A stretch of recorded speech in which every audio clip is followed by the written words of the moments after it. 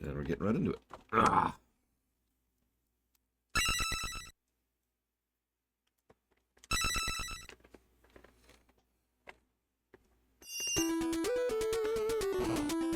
Okay, where were we?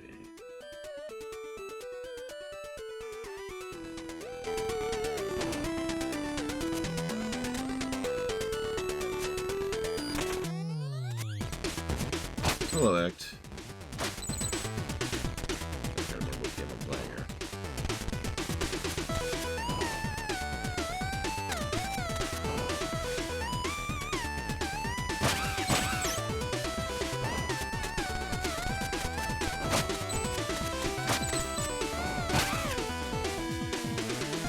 Hello, Noctis. Hope your day is treating you well.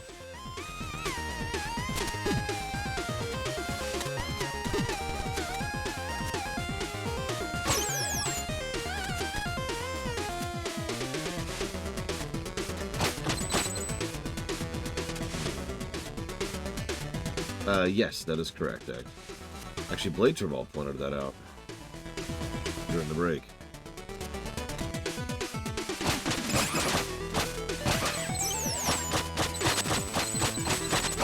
So, really, if there's anyone to blame for the score being that low, I think we can all agree it's Blade Turval.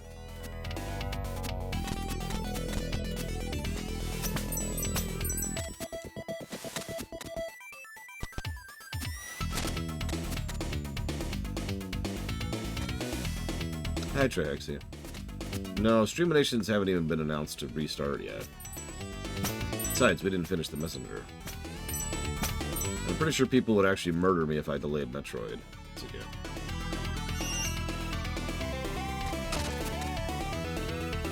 Although, in my defense, I didn't delay Metroid the last time either. You did.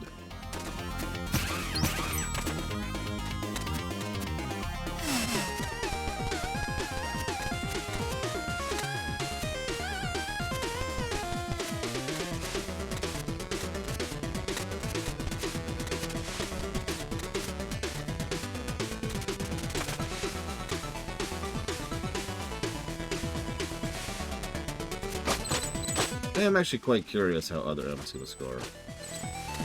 I don't really have any predictions on that. Like, I hold other M in a lot of derision for a lot of reasons.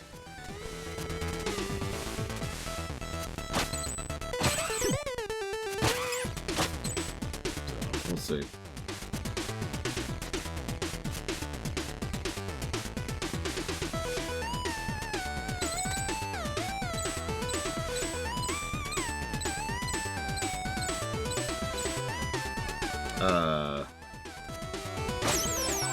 I don't think I'd mess with the Resolutions Act.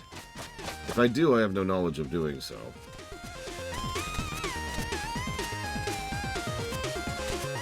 That's a weird way to answer that, but it's true.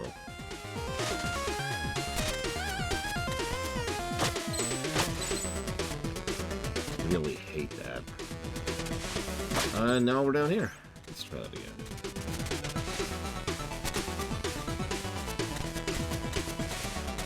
See, the thing is, I've only played Metroid Other M once, and I should probably admit now that it is the only Metroid game I've ever beaten.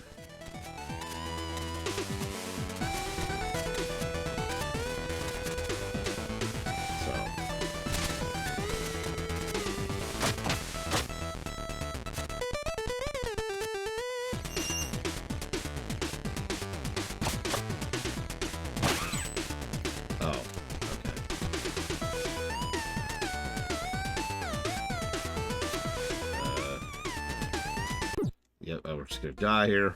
It's just... I mean, I hated the game when I played it, but if... I don't know if that makes it a bad game or not, if that makes any sense.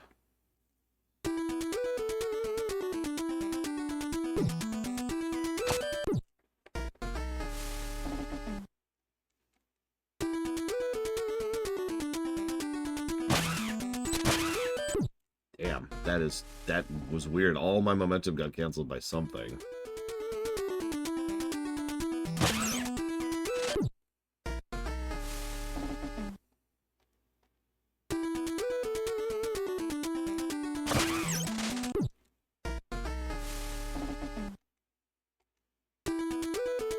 almost like they knew when they put this stupid thing here.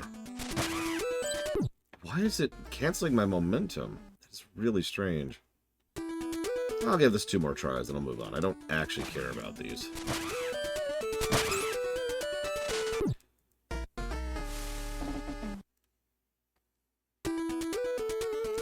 So I'm not going for 100% here. That doesn't count.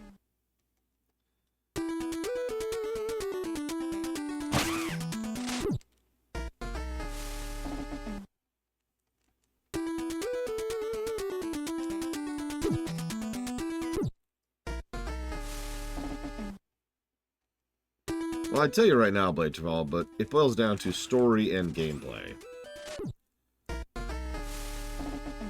And yeah, I know what I'm saying.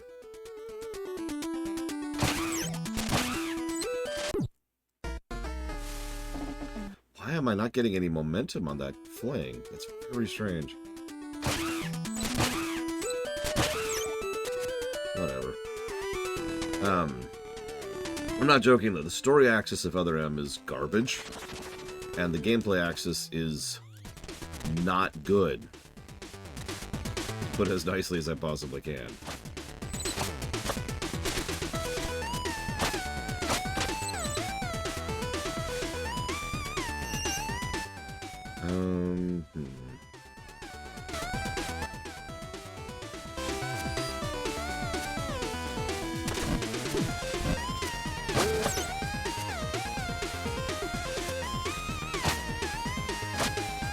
Like, how familiar are you with Metroid's, Blade Traval?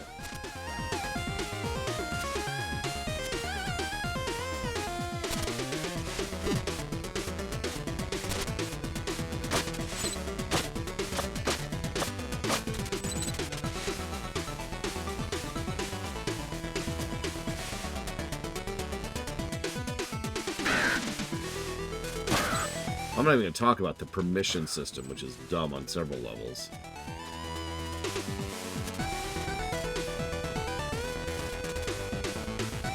Played 1 and 2, so you haven't played a Metroid game. Got it. Well, never mind.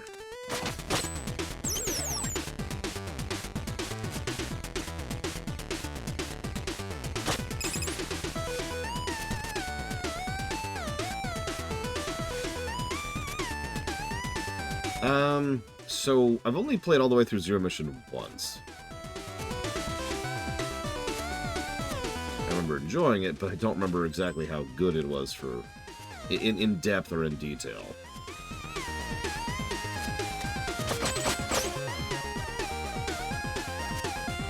Well, let me put it to you this way. Here's my controller, right? I want you to imagine you're playing Metroid. Okay, now, what's the most common weapon in the Metroid series by a huge margin?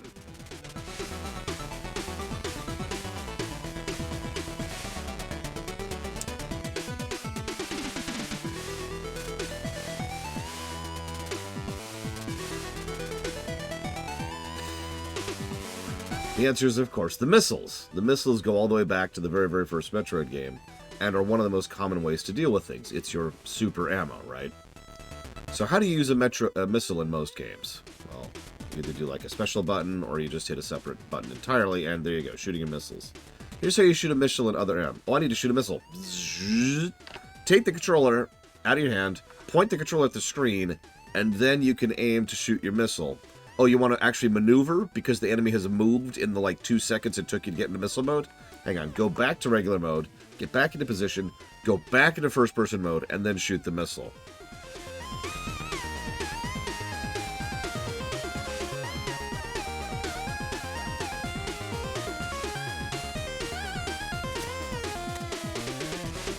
Yeah. There are other gameplay haggles with that game, but that is the thing that really pushed me off that game, right there. Not even the story. It was that garbage that made me just want to put that game down. And then I eventually did put the game down. Like I said, I've never actually beaten Other M. I know the story. I know the big plot twist and the other big plot twist. Anyway, so hang on. You're saying something about the 3DS.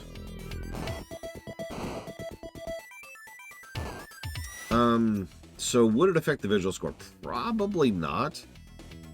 Pixelization is generally something that doesn't count when it comes to grading a score visually. Because visual design and the pluses we tend to give for brickwork, spritework, stuff like that tend to only be for things like design, not hardware limitations, right? Having said that, there are a couple of exceptions to that. If the pixelization is so bad and so blurry that it's actually visually painful to look at, then yeah, that is a graphics negative. We actually have precedents for that. Most N64 games tend to get that negative, and a lot of PS1 ones do too.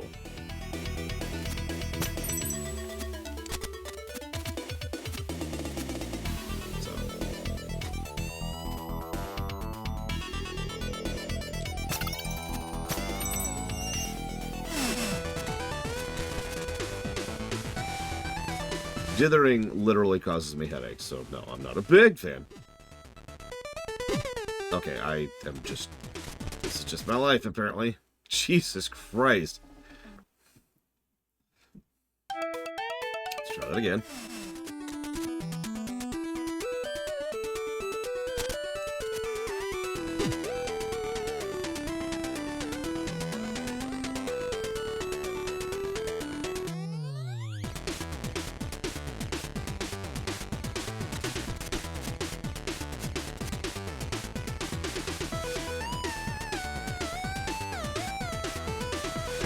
I mean, I don't mind good pixelations neither. I'm staring at it right now. That's why I say it is a little bit case by case. It's the blurriness that usually tends to bother me more than anything else. Good morning, Roman Cure. Hope you're doing well. Good deal there.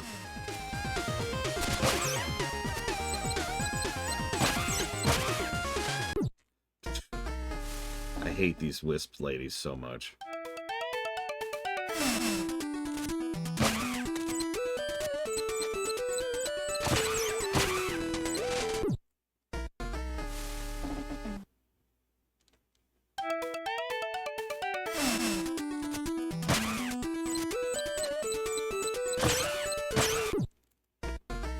I'll say the glide. I think I'm going to finally give that negative to the controls.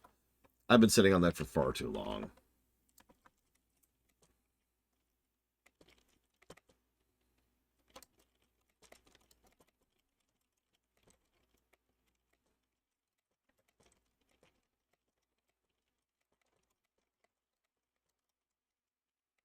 So in order to glide,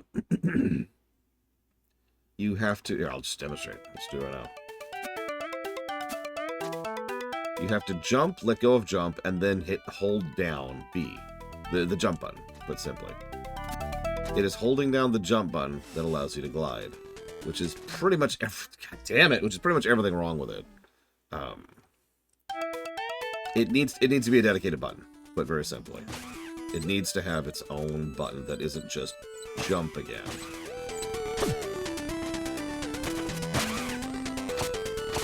God damn it!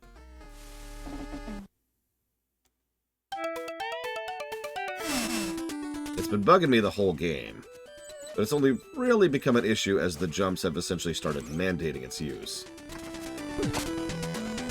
Nope. Yeah, it's a double tap and hold. And it's... I know this is a little bit of a me problem, but I don't care.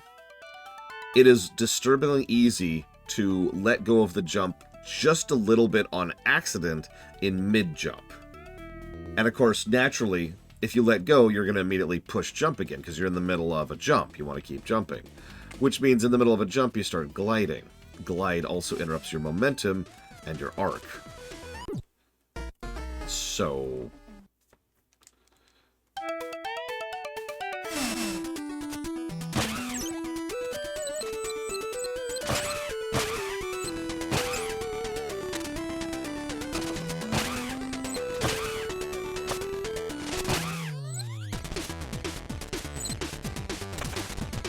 Like I said, it just needs its own dedicated button. That's it. That would solve any issue I have with it immediately. A little bit Blade Chaval, but it's more like... I'm not confirmation clicking in a platformer because, duh. As weird as that may sound, I don't really confirmation click in platformers because that just leads you to die. So I don't hit this button 3 times when I'm trying to attack, I just hit it once. It's more like, especially, let's say you're in the middle of a really difficult jump. And you're like, huh! And you're a little tense, you know? You're squeezing the controller just a little bit more than you otherwise would, and then that happens right there.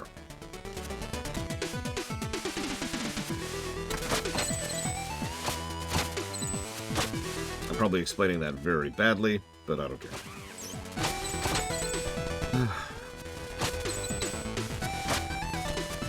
I'm sure there are people who disagree with me on that negative, and that's good. We need disagreements in our life. Good morning, Bergman. Oh no, the controls are solid, other than that.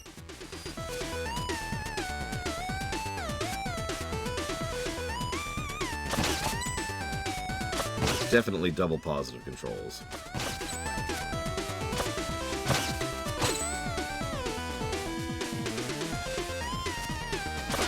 We can also make it an option, right? I mean, if you check here, whoops, hold on. There is a rebinding. Whoops. Oh no. Okay, there we go. We're okay. We're okay. Damn it. Come on, game. Work with me. There's a rebinding, right? So they could have just made it something in here, right? Something where it's like, hey, you can hit this completely separate button. There you go. Cool. You could have also made it a toggle. I mean, the SNES had toggle controls, right? Yoshi's Island. Do you want to tap the button to throw an egg, or do you want to hold the button to throw an egg?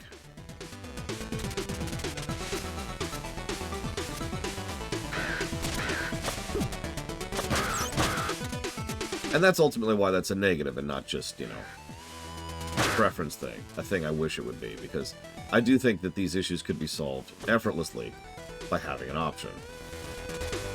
It's actually funny how many problems in game design can be solved by making something an option.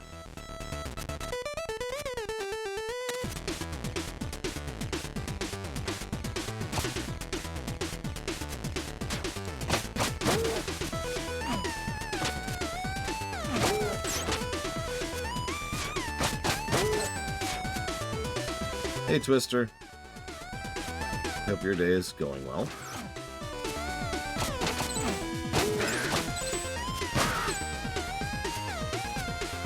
I didn't think I made that.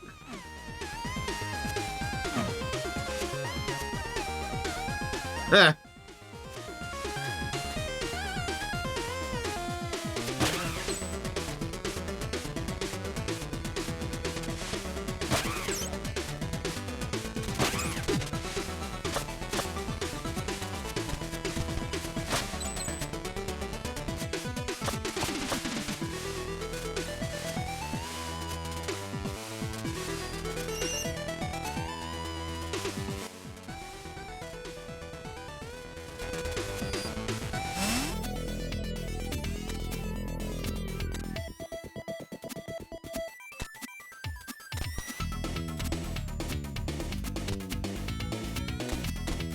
How about now is Mirror Star?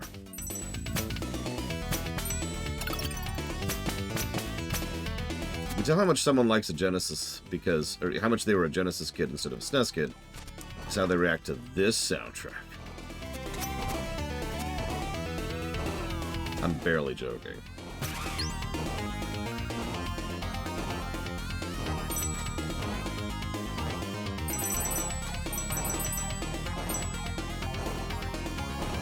Hey, Yura.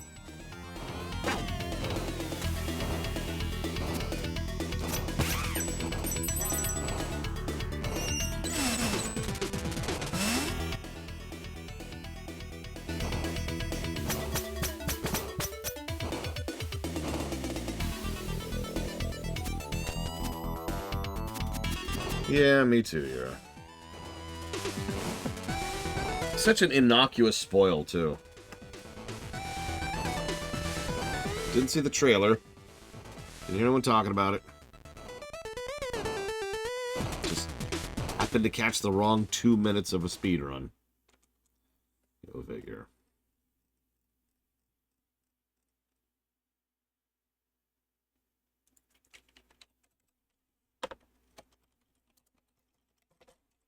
Good morning, Trek Anywhere, and thank you for the sub very much.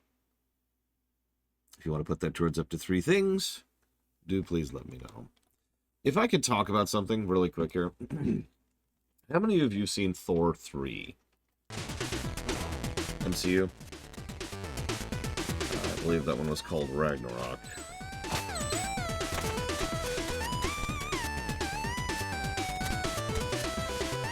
You got it, Trek Anywhere. Thank you.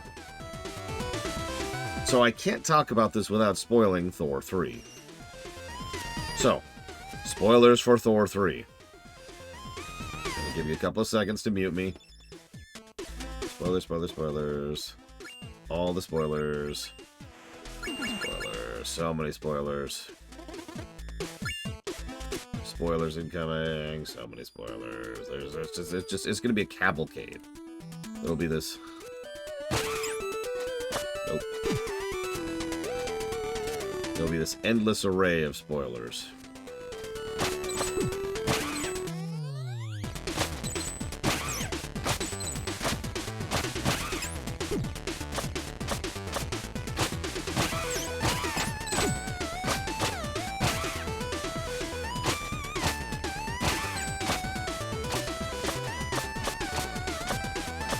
Hate you, game.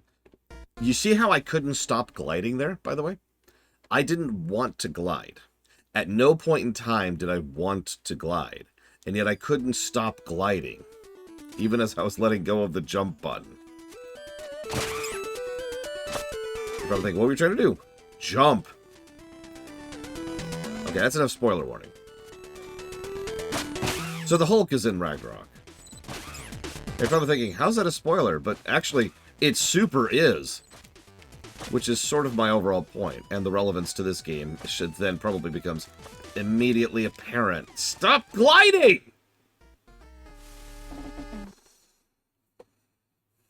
Because they put that in the trailer.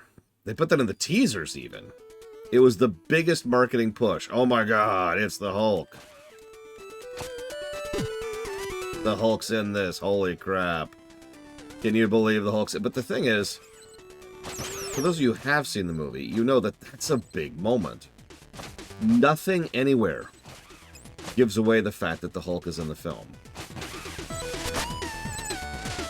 It's just, the whole thing is this thing about Thor. He goes through this arc. He starts going down to his lowest. He gets captured by these people, humiliated, imprisoned. Things look at their worst. Loki's here, but he's being a dick. And he has no idea how he's going to get out of this whole situation. And he's at his bleakest moment. And that's when the Hulk shows up. And his reaction, which was in the trailer, you know, the yes! You know, we're co-workers, that whole thing. It's a great moment that is absolutely ruined by the fact that everybody knew it was coming. Really picture the power that moment would have if nobody knew it was there. Because nothing in the movie builds up to it. Well, or rather, everything builds up to it, to be more accurate about that. And yeah, Terminator 2, very, very good example of the same exact thing. If you've actually watched Terminator 2, spoilers for Terminator 2, the whole thrust of the first section of the film is the fact that you don't know, like you just see 2 Terminators coming after Sarah Connor.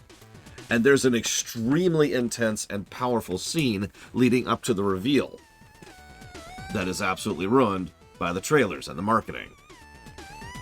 Thanks for that. Same thing, same concept. Now, I get it. That's the reason this is a discussion is because this guy is probably scared of heights. Yeah, of course.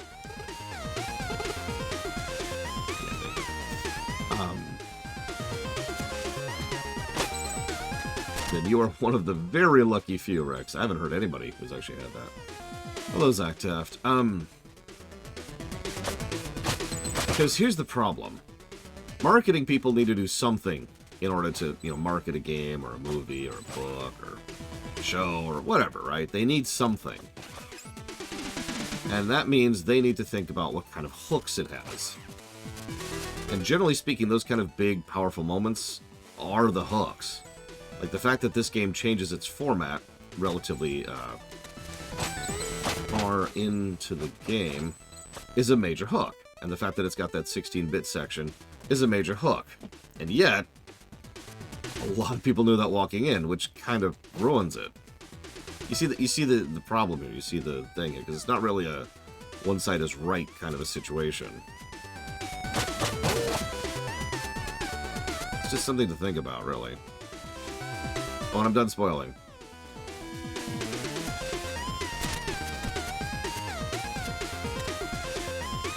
I don't even know what happened there. How far back does that put me? Oh, for Christ's sakes. Oh my god, all the way back here?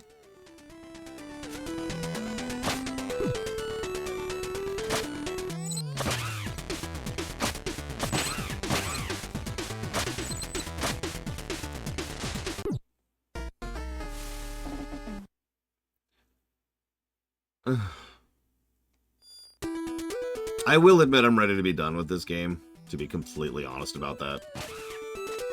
I do think the game has started to wear out its welcome. And that's funny, because I don't even think I'm halfway through it at this point. I might just start using a walkthrough to tell where to go.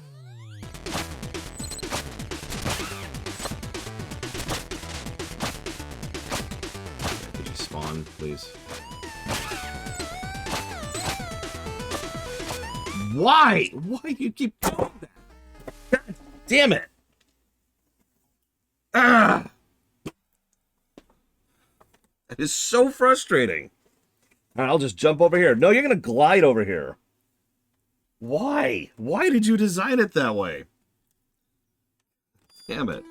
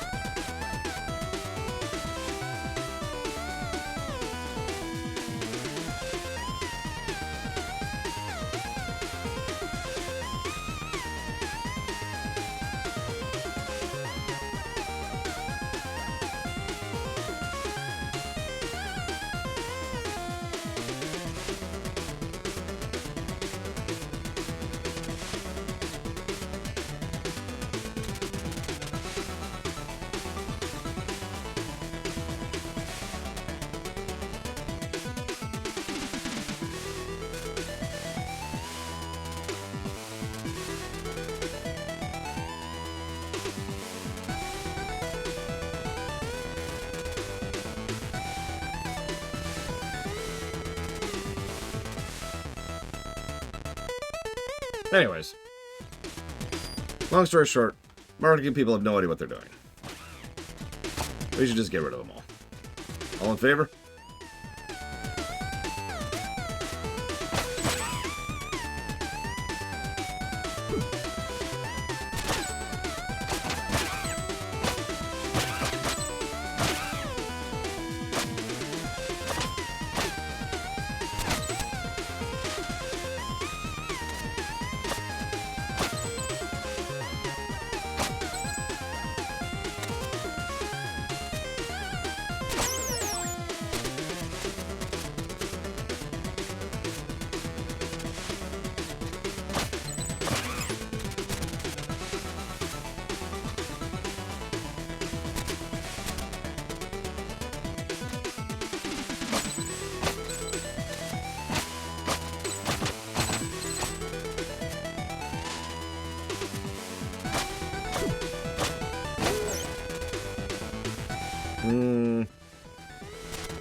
I would say general management is more useless, even though marketing is probably worse.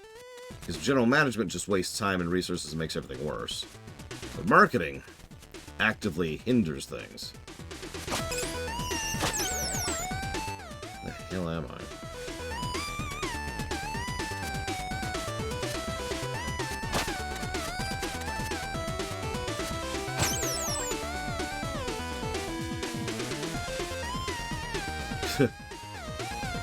No offense, Blade Terval, that might be one of the most elitist things I have ever heard you say in my life. I'm pretty sure you didn't mean it that way, but wow.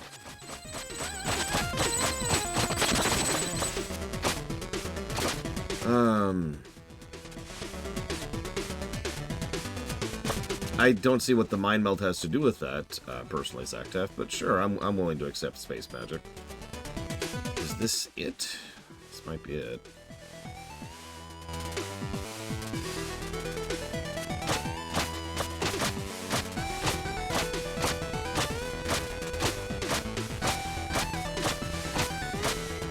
Yeah, I'm just gonna pull the walkthrough. Where am I going? Let's see.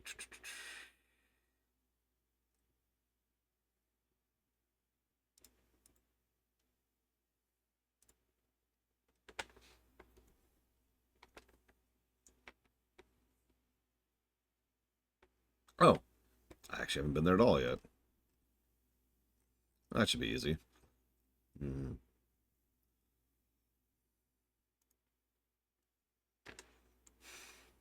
I still don't think I have. No, I don't think so. I'll think about it, but I don't think so. I will admit there's been a weirdly lack of direction during this segment. And don't tell me that I could go spend money in order to get a guide. Because I could. But if the only answer that can be given is go grind in order to find out where to go next, I don't think that really counts.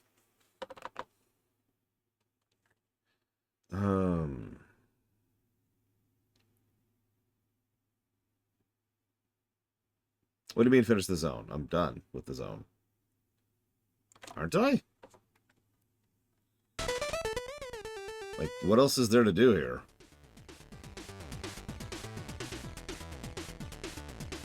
I'm at the end.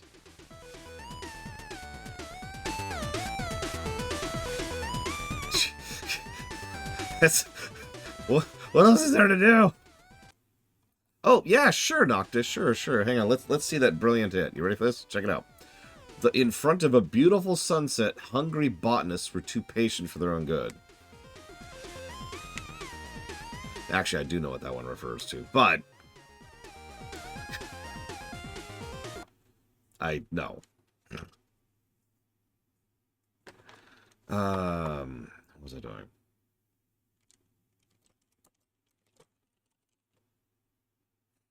Right.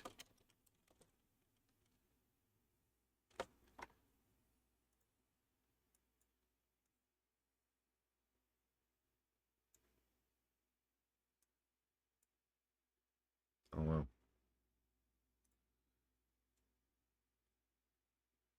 Sorry, what I'm actually doing right now is I'm looking up the names of levels so I can reference them properly.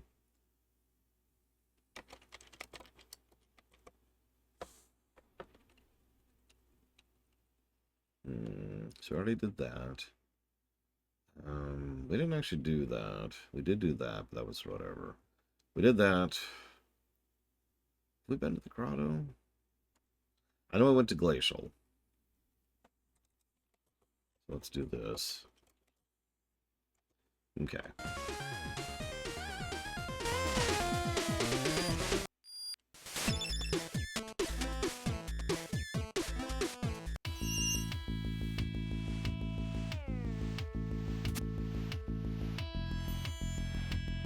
Looks like we don't actually have the portal to there yet.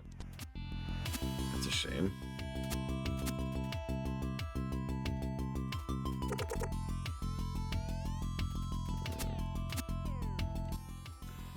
I'm sure there's cheats. I'm not going to cheat. That's pointless.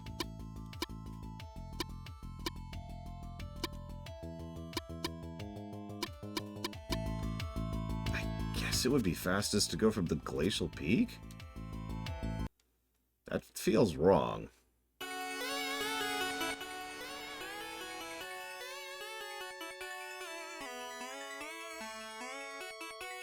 Maybe we'll hold off on that. Hang on, let's hold off on that. Hang on, because we're not going there for another reason yet. So let's try to be efficient, minimize our backtracking here. As much as I love going through these stages 3 or 4 more times with no variance.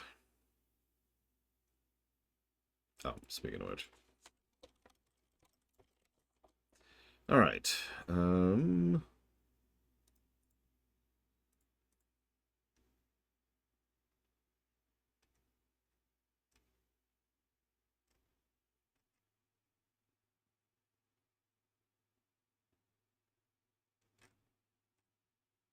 Oh, I guess I already got that then. I have played a very, very brief amount of Dragon's Crown, so functionally, no, I have not played Dragon's Crown.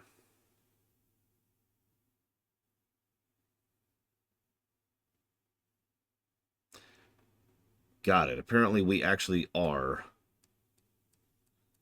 going to the crags yet, but it looks like there's a faster way, so we'll do that.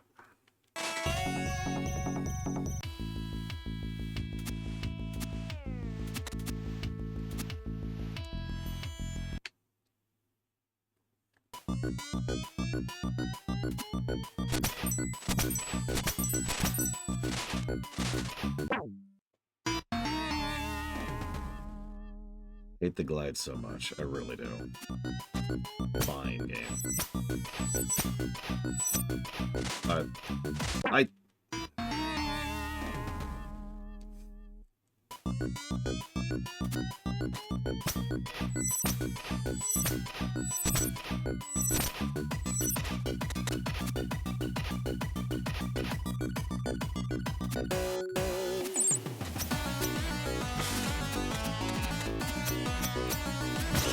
No, I like having attack on Y. Mega Man thing.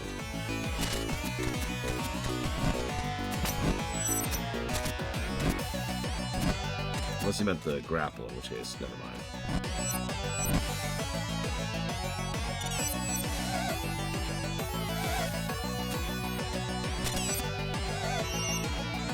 Okay.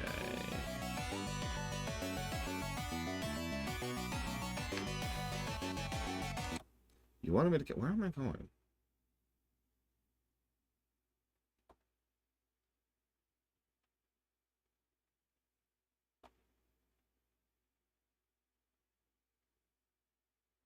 Okay, no, we're going the right way. Okay.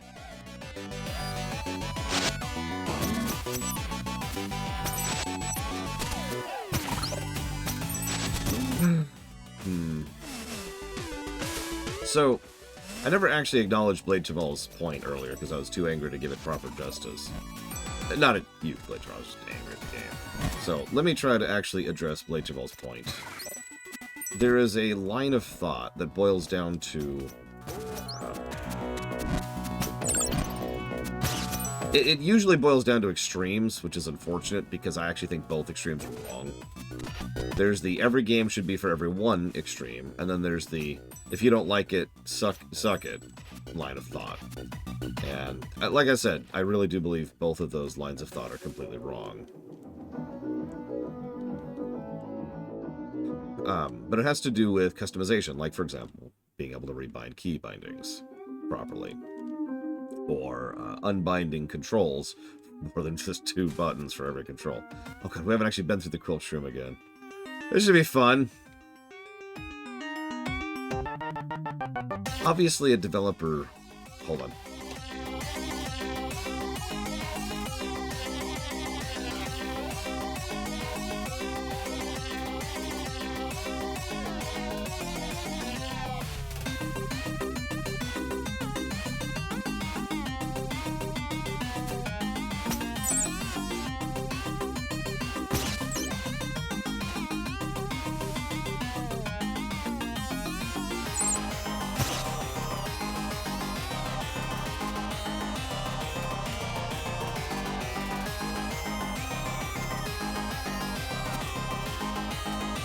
Might actually be my favorite song of the game, right here.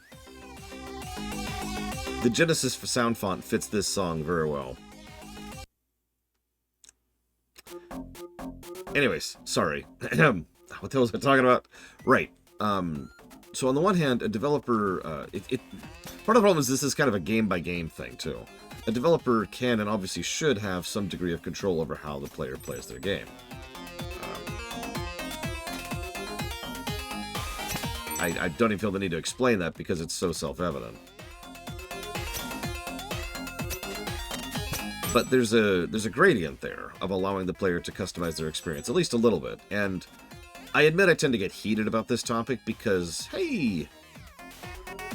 Because it most often devolves into the accessibility options argument, which is a whole lot of screeching chorus for some reason. Because some people... are really, really anti-accessibility options in game design. Now, I'm not saying rebinding keys is necessarily an accessibility option, but it kind of fits under the same umbrella. And those kind of features, options, choices, etc. absolutely fall under that kind of concept. The more you can do to make your game more accessible isn't necessarily a good thing, but you can see how easy it is to immediately look at that and say, yeah, I don't know how to make that jump.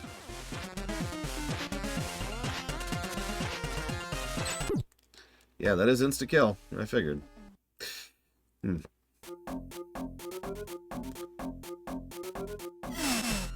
Well, yeah, I was going to say, there's things like, for example, left-handed people, or one-handed people. How many of you are familiar with,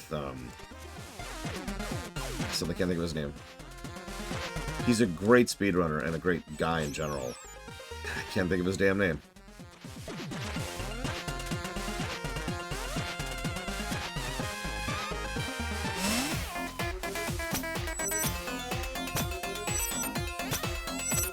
Half coordinated, thank you. Half coordinated plays with one hand, because, you know, physical disabilities.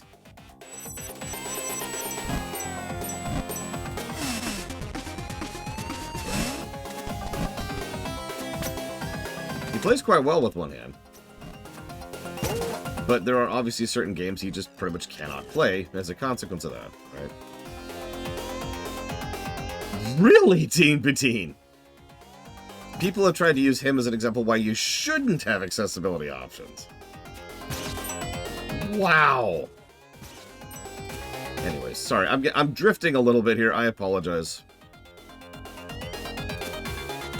My overall point is that there's a validity to thinking that a developer should have a degree of control over how their game is played. Duh, right? Like, there's... Unfortunately, I'm trying really hard not to talk about Dark Souls, because it's effectively impossible not to talk about FromSoft without, you know, getting into the discussion. But they're just such a great example of this concept. They have been so anti-accessibility and user customization forever. And they're good games. It's worth noting. At least some of them are good games.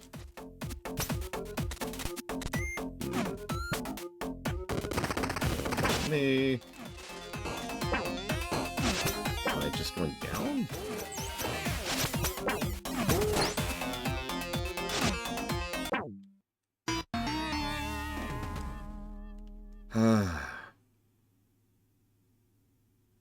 Point being, it's especially... So, sorry, the other topic I wanted to touch on there, because I'm drifting so hard at this point. It really, really depends on what kind of game you're making, what kind of experience you want. The argument can and has been labeled that certain games should play worse, specifically because of, you know, some kind of narrative reason, or some kind of gameplay reason, or you're trying to emphasize a moment, you know. I'll use a really, really dumb example. But this qualifies. It's a dumb example, and I apologize for how dumb this example is. God damn it. I'm gonna die again. Yep. Right into my face. In Final Fantasy VI, there's a moment. Immediately after this moment, you cannot progress the game. You're just stuck there waiting until the scene ends. Now, there's stuff you can do during this scene, but if you just want to get on with it, you can't, because the developers wanted you to take a moment and really process what had just happened. They wanted there to be an acknowledgement of that in gameplay. God damn it, stop sticking to the walls!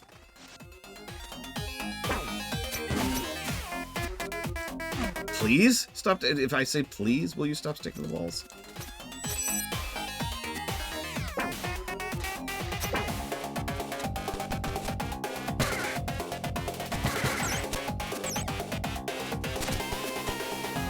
That's the one, Darkrai. Anyways, that moment would not exist if the player was allowed the option to just get on with it, right? Now that's pretty mild and actually only lasts seconds, which just goes to show that even when you're trying to limit the player's options, you should probably think about the specific execution thereof. But the point remains, That is the type of thing that we're talking about. You know, forcing the player to sit and pause and think and process and whatever, right?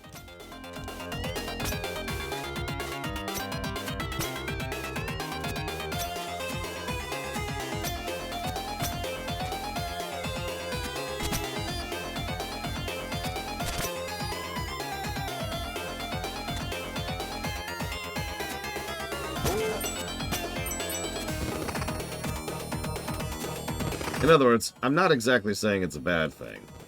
Really. But as with so many things, it really should be a bit of a case-by-case. Little cheeky bastard. I've already been here. It should be a bit case-by-case. And it should most assuredly be done very carefully and precisely. Not just all willy-nilly.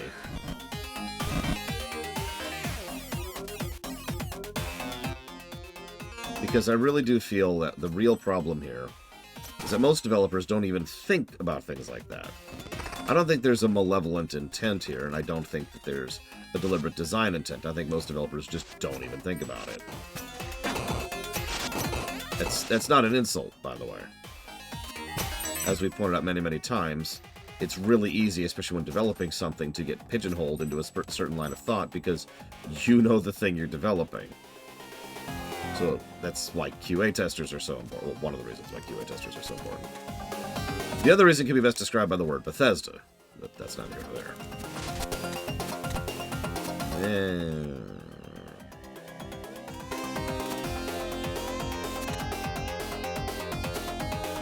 Yeah. Okay.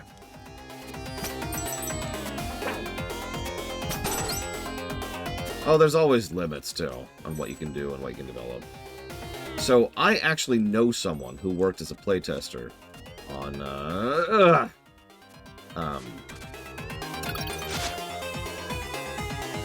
Dungeon Siege 3. Sorry, I had to think about that. And there's plenty of issues that we ran into while I was playing Dungeon Siege 3 with her that she remembers bug testing and bug reporting that they absolutely... Or not, sorry, I don't know why I said Dungeon Siege 3. Sorry, Darksiders Genesis, which is a game you've never heard of. Darksiders Genesis. And there are plenty of bugs that are still in the game that she absolutely reported that they did not fix. And that is disturbingly common. Yeah, Dungeon Siege had plenty of bugs too, but no, she wasn't a bug tester on that one. Not a QA tester, rather. I will admit I have a tremendous amount of respect for QA testers, because of course I freaking do. Yeah. You remember Genesis? No, of course you don't. Don't lie to me.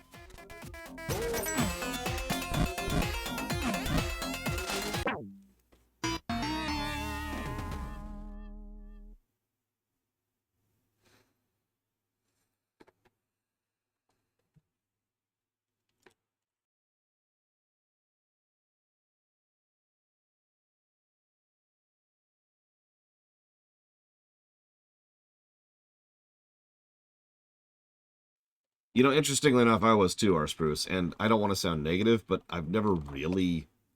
I don't think the Darksiders games have ever been really good. But you know what they have been? Interesting. Darksiders 1 made me interested enough. It was a first game, and it showed. But it was interesting enough I wanted to see where it went.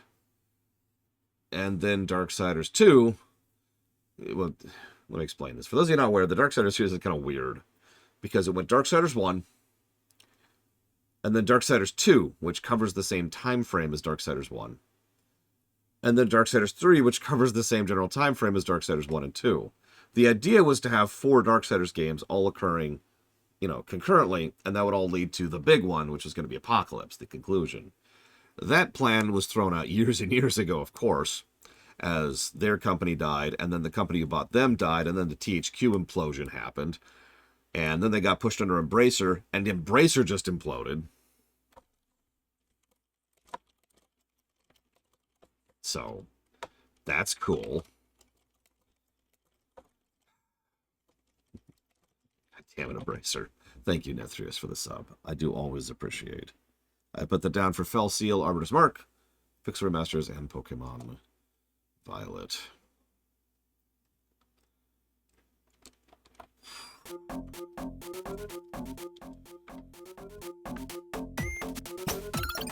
Anyways, getting way off topic now.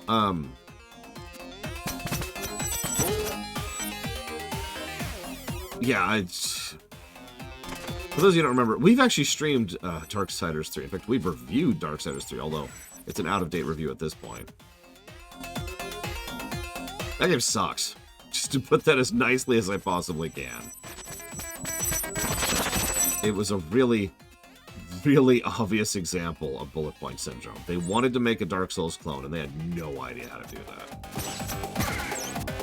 And that sucks, because, yeah.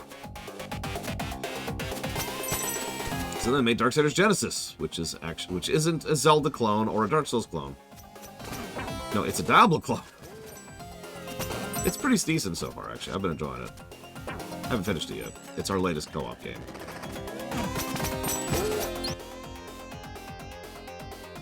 Okay. Yeah, okay.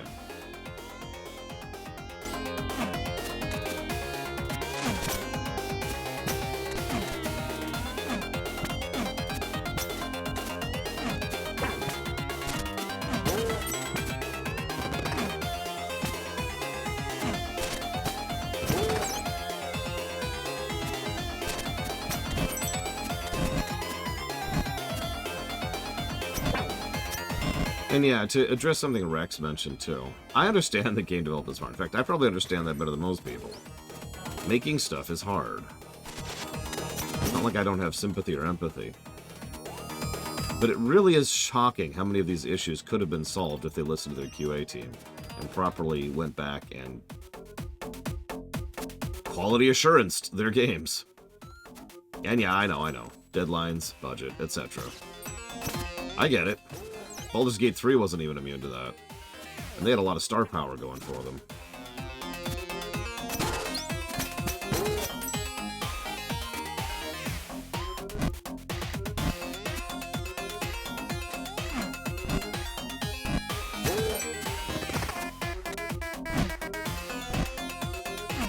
I don't remember, because I'm not that familiar with the old Tales of series.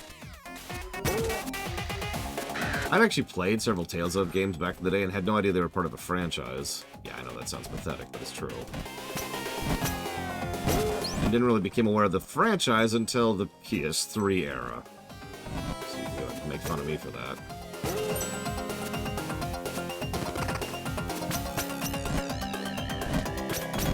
That's actually a good question. I don't know. And unfortunately, I don't know anybody on the non-QA side of development who actually has a QA team to answer that question, because, yeah. Listen, all I'm saying, Yura, is that whatever it is you like is the worst thing ever, and I'm literally Hitler. That's why I had a mustache at one time.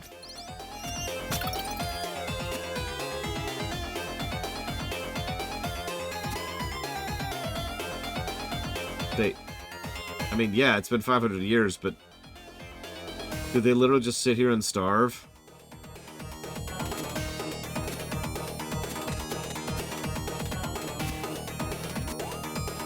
Okay, well, let's get the power thistle.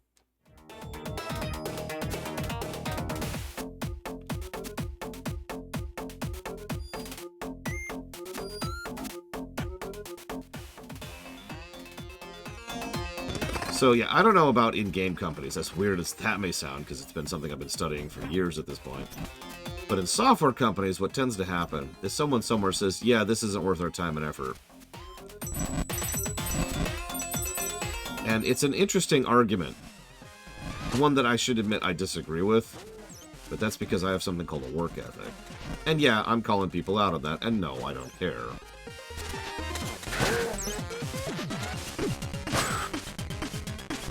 Because the general reasoning is, well,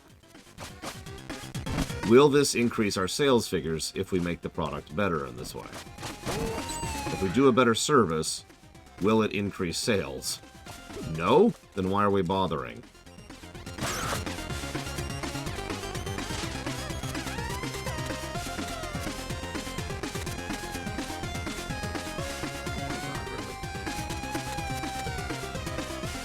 seriously not make this jump?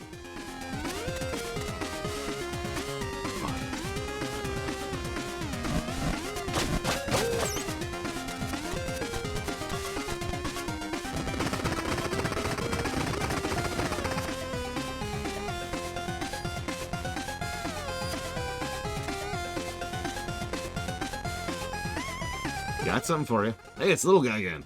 What's up? I have your power thistle. Huh? He's not kidding, Kolos. So I see, Sussus. Never mind how you pulled this off, little guy. Throw it into the stew. Think what I'm thinking, Kolos? Oh, this is where it gets serious, Sussus. It's chugging time.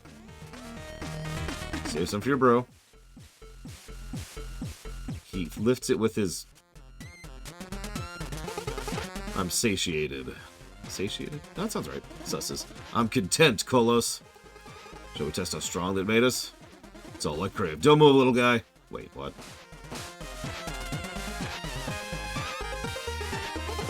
Oh, now I need some sleep, Susses. I reckon, Kolos. Thanks for everything, little guy. You're welcome, dudes.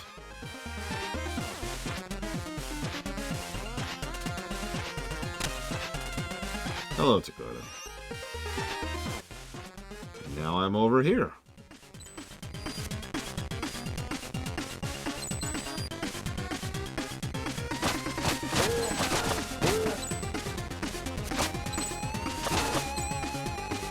Okay.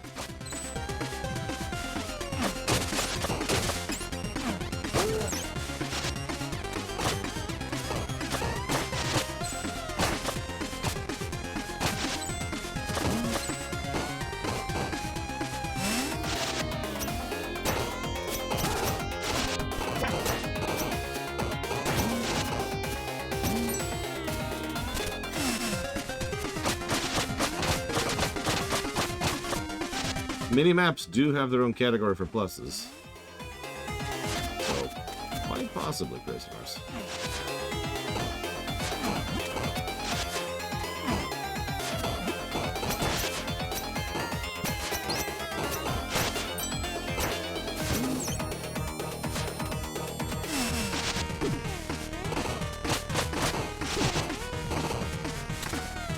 Okay.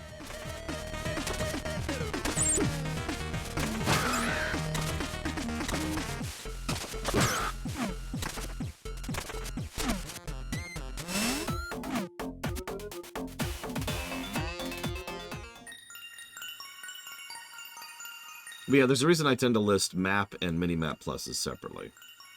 Different philosophies, different concepts. A lot of games have one and not the other. Some games have a good one and not a good the other.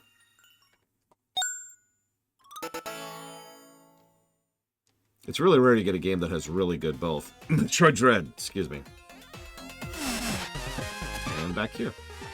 Okay. Where the curse is strongest, a magic seashell awaits the one who doesn't fear drowning. But I still need to get, like, that guy.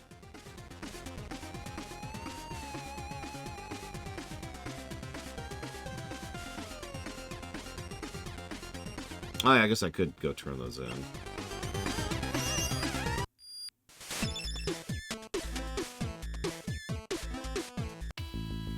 For what it's worth, you know, I'm not sure. I haven't been paying attention here.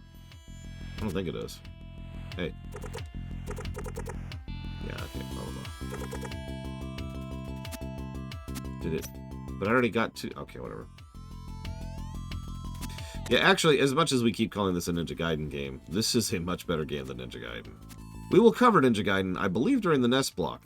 It's either that or the platformer block. I'm not sure which. Either way, Ninja Gaiden ain't gonna score that well. It's certainly... Ah! That's where the seed goes. Got it, Roman Crew. See, maybe I should give that walkthrough negative. I will admit my enjoyment of the game has gone up a lot when I just have a basic direction, you know? And if I could talk about that for a second. How many of you have played Metroid Prime 1? Metroid Prime 1 introduced an interesting concept, and I never really processed how valuable it was until my niece was playing it. This is last year, so she was a little younger. But she... I'm sure a couple of them will play Jamal. We were playing the remaster. We were playing on the Switch, and she was playing it. And every now and again, she was having some issues of how to progress. Lo and behold, what the game would do is there would be a pop-up. Seismic activity detected. Boing. And it would give you a direction, just a general idea, go here next. In many cases, you don't actually have to go there next, or going in that direction will take you where you have to actually go. Oh yeah, by the way, you can also turn that off, which is very important. Options. But it was just, it was a goalpost, right? It was a go in this direction, like Roman Cure just gave me. Get back to the Colossi. Oh, cool, I got this. And therefore, I know what I'm doing and how to go. I appreciate that personally. And like I said, I'm not sure I ever really realized how much I appreciated that until I was playing it with my niece. So, let's see. Looks like up here. Yep. Yeah, Warframe. I agree with that. That's the fourth one, too. How the hell? How do I... Whatever, I can get back there easily.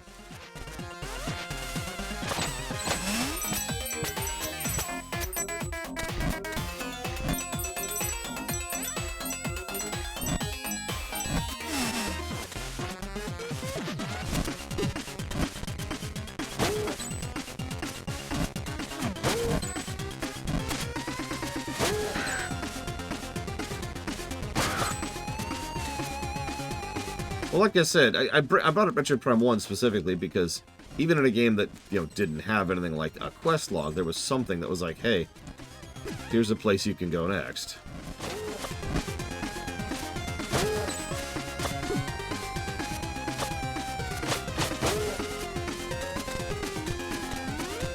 Bother with the left side this time.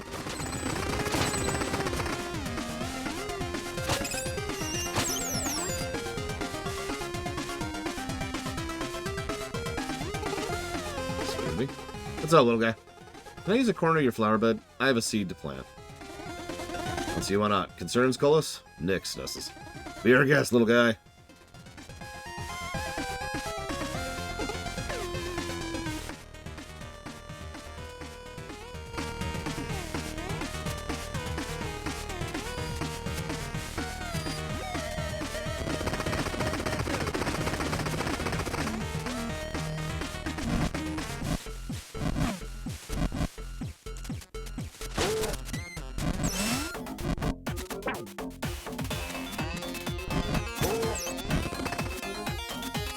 Deja vu.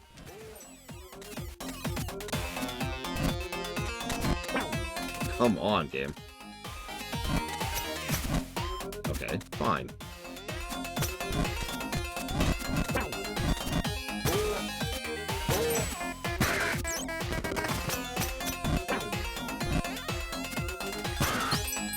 I know this is just the Metroid player in me, but I really dislike that I can't grab those one-tiled ledges. I shouldn't say really, that's overstating it. I just keep thinking I can, and I keep screwing up at it. Save.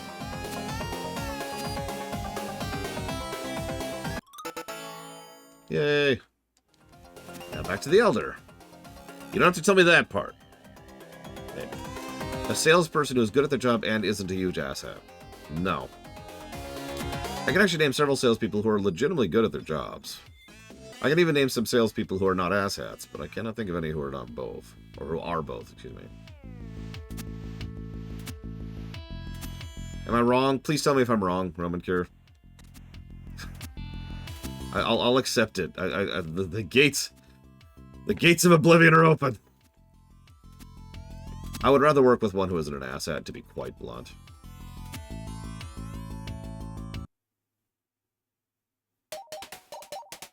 I will admit there's a little bit of I'm old and tired of people in that sentence, though, so grain of salt. My tolerance for people being bad people, for lack of a better way to put that, has just gone down the older I get. And I apologize, because I know that's bled out into the show.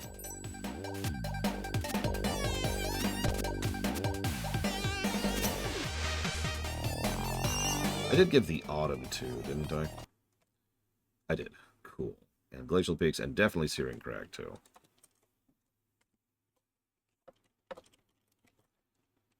No, not at all, Yura. It's actually funny. The older I get, the more I appreciate bad, and the more... Or, sorry, I'm saying that wrong. The more I dislike bad, and the more I appreciate good. Just in general. You know, in terms of people, food, bathroom design, game design, movies, shows...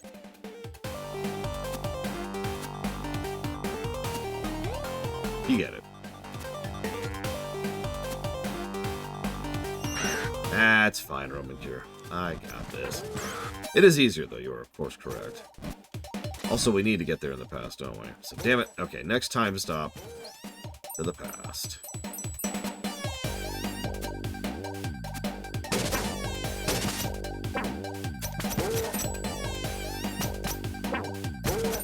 Well, I guess I'll go to the past. I guess. Since I literally have no choice in the matter. That's funny. I mean, I know I could have switched back there. It's just funny. What? I disagree, sir. You don't understand. We gotta go back. I still cannot... I still can't believe... there's a portal there. Let's do that. There's definitely a bit of a backtracking issue, I would say. It's kind of a... Yeah, that's why I hesitated, Roman Cure. There's definitely... it's kind of a combination issue. The lack of guidance combined with the lack of fast travel leads to backtracking. Like, we've been through this exact section of the game... 3 times at this point, I think?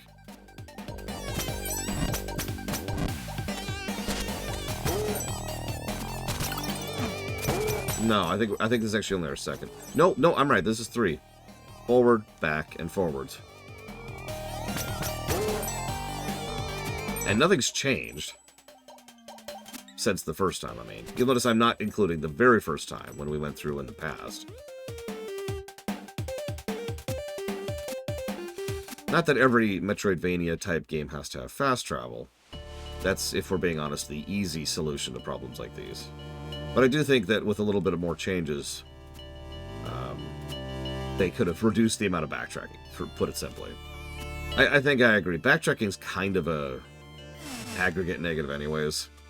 And this is kind of a combination issue. Hey, I got the tea leaves. Impressive feat, as it seems you've mastered time itself. Taste astral tea once again. You have brought an old man great joy. Thank you and farewell. Yes? You were supposed to use the tea to expand my mind and grant me the power of true sight. Oh yeah, power of true sight. Apologies. As it ages, the mind tends to err indeed. Here's a candle.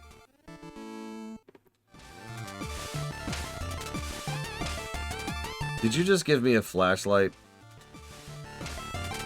Or the lantern from LTTP?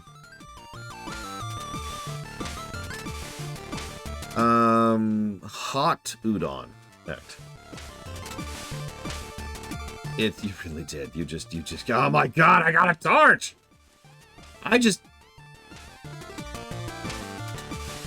That's actually an interesting comparison. You're right, the Resident Evil games, the good Resident Evil games, have a fair amount of backtracking, but they tend to alter things on repeat go-throughs.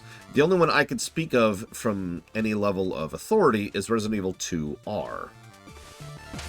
But that's a good example of that. In pretty much every time we were backtracking, something was different. Enemy placement was different, or items were different, or even the terrain had changed, requiring a different route, or a different solution to progress forward. I never thought about that before, but you're absolutely right, Darkrai. So I think we will get rid of the walkthroughitis negative. That one's kind of iffy anyways, but I think I agree on the backtracking negative.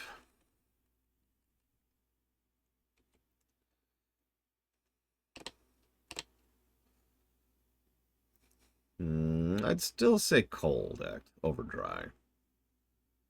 Okay, so we have the ability to see in the dark. We know, thanks to Raxton, or whatever his name. I feel bad because he was a cool dude. that there's like a hidden place which was with 2 bats and a moving platform. I'm guessing now we have all the pieces necessary to go there because we have a candle, but also it's the only hint I have at the moment. It's the only undone quest in my mind. Let's see what the map says. Where the curse is strongest, a magic seashell awaits the one who doesn't fear drowning. Okay, I have no idea what that means. So,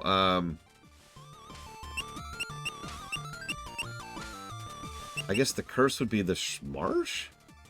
Or the underworld? Or the bog? God, I don't know. No, that sounds like the marsh, because that place was cursed as hell. We haven't really done a full run-through of the marsh after the thing. We just did that shortcut down there. We haven't actually gone through the level itself yet. So, why don't we do that? Sure. This way. What I'm getting for lunch... Oh, gosh. Yeah, we can't get to the castle until we fix the 4th guy who we can't reach at the moment. The lava guy. He's our last one, right? Yep, nope, he's our 4th one. I'm probably just gonna be boring and do leftovers for lunch. I'm not made of money. Plus my niece really wanted Wendy's yesterday, so I got her Wendy's.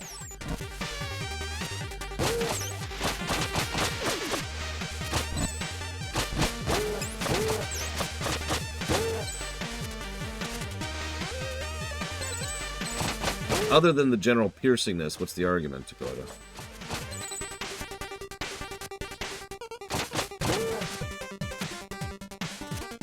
I do kind of wish we could just toggle it, you know, that would actually be really cool. If we could just be like, boop.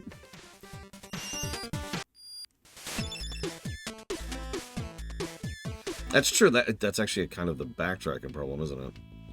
Okay, so let's go to the crag, and then let's go left.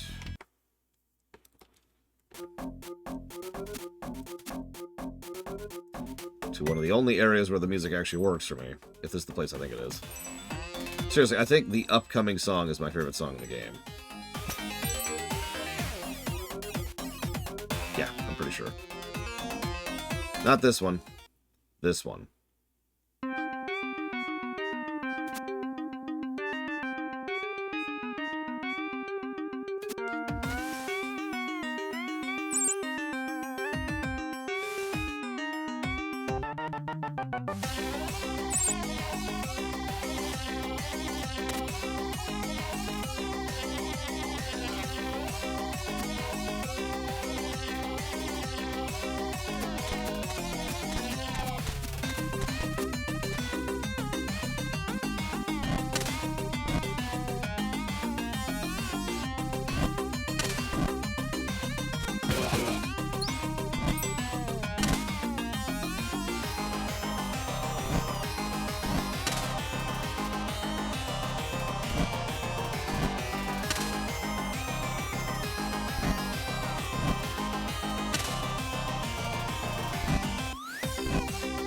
Okay. So we can go left or right. And yeah, I agree. I think I'm going to increase the brickwork for this zone, for the 16 version of this zone. This zone is really good looking. Really good looking. And yes, I was just sitting there to listen to the song. What do you think? Left or right? Because I have no idea.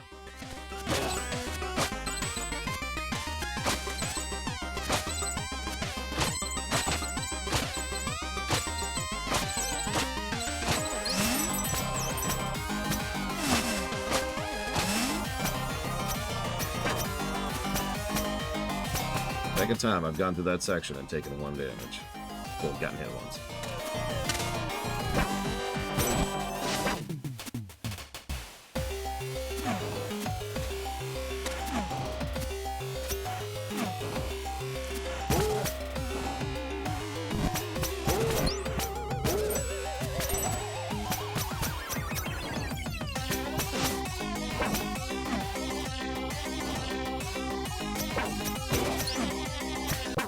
God damn. That's just a lot of damage in a short period of time. A funny... Whoop, wrong way. Didn't realize zone lines were safe spots. A funny Warcraft 3 multiplayer story. God, I have a lot of Warcraft 3 multiplayer stories, but I don't think any of them are worth sharing. I don't think any of them are funny.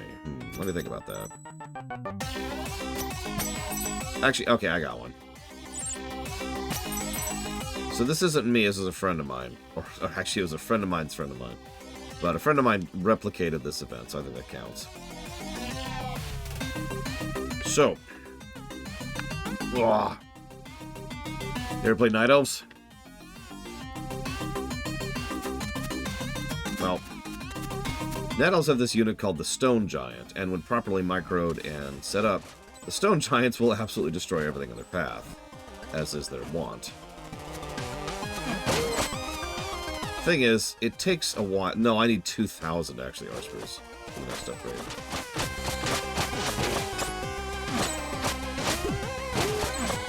Stone Giants are one of those things where, if you make it work, it's unstoppable, but you pretty much need the entire match doing nothing but building up to, you know, teching, and then getting to the Stone Giants. So that's its own problem. But if you happen to be playing with a friend, well, the friend can cover for you while you're teching. So I was just sitting there teching. And then my friend, I'll just tell you, it was Pax. So Pax, it's like, it's coming. And the dude's like, what? It's coming. Few more minutes. I'm just holding off the guy. The other two think that they're winning because they think my teammate is doing nothing. And so it's like, aha, we got him. Wahaha. This will be easy. They're coming. What? 2 more minutes pass. And I'm like, dude, Pax, I'm dying here. Could you help? And they pretty much wipe me out. Wipe out my base and, eliminate me. I'm out of the match. Cool. Right as they're mopping up my base, a full food cost army of Stone Giants just walks into one of their central bases. First guy flips. You know, holy crap! In chat. What do I do? What do I do? He dies. He dies so quickly. It's like less than a minute. Because Pax is pretty good at microing those. So it's just... And that player is wiped out of the map. The other player withdraws to go defend, obviously. Leaving my base untouched. Now, granted, I had lost a lot, and I didn't have an army. But I had a bit of a bank, and he left me alive with workers. You can already see where this is going. The second player was able to withdraw and then take out the Stone Giant army because a proper mixed unit is going to take out a Stone Giant army. At about that point, I managed to actually get my troops back up and running, and his second Stone Giant army was ready to go.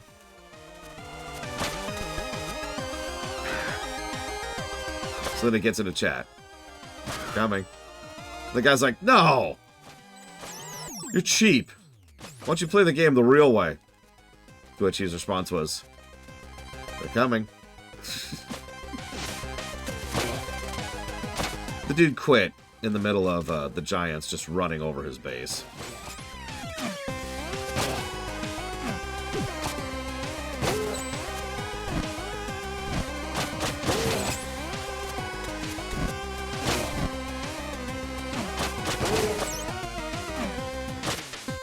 So I was afraid of this. It looks like I do have to actually be flipped to make this happen.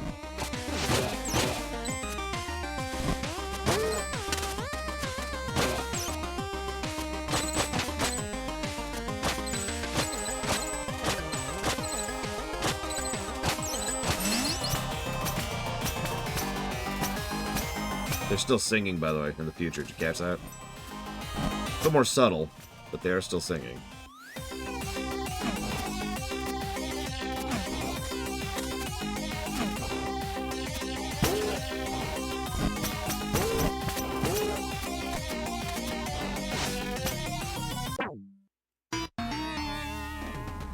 God damn it. Well, okay, that's probably quicker. Or not. Yeah, stop clinging to the wall! I know your glue fixation is a thing, but we need to talk, man. We're scared. We're worried about you. Ain't healthy.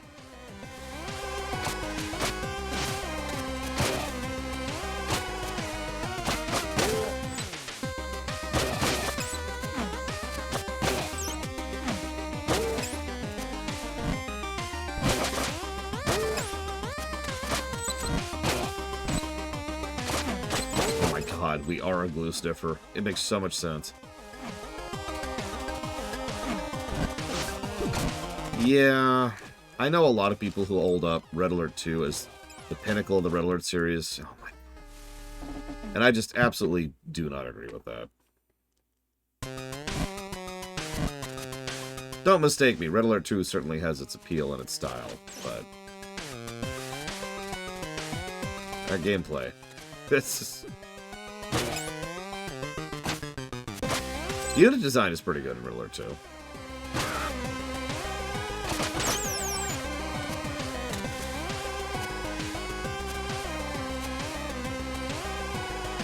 Map design's decent for the time, is how I would describe that.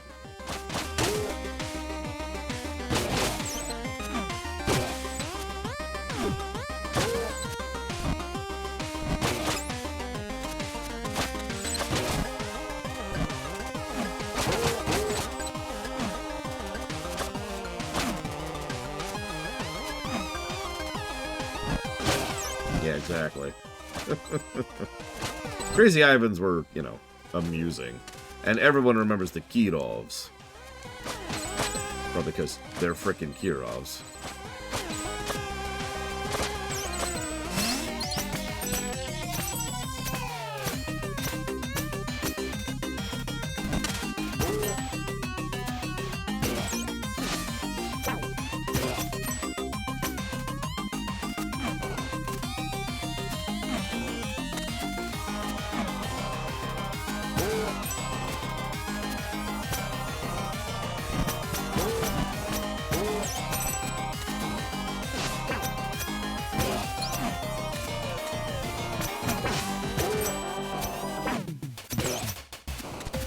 You know, I was actually thinking, it's not like they can't keep track of whether things respawn or not.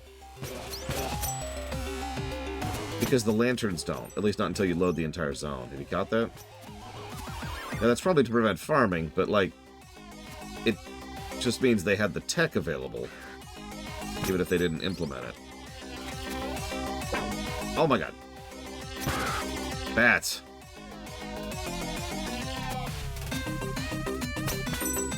Birds.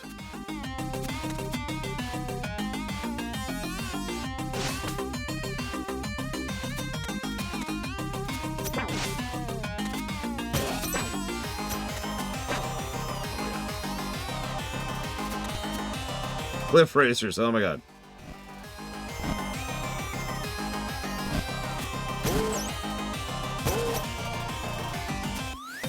Okay, so now that we've spent the last, like, 20 minutes getting back to where I was to begin with, let's progress.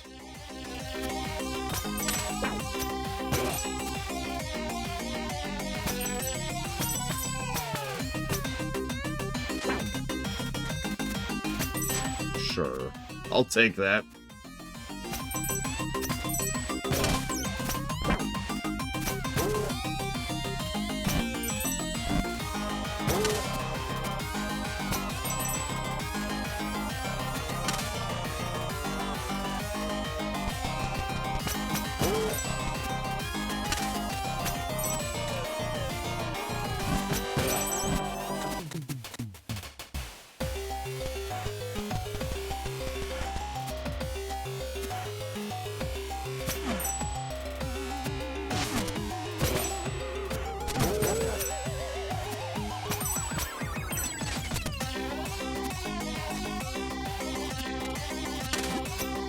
Cliff Racers are probably a little bit overblown, but the thing is, they are bad.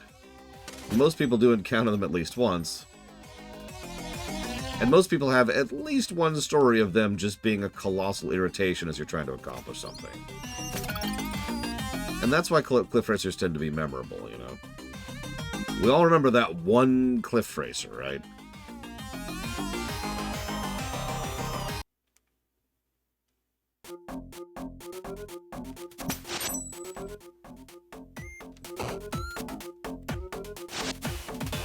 I don't remember them having an aggro leash, but then again, Oblivion had the same problem.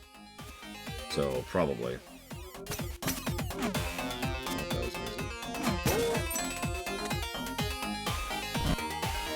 It's just here. I've actually been here already. Well, that's okay. There was a past thing right there. That was going to be my next step anyways. So, I mean, they gave me the damn portal.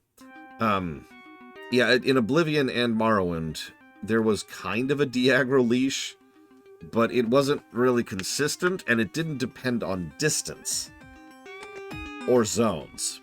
So you could aggro a zombie in a cave, and then leave the cave, and then go off and do other stuff, and you're still in combat. And forever, until you go back and kill that zombie. Or, whoops. Wrong way, wrong way.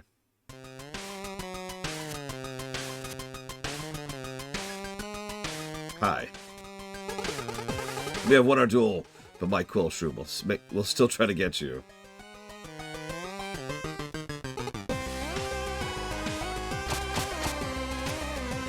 Okay.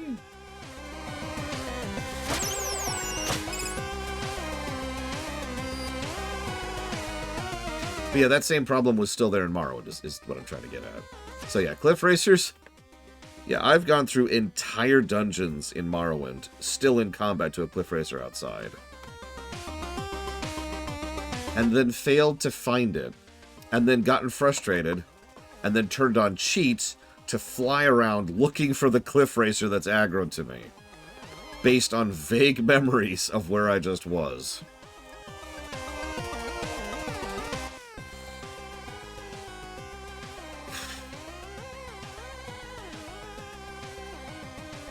So this sucks, because this was not a short or easy trip to get up here.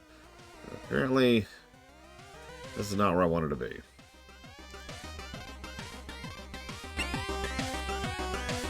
Yeah, you know, another thing that would not go amiss is a hearth. I can understand not wanting you to portal around, although I disagree with it. But the ability to just recall would be nice. Now, obviously we can just go to one of these things, but still. There are plenty of situations where I wish I could just be like, boop.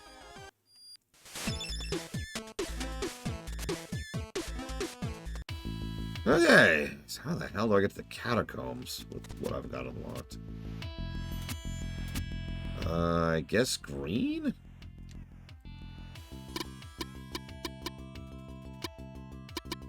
Green or autumn? Hang on, where's... looks like autumn is what I want. All right.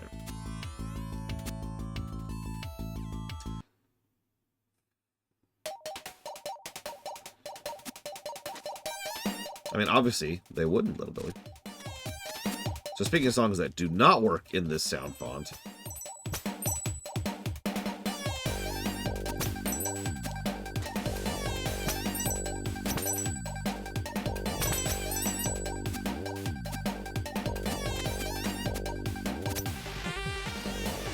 Alright, this is where I'm going? Yep, okay.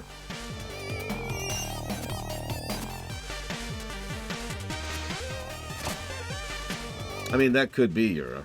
I mean, WoW didn't even add flying as a concept until BC, and it was largely for programming reasons. Damn it, game.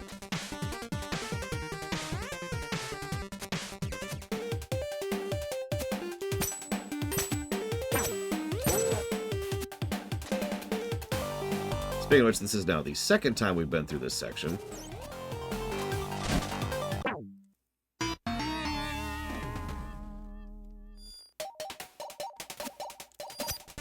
Go back to that backtracking problem we talked about earlier.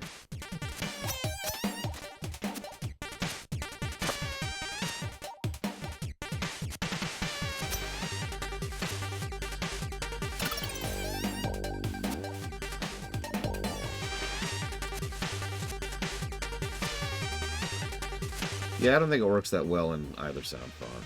This song, I mean. What I find most interesting is one of the most consistently praised things about this game is the soundtrack. Like, it's one of those back-of-the-box cover things.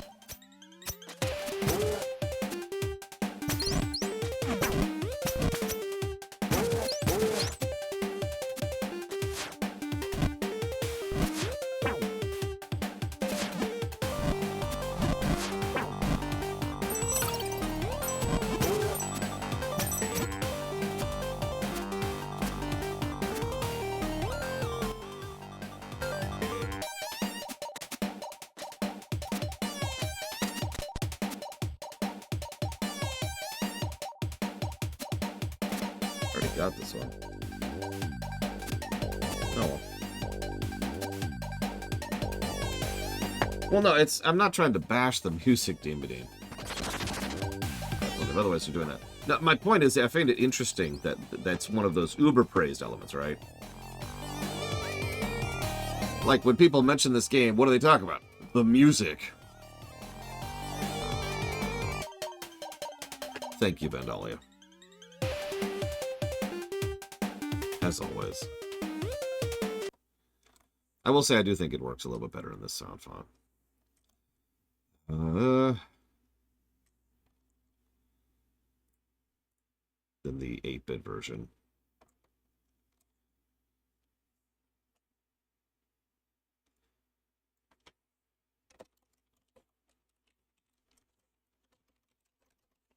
That's going towards Warcraft 1 and the FF1 comparison block. Vandalia asks, if they ever made Warcraft 1 and 2 in the style of Warcraft 3, do you know which things would be canon, which would be dropped, besides the humans winning in 1 and the orcs winning in 2?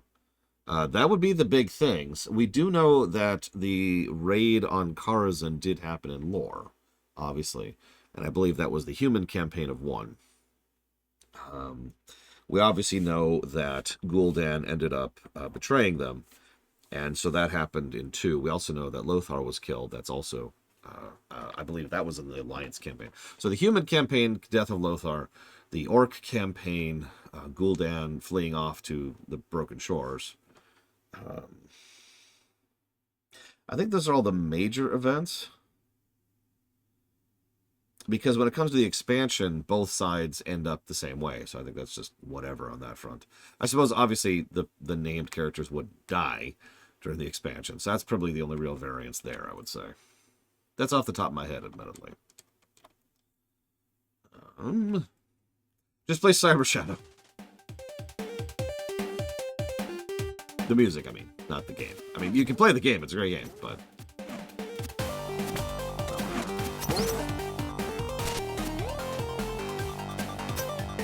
Yeah, some of the mission orders would move around, because a lot of those events actually did happen, but they cherry-picked from both sides. Where am I?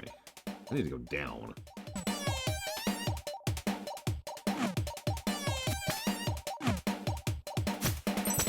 Glad I checked the map.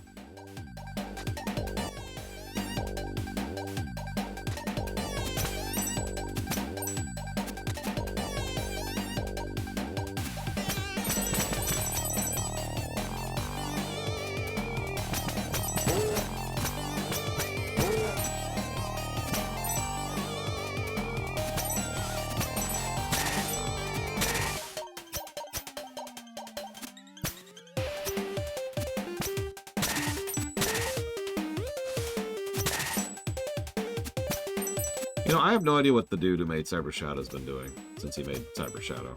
I didn't even realize it was just one dude, or mostly just one dude, until playing through the game.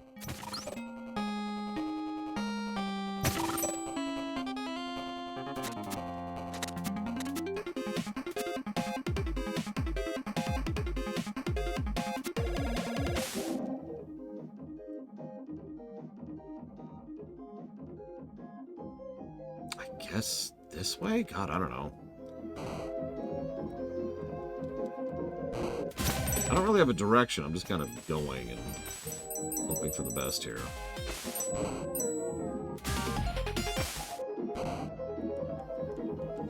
Yes, we're playing as Doomhammer in 1 and Lothar in 1. And then in 2 we're playing as Orgrim and Turellian, I think. Don't quote me on that part. I know we're playing as Orgrim.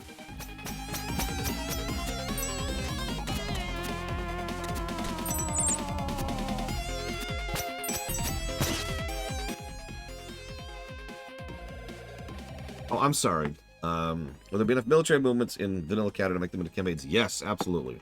Not a big campaign, to be quite honest with you. But we can make a campaign out of that. Now, Cata! That would be easy to turn into a campaign. We've been through here. Already been through there, even. Well, the curse is strongest.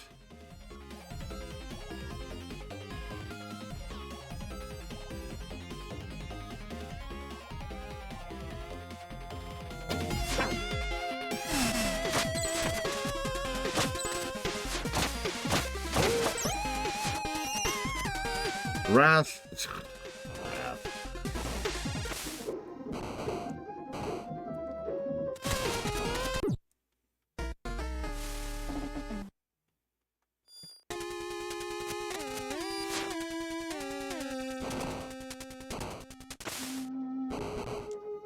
No, you're... Why?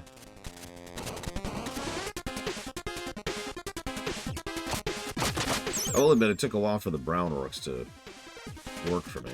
Backar.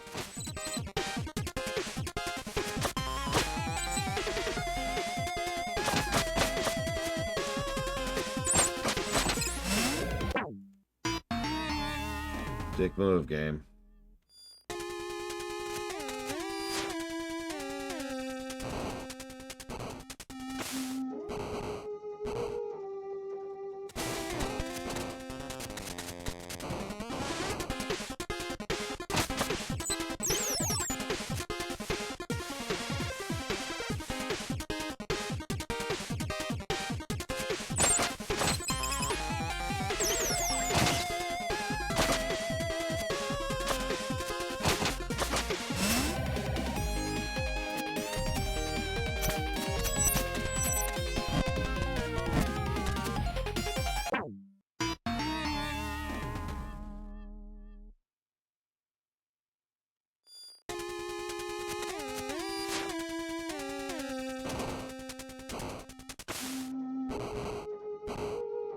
Yeah, it's 2 dick moves in a row game.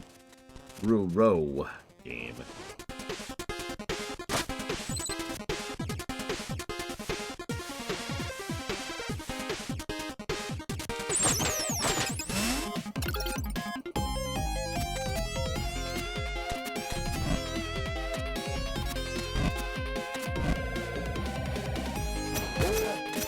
Even looking for it that time, I barely saw it. I was way too hidden.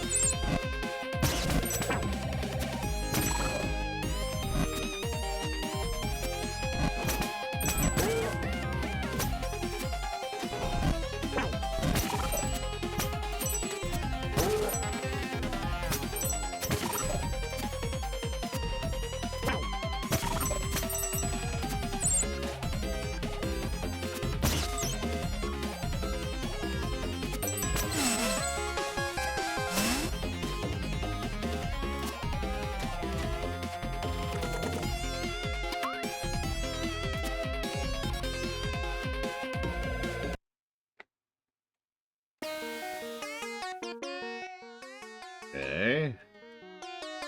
See if all this was for nothing.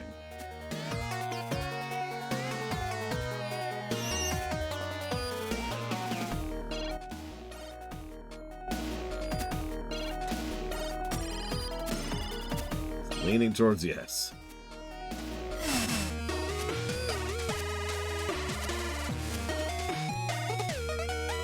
for saving me. I've been looking for our colleagues, Acro, Colostro, and Pyro. Okay, that doesn't help. That's just the broken bridge.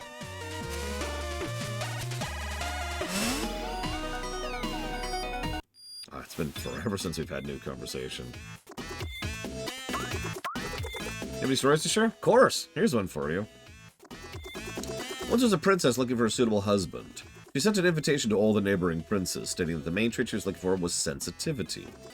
Contenders came and went, attempting to pass her test. You'll be my guest tonight, the princess would explain. All you need to do is sleep on that pile of mattresses. Next morning she would ask them how their night was. I had the best sleep of my life, each would reply, confident they would prove if they didn't fear the dark, or that they could be easy guests. They were all promptly dismissed. One day, an especially sensitive prince reported he couldn't sleep at all. I don't know what was up with that pile of mattresses he wanted. It looked comfortable enough, but when I laid on it, it's like I had a fork stuck in my kidney. They got married the next day. Oh, everyone knows that story. There was a pea underneath the pile, so that someone who's extremely sensitive wouldn't be able to sleep. Yes, but have you heard of what happened after? For the first few weeks, everything was amazing. Prince would always complain. Just the guy she asked for. When the soup wasn't too hot, it's the cutlery that was too cold. When the music wasn't too loud, the paintings were uninspired. And when the clothes were itchy, the poems were predictable. So one day, just like that, it dawned on the princess that she was in a toxic relationship. Not only was her husband a drag, she had voluntarily picked him for exactly that reason. It dawned on her just like that, how this whole love story was nothing more than two people whose dysfunctions matched like puzzle pieces. Incredibly humbled by regal standards, she realized she was the only constant in all her problems, delved into personal growth, and got a divorce. She lived happily ever after. The end.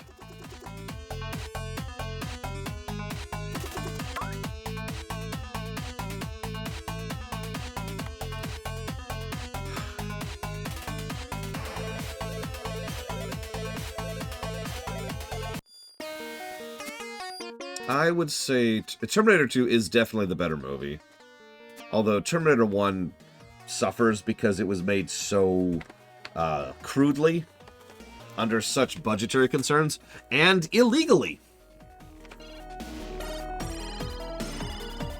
Well, I can't afford the next one, Blue Fusion Bolt, which is 2,000.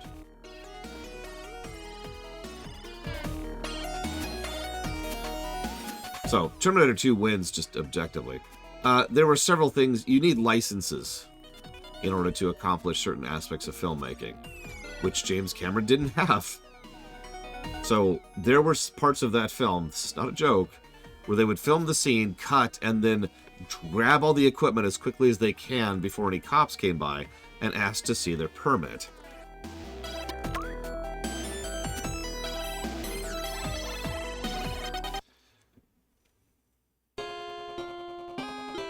But yes, I do actually think the Terminator 2 is the more enjoyable film, regardless of technical expertise.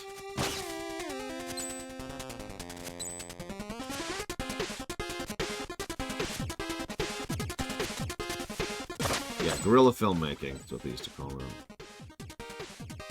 It was more common back in the day. It's less common now because what you tend to not hear are the stories of when that went badly and someone got hurt. Which is why they tend to have those kind of regulations.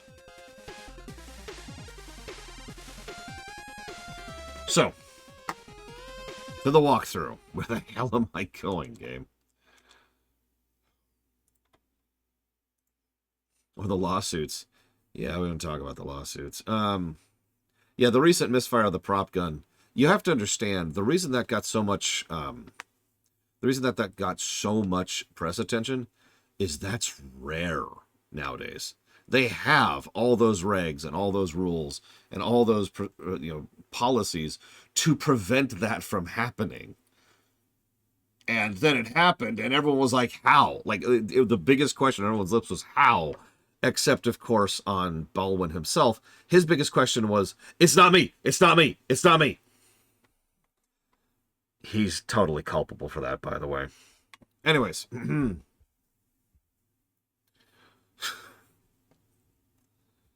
Thanks, Fendalia. Appreciate you. Okay, for real. All right, so I did that. I got the key of strength. Yep, okay.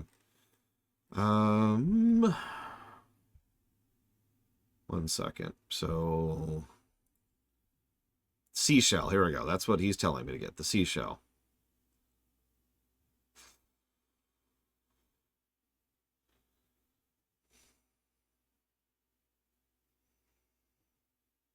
Okay, the marsh, that's where we went first. So apparently we were in the right spot.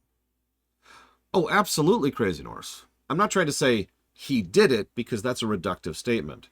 Takoida wasn't joking. There were so many failures. There were multiple points of failure that happened in order for that shooting to happen. Each point of failure deserves credits, deserves significance, deserves to be mentioned as at fault. That's my point. And Alec Baldwin was one of those points of failure.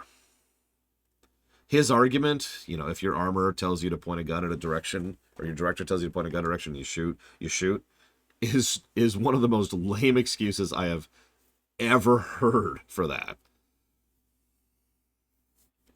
And a lot of other actors, condemned him for exactly that reason, because Keanu Reeves, for example, he does a lot of that with the John Wick games things.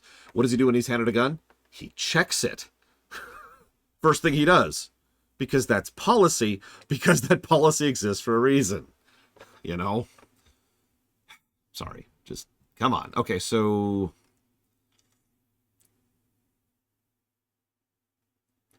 oh my God. Okay. I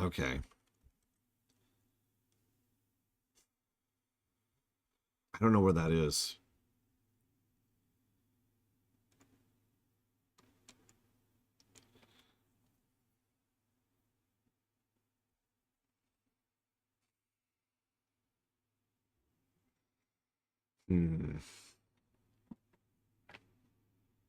Even if you argue that DVD, which to be clear, I do not agree with and is factually and probably wrong, the fact of the matter is lots of people screwed up on that.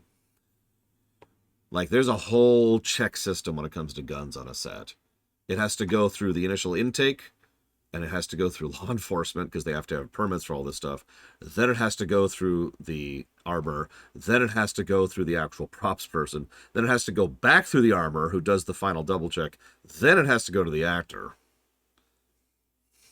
I think I actually missed a couple there, to be completely honest with you.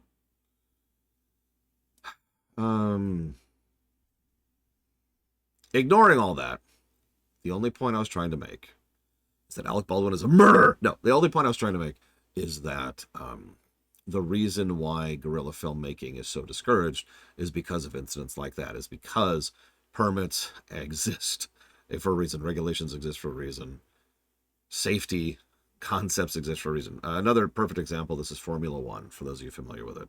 Formula One used to be a lot more deadly and a lot more dangerous.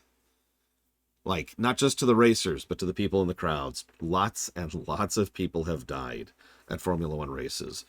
And every time an incident happens, they look at it, they figure out what happened, and they come up with a way to prevent it from happening again.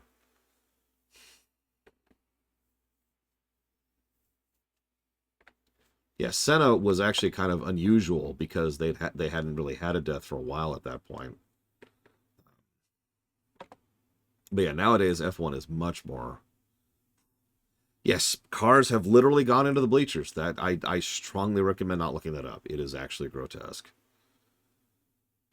So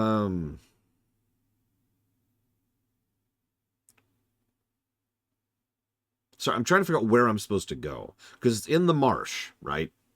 But I don't recognize the screen. Oh, no, I think I do know where that is. I think I do know where that is. Okay.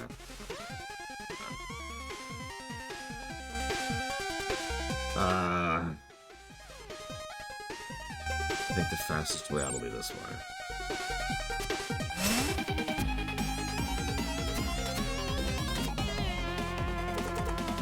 Really? Fat Dahlia. Wow. Everyone, no one has ever been injured. Ever. In a production of a film.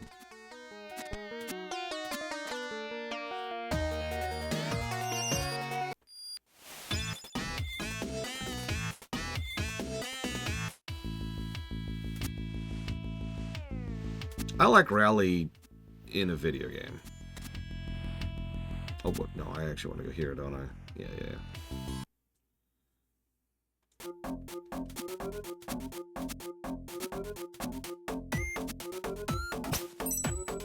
Well, you're about to see, like, the best looking zone by far. Am I in the right spot? Yeah, I'm in the right spot. Okay. after it, so I hope you like that.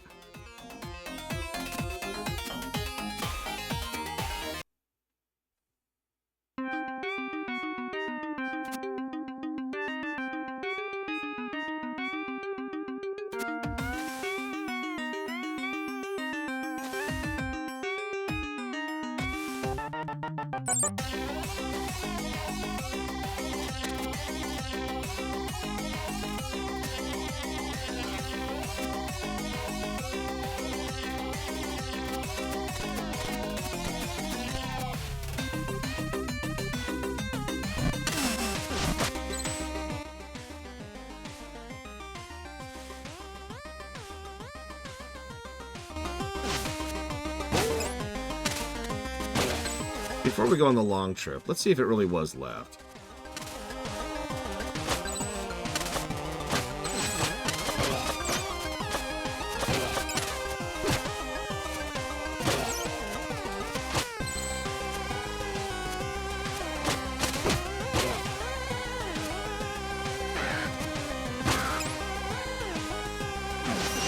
Damn it, I didn't want to save there. I was ambushed by a save spot. Oh, whatever.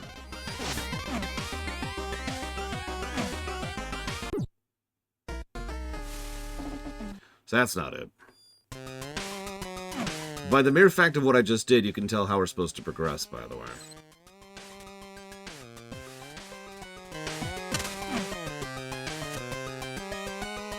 Which is why I was just like, really?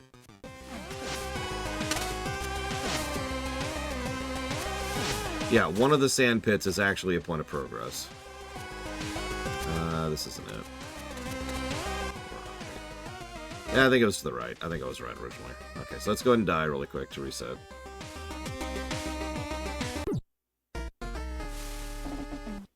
By the way, you'll be seeing some more death warping over in Metroid 1 when we get there.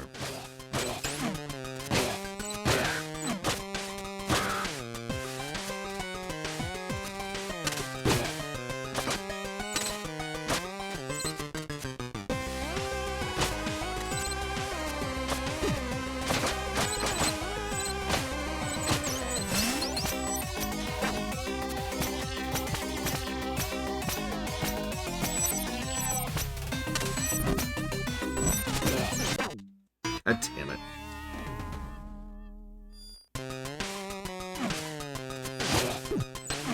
I'm sorry, I'm just really tired of going through the same sections of the game over and over and over again. I don't think I ever have Crazy Horse, so I'll tell you how that feels in probably about a week or so, maybe. Maybe a year at this rate, because I'm never going to be done with this goddamn game! I haven't played Metroid 1 in such a long time that I would actually have to really think about it. How long it's been.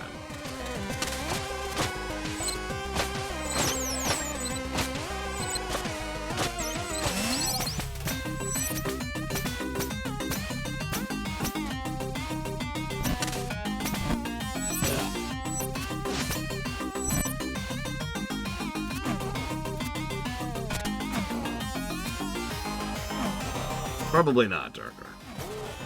I have no idea what I'm doing. I haven't played the game in years, and the game sucks.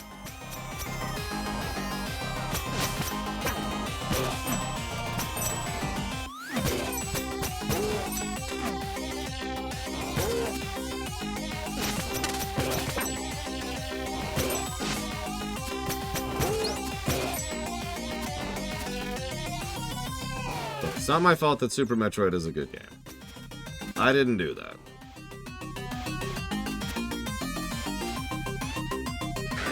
God. Yeah, Metroid 1, there's something that I don't give a negative for often because it's almost entirely a purview of older games. Samey corridors is what I call it. It's an aspect of level design and visual navigation.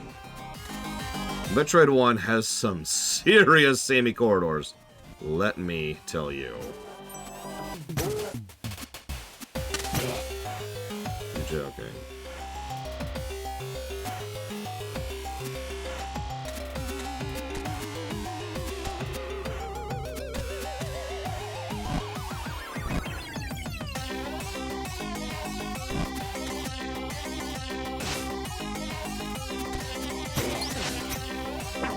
You know what? It might be faster to go right this time. Oh yeah, I need to go give that negative to Pokemon Mystery Dungeon real quick.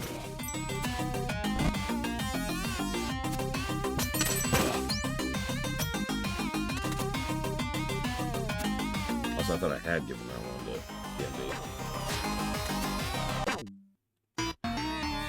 It's not gonna be... I hate everything! I hate everything! God damn it, game! I just want to go forwards. Is that so much to ask, to want to progress through the video game I'm playing right now? I hate this crap. Who designed this? What monkey decided this was the way in order to progress? No, the green coins are super not required, and we're not going for them. I've been getting them as bonus points for fun as we go. As a little breather from the non-stop backtracking through the same levels I've done 30 times.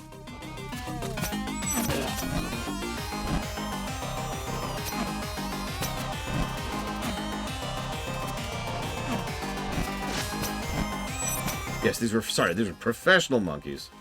Making their first game ever, I admit. And if I could be blunt for a second, it kind of shows. I actually do mean that as an insult, if I'm being honest with you, but I don't mean that as an insult right now. I mean that as an insult in total. I could have told you that by level 2, that these people have never made a game before.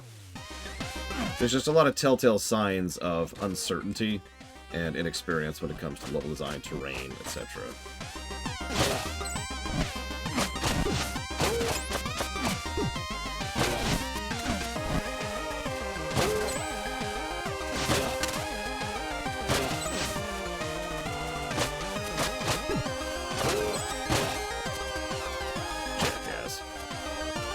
The Kappa, not you guys.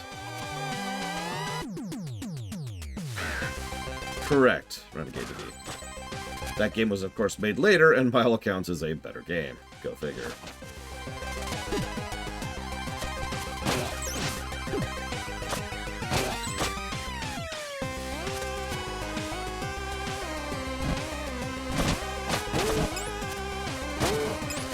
Okay. Now they're in the past.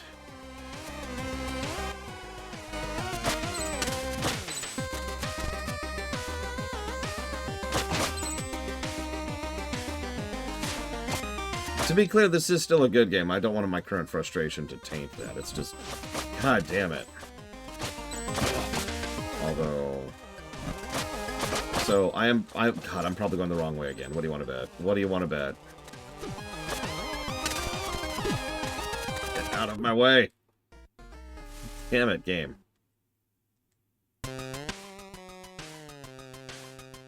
You know... I hate walkthroughs that don't have maps. Does anyone else hate a walkthrough that doesn't have a map?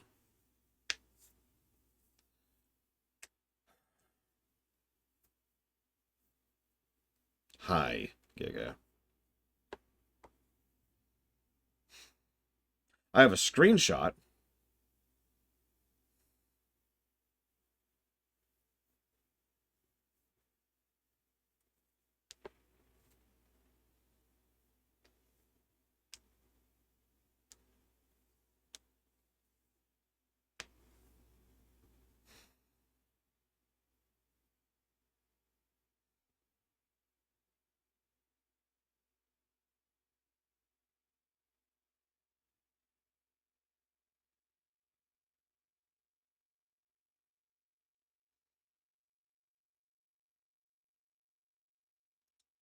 Where? Okay, help me disentangle this, okay? It's...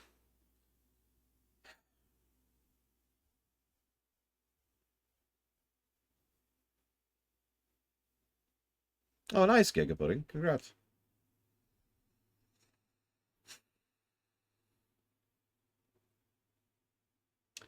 So as it's described, so we get to Quilshroom Marsh in the future for the first time. We know where that is. That's where we entered this entire sequence, through the green portal, right? Okay, cool. So, now that we've gotten there, after moving through a second room with orange-blue demons and a swinging platform, you'll reach a hallway containing a pedestal. There's nothing here. Continue to the right, hit the lever to open the gate. Climb up to the shop above. The closest time shift portal can be found a few screens to the left of the shop portal on a lantern suspended over a spike pit. Use this to transfer back to the past. At this point, head back to where we dropped down, but this time fall into the hole with quicksand. Sink into the quicksand to reach the underground area. What?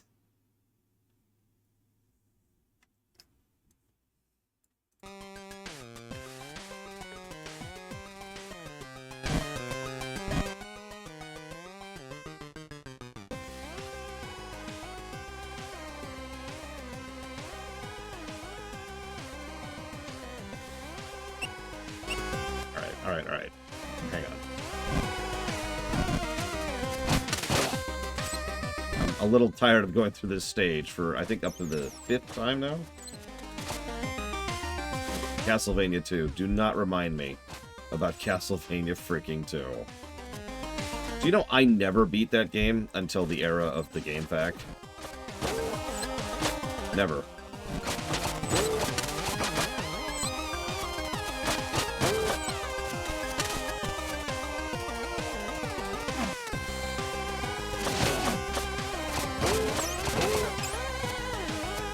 Go ahead. Make fun. I'll take it.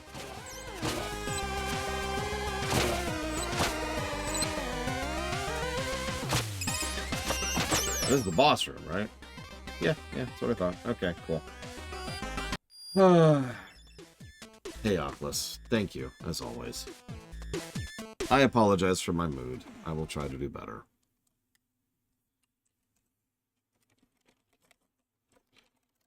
Let's see, we're putting that towards KOTOR 2, Blops 2, Blops, and World of War. Isn't it World at War? That doesn't matter.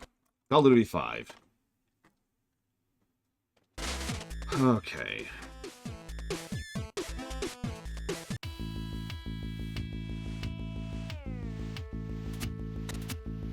I'm just going to follow every step of this guide word for word. That there's probably something really dumb I missed somewhere. That's how this usually works. Make your way to the main section of the level and up through the first vertical room to reach the portal to the shop. I think that's right there.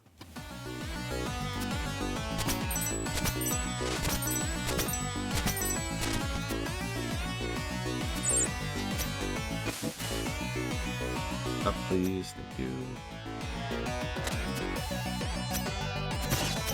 That bad. He was determined.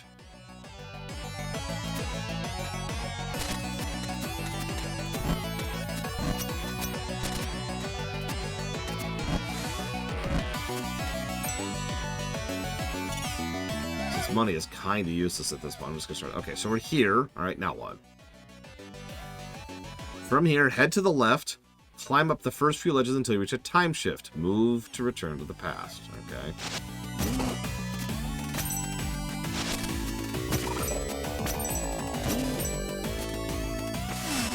Past. Once you're in the past, travel all the way to the end of the area and hop through the next portal you come across to return to the future. When you say the end of the... This is just taking me right back here, but okay, whatever. I'm just going to go with it. I'm just going to go with it.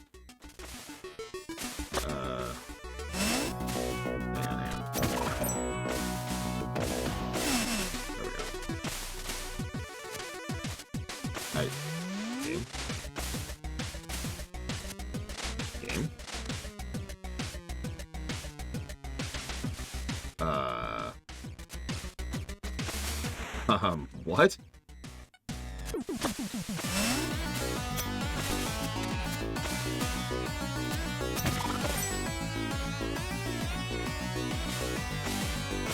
I'm gonna take your word on that, Roman Cure, because that's really, really terrible directions. You know? Got it. Go to the end of the area. Sure, whatever. We'll go to the end of the area. Which is ostensibly this way. We're gonna die. It's very important. I mean, you're right. I saw that and I saw end of the area, but considering there was a path right above us, I thought it meant there. But, you know, whatever. We're in the past. That's what we want to be. Whee.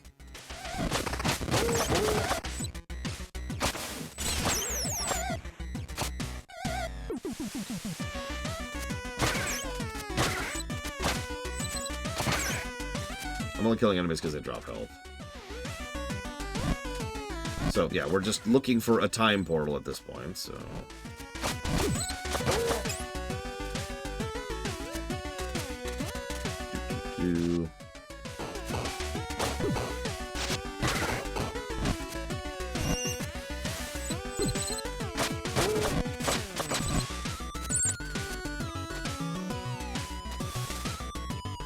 Okay, that looks like a time portal.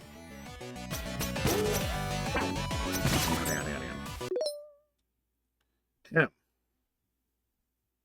Keep moving through the Howling Grotto to where we fought the boss earlier to reach the marsh. Okay.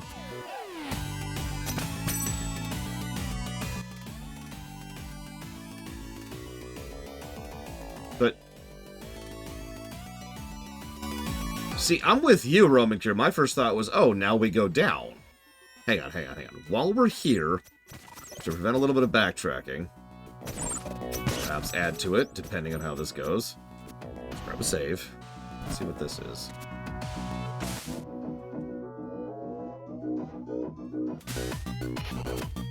Well, I mean, yeah, okay, sure. It's not quite what I would call Metroidvania, but yes, is the answer to your question. I thought there was a space there. Whatever. Okay, so we gotta do that in one go. That's easy enough. Now that I said that, this is gonna take me 15 tries.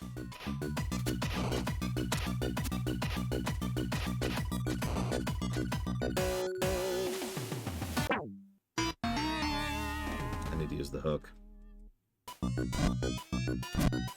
Yeah, we can't reach it, the Crazy Horse. I'm pretty sure that's how we're gonna get out. Notice there's no way up there, and the wall on the left is unclimbable. I clung to the wall, as usual. Made of glue. What is this, Gears of War?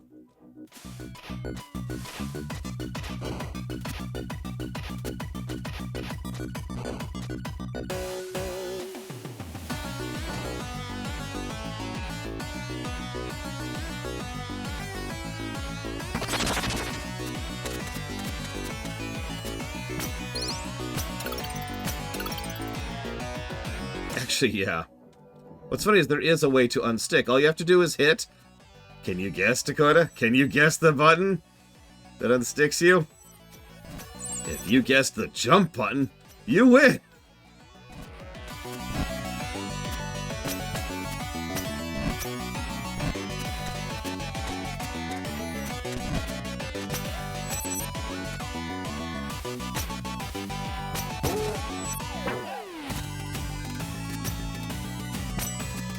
Yeah, as much as I have some ire right now, I do want to stress that this is actually a pretty solid first game. Like, this is impressive. Consider me impressed. Oh, the general dude, Dakota?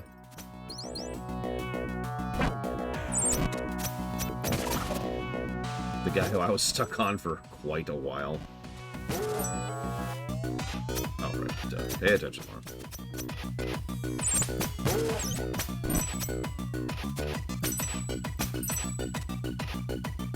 Well, Sea of the Stars is their current sequel, or I guess prequel. Spoilers.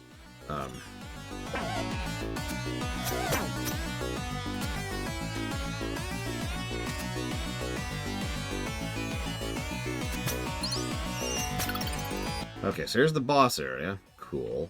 Now what? Go to Quilshroom Marsh. Okay.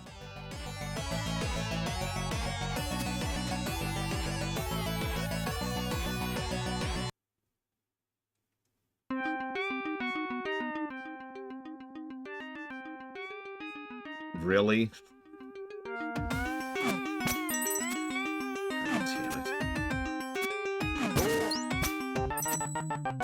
God damn it, did I say Secret of the Stars again?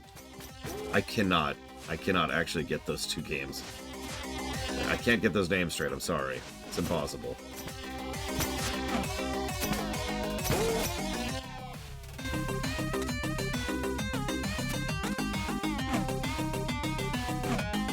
Oh, by the way, I was actually lying earlier. In order to drop down, you have to hold down and then press jump.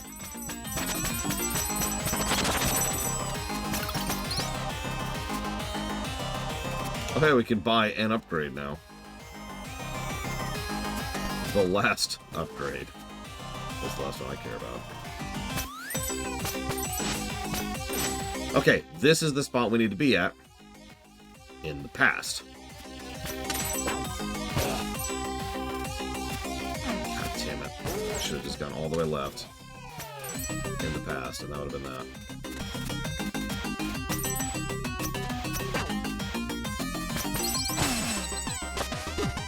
Or don't. I hate the glide so much. I'm starting to just get a vendetta against the glide. It is so terrible. So anyways, this is how you progress. Remember, the other ones kill you.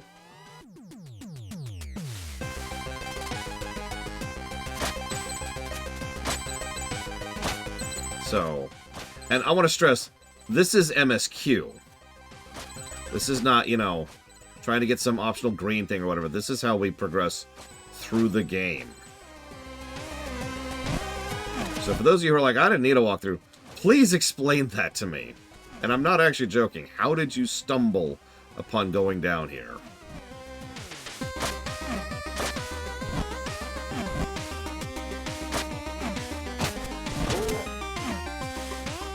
Yeah, we figured out the marsh immediately. If you remember, oh, God damn it.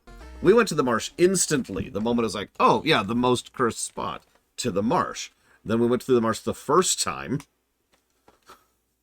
Couldn't find anything. Tried to go back through the past, didn't find anything. Tried to get back through again, didn't find anything. Decided to go to the catacombs, didn't find anything. Looked up a walkthrough. The walkthrough said it was in the marsh.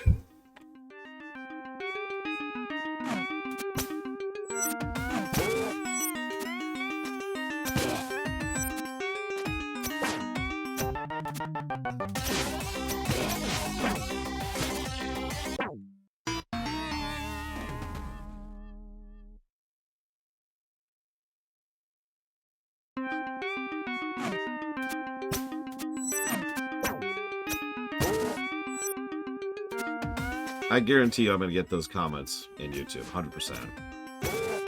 I get those comments every day, including today. I got a comment about that today. Can anyone guess the game? You can't, of course, but just for funsies. Which game do I only not like because I'm a noob?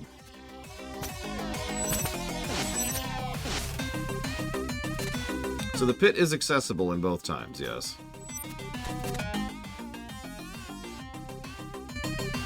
What do you want to bet that we have to go through here? In fact, let's just see what happens, because I bet you money. If we go through here in the present, or the future, or whatever, it'll be like, ah, you should have gone through in the past. Sucks to be you.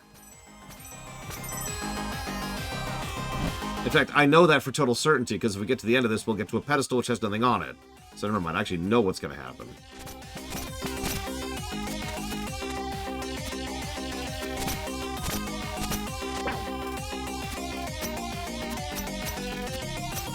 And we're stuck.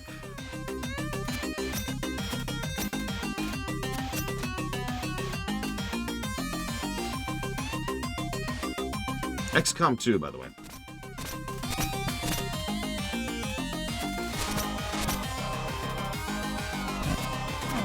Since we've committed to this stupid action, we might as well go all the way with it. Okay, so past.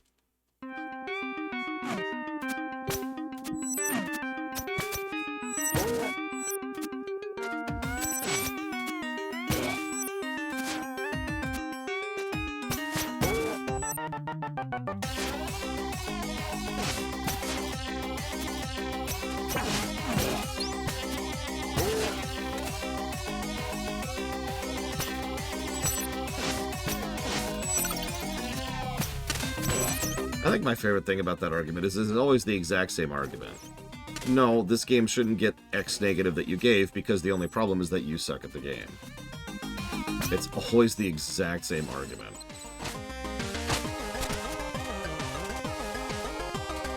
It's an interesting argument to make because it means, by definition, that either negatives shouldn't be given at all, which I know some people would prefer, or the only people who should review games are people who have played the crap out of them over and over and over in order to master them. Which, I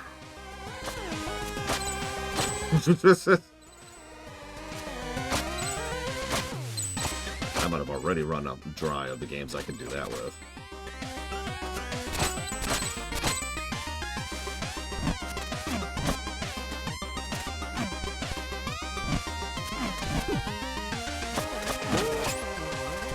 What? I don't think I'm supposed to be here. I'm just gonna... Yeah, okay. Moving on.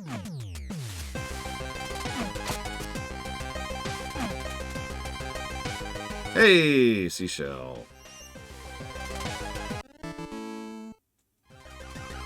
Legend says this seashell lets the bear hear the call of the deep. What does that mean? I was really worried I was soft locked there for a second.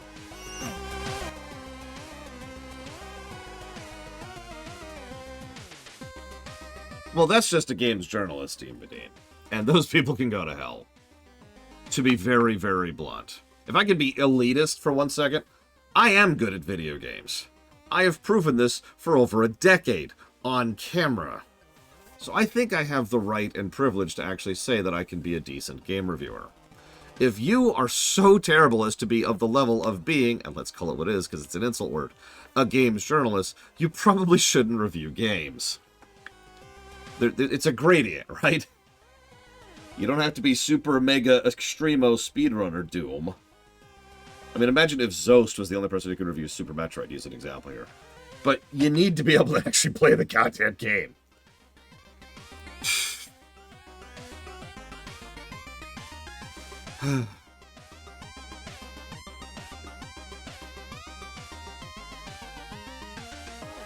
Games marketer.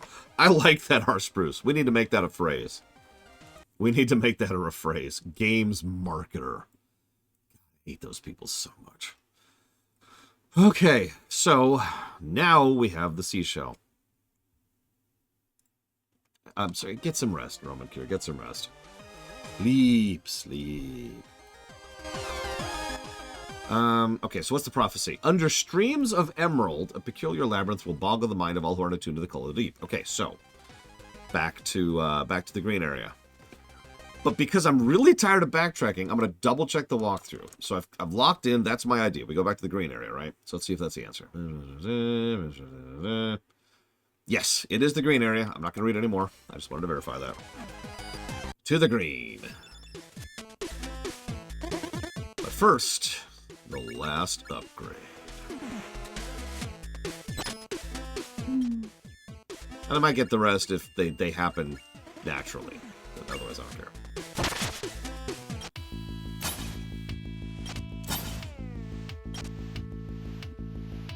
So there's our charge. If you were wondering. I don't actually know, Mr. Red. Depends on the phone.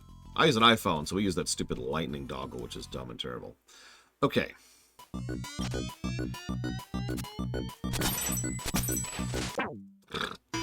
Yeah! Games journalist.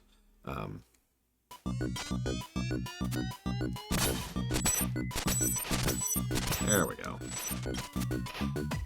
Oh, I have no idea. I'd have to look up what kind of iPhone I have. So remember that clue we got yesterday, which we still haven't actually been able to follow through on? It was 2 bats, I think, and a moving platform. God.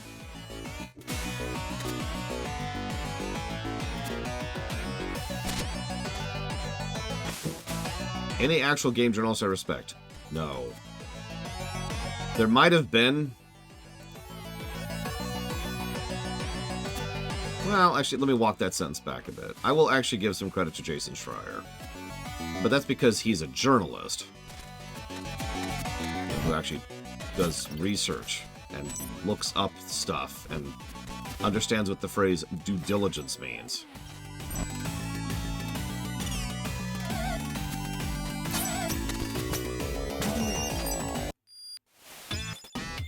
So, you know. Okay, so... all I have to go off of is 2 bats and a platform.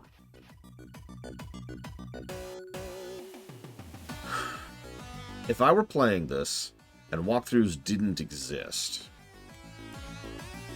I feel like, since I know I've gone through there multiple times, See, okay, can I talk about map design for just a second? You know one of the things that Super Metroid will get a positive for map design? Inclination. Something Super Metroid will do, which was actually quietly brilliant in how simple it was, is you'll enter a zone, and even before you access the actual map, there's like parts of the map you can kind of see, and it kind of is like, hey, there's a thing down here. And because there's a thing down here, not connected to anything, you're thinking, oh, well, I go this way and then go down. Guidance, right? That's exactly what guidance is. It gives you an idea of where to go rather than grabbing you and shoving you into the direction. A lot of people think that when I prefer guidance in my games, they think that I just want a giant neon sign telling me exactly what to do. But what I prefer is an inclination. Give me an idea of what I'm doing. Give me an idea of where I'm going. Like earlier, get back to the Colossi. Okay, cool. I can figure out the rest on my own, right? Yeah, Ori 2 was great about guidance. The reason I bring that up is the first thing I thought about was where on the map looks like it leads forward. Now, there is one spot. Do you see it? It's right, like, in the middle there. It's going down. But that's it. Like, that's the only spot that indicates that it's going somewhere else. So, by definition, I assume that's location. But because I don't want to waste my time, I'm going to look that up. In case I am wrong, and that's just leading to a bonus room or something. So, let's double check here. Go up, area above, familiar with the section.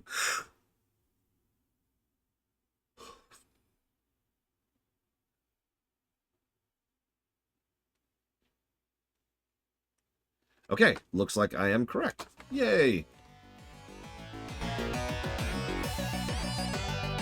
Let's start making our way up there.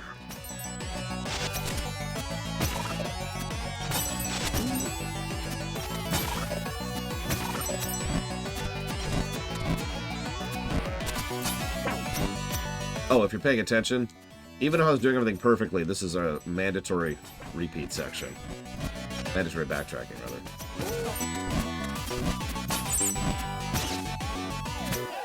I've been thinking about that a little bit. Doing each stage twice actually kind of appeals to me, and as has been pointed out several times, a lot of the stages get really clever with how the stage morphs and mutates to I'm going the wrong way. To functionally create one solid path. I'm explaining that so badly, but I hope you know what I mean. Like, you go through, and it's like, oh, there's nowhere to go but a time portal, which allows me to backtrack the area I just went through, but now it's different. And as you go back through the different area, you get another time portal, which lets you get to the part of the screen that you couldn't reach before, and now it's different. And you get it. It's cool, it's neat, it's fun, and it's interesting. The problem isn't with that. The problem is the fact that it keeps expecting me to go through these sections over and over and over and over, long after I've already been through them before and enjoyed that particular uniqueness and that gimmick. I'm not giving any additional negatives, I'm just explaining the negatives I already gave. It did, for one quest, Starfield pulled the similar trick, and it was actually quite cool.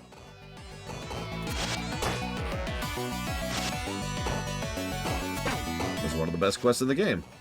I know, low bar, but you know me. I try to give pauses wherever I can.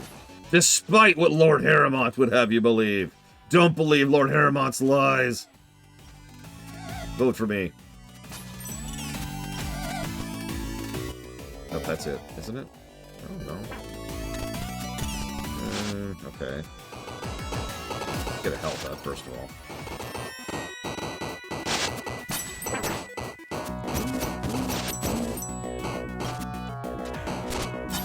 Damn it.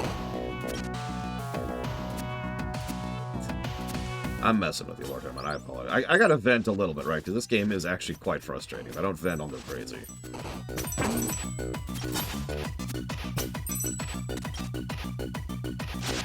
I will say this, and there's a reason why I distinguish my reviews into, you know, positives, negatives, or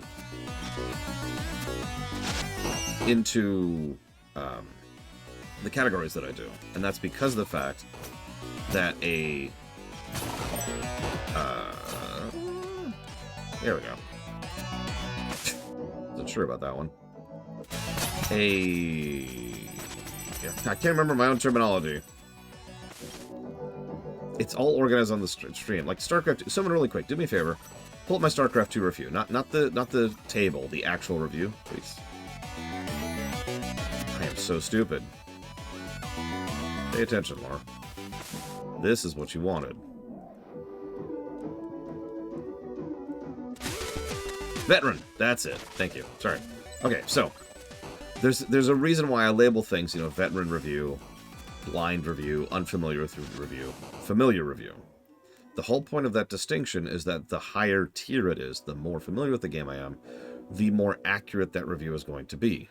And this is what Lord Harriman is talking about, because a lot of the people who are looking for a review and are complaining about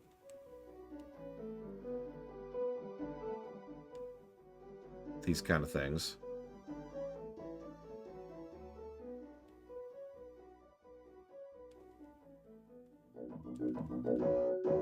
Oh, it's the Lost Woods. Okay. Are probably a lot more familiar with the games than I am, and therefore are more familiar with the positives.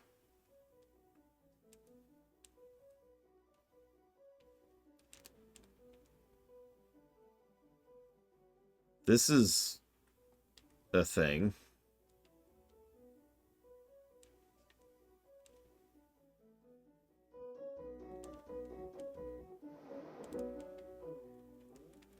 Now, hang on, Archbruce.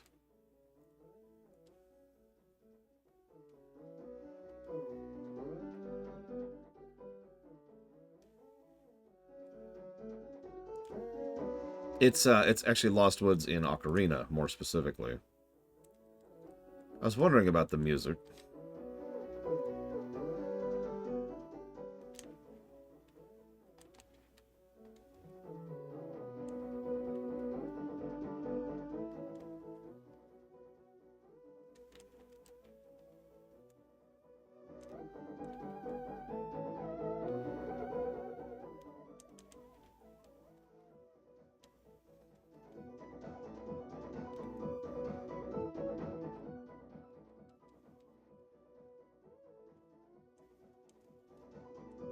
I've already gone through this section.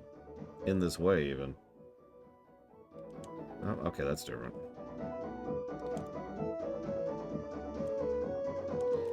Little too long. But okay, I'm with it.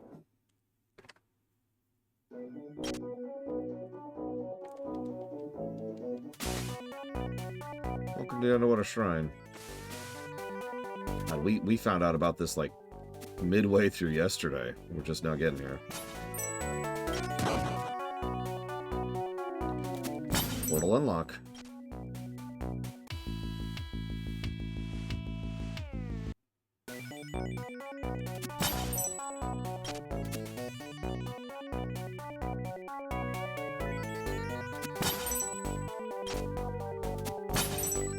Get a bit of sun and moon motif going on. Okay.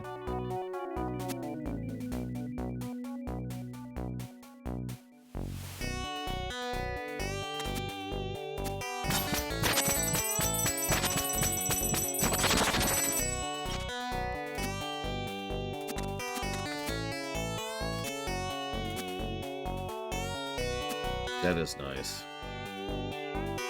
The background. I mean, the foreground's pretty cool, too.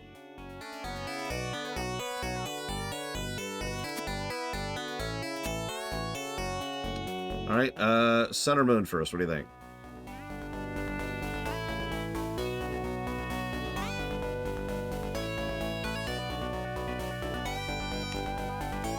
There it is.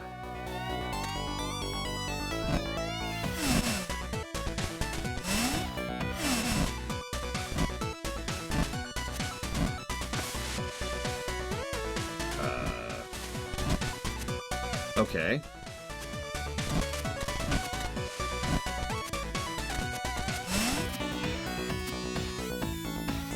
Sun it is.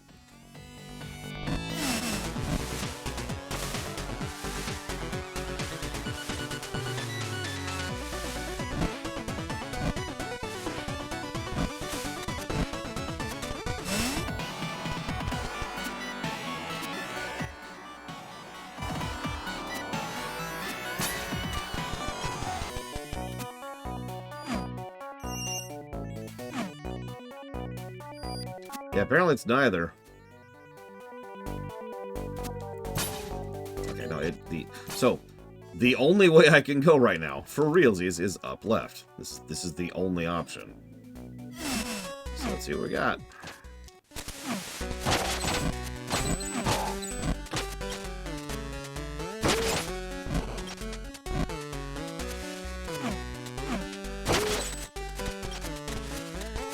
Let's set up here. Try not to die to that.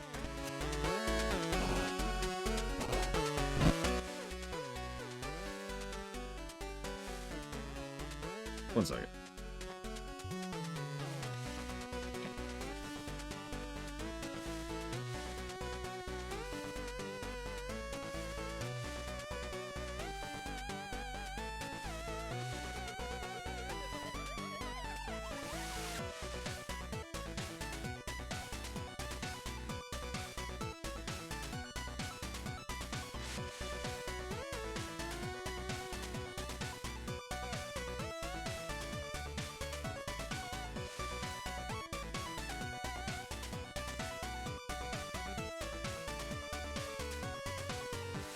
Good morning, Spartan.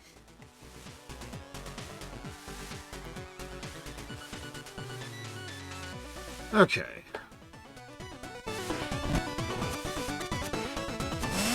Yeah, much more water. 500 years. That's not a lot of water for 500 years. I gotta be real. I call into question the realism of this game. My God, I stuck to the wall! I stuck to the wall and died! Because I was stuck to the wall! The glue!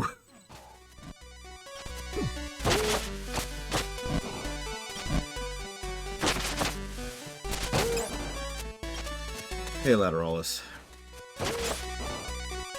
Hey, give me a sec, Ramacure. Give me a sec. Unless I really gotta do it right now. Okay, it's fine.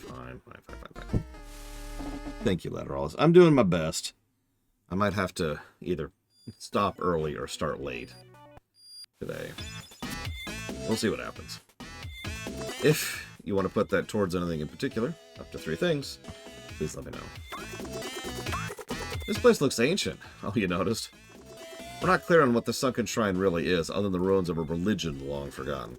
The prophet thinks it was built to worship legendary heroes who ascended into guardian gods. Crazy, right? I mean, who becomes a god? It's all under the sea now anyway, but apparently their power had to do with the stars. A sea of them, you might say. Anyway, if our calculations are correct, you should find a music note here. Cool. Just while we're here. I'm just buying upgrades to buy them at this point. Why not? Get the achievement while we're here. No, I'm not sick. I'm just tired. Sick and tired of being sick and tired.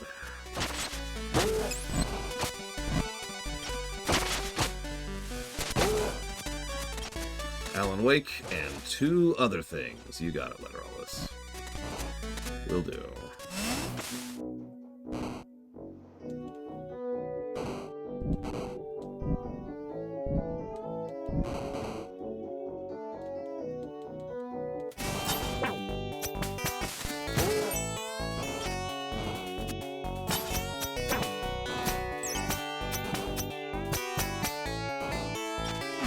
Really like their sun and moon motif here. My God.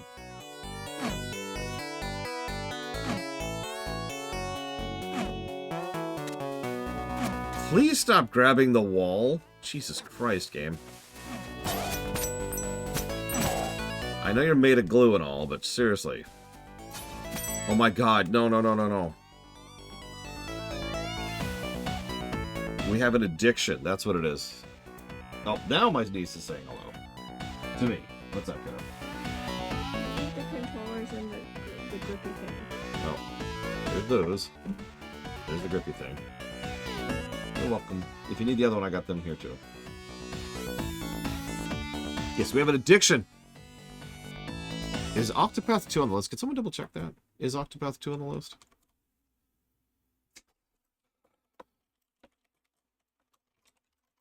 Like, I feel like I allowed that. Either way, Human Revolution, Alan Wake block, and... to be continued. Either way, thank you, Letterallis.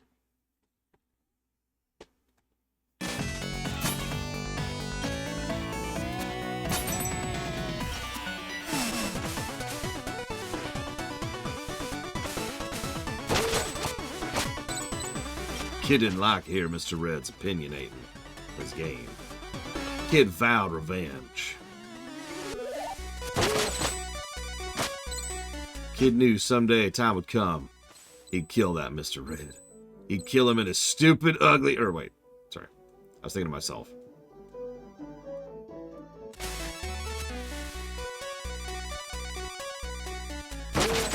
Kid just wanted to have a word with Mr. Red. Told him he's cool. He does good highlight reels. And his artwork's been getting better too.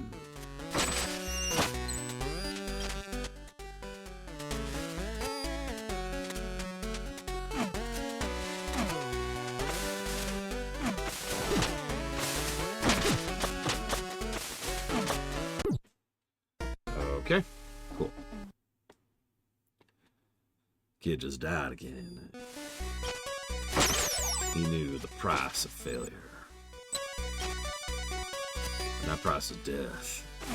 Obviously, I suppose. Given circumstances. Oh, that asshole. Do you see that parting shot?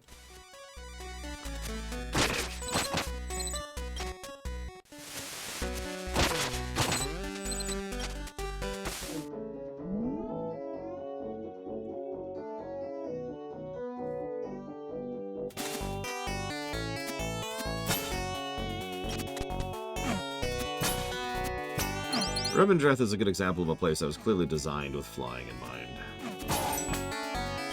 Now, a lot of WoW zones are like that, which always makes me laugh when they're like, we don't want flying in our game, and it's like, really?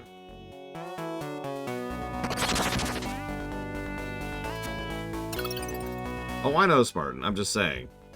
Imagine if you couldn't, because if you remember, during the beta, that was what they were pushing. They really didn't want you to fly in Shadowlands.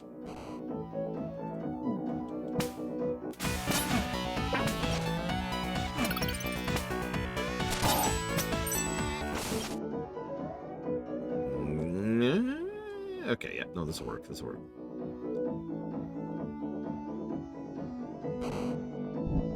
No, there's flying in Shadowlands.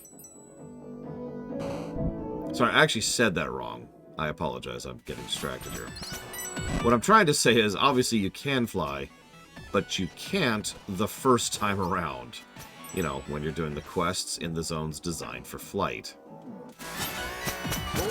In the interest of fairness, a lot of WoW zones are clearly designed for flight and then don't have them. Even Legion had that problem. Carthia is a zone, Spartan.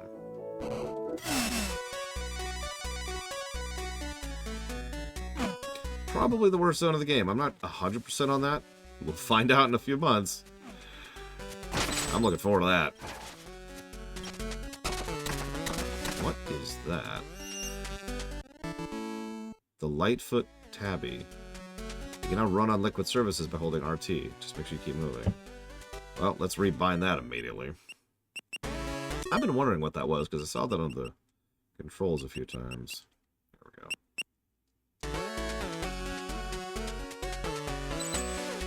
Interesting.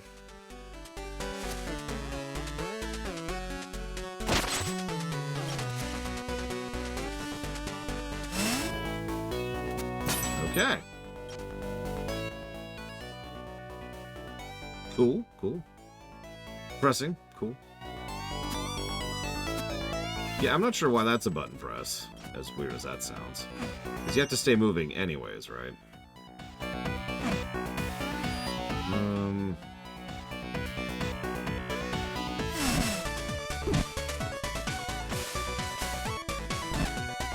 See, if I stop, it stops, so yeah, the button press feels like a weird, unnecessary addition. Maybe it's to trigger it? I don't know. I'm not going to complain about it. It's fine. It's just an unusual choice.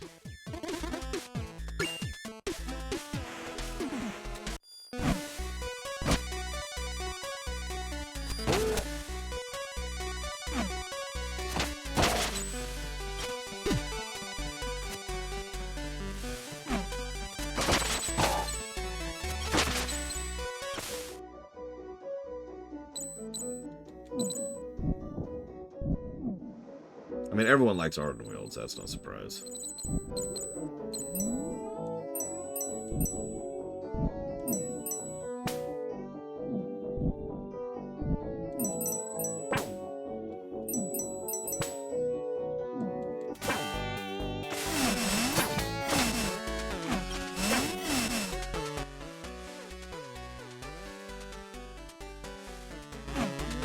Let's go ahead and do this.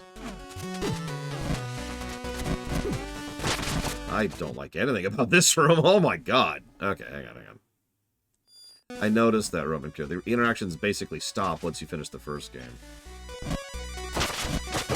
I don't want to sound accusatory, but I do wonder if the main reason that the second half of the game exists is for the usual reason.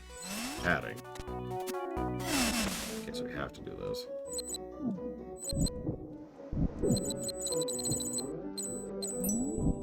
You know, make the game longer in the most traditional sense of the word.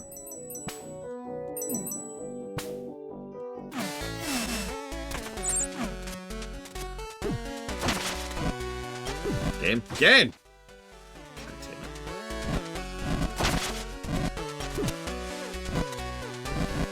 I hate getting stuck on ledges so much. Get out of my way.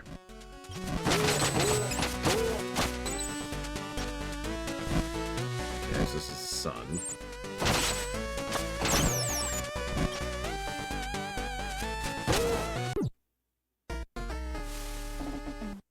That's my fault.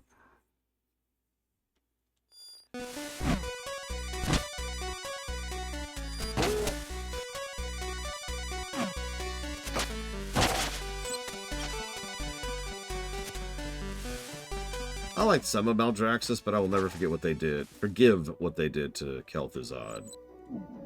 How do you take one of the most interesting characters in the entire franchise and turn him into, like, that? I don't even know what to describe that as.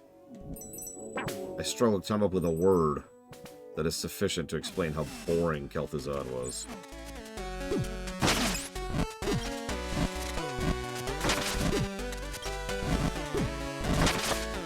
Go with a wall, Ryu. It's not even Flanderization. It's complete character assassination. He was never like that. Kel'Thuzad was never mwahaha. That's literally the opposite of his characterization. There's a book in WoW about how he talks about how he deliberately portrays himself that way to deceive people. Because if people think that you're just some wahaha villain, they underestimate you.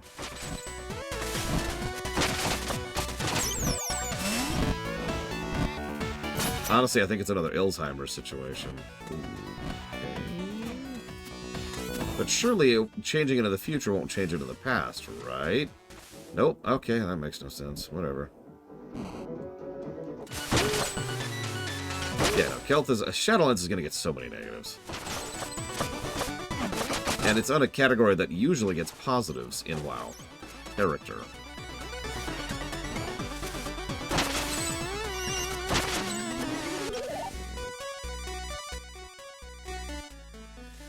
Left or right? Well, I've been going right a lot lately. Let's go left.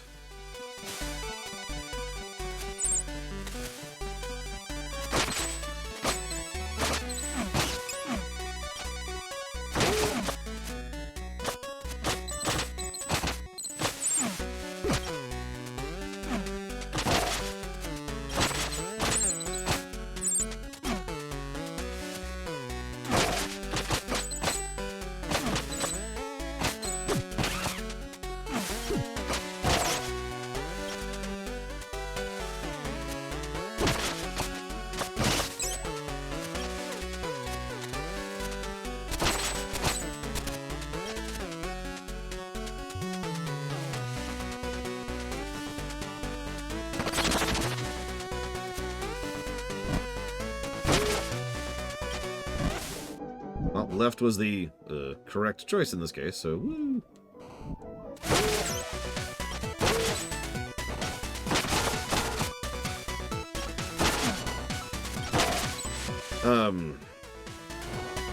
So right now, we're playing through Divinity Original Sin 2, having just beaten Neverwinter Nights 1. Immediately after that, we're honestly thinking about hitting Baldur's Gate 3, because we've been on a CRPG kick lately. Yeah, that's where the mood is going. Now, DOS 2 is a pretty long game, so we might change our minds before we get there, but that's the current runner-up. Now, having said that, one of our member is leaving for a while. So now we've got to do that other thing. And it's okay, because I'm an organized, boring git. So I have lists of games to play with 3 people and with 2 people. And with 4 people, actually. So the most likely games we're going to play there are either Halo... God damn it, game. Please do what I want you to do, please. Just please. Halo, No Man's Sky, or Amarati. Or Amarita. God, I don't know. No, we have not, Lord Haremont. Well, we've already played through Halo 1 and 2, but yes, all the Halos have co-op.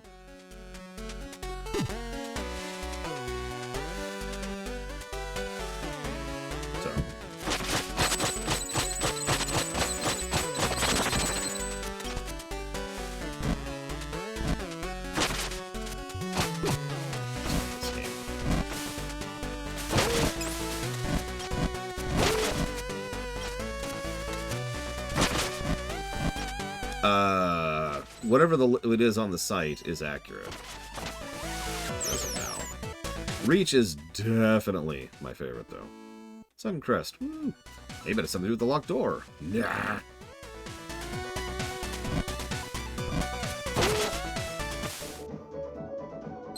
I mean, Reach is the best. Reach is just solid. It scored pretty damn well, and it deserved it. Hi, Darkmouth Riven.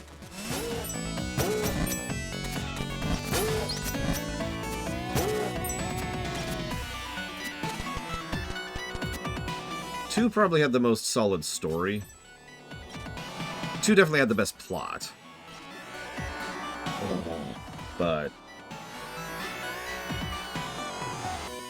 Reach was just so much better on the gameplay axis in my mind.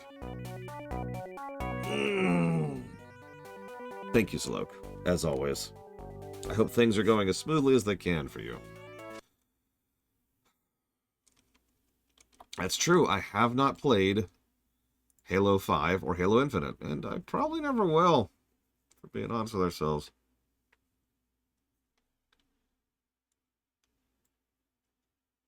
Which game is harder? I assume you mean properly difficult, Gigapudding. DOS 2, no question.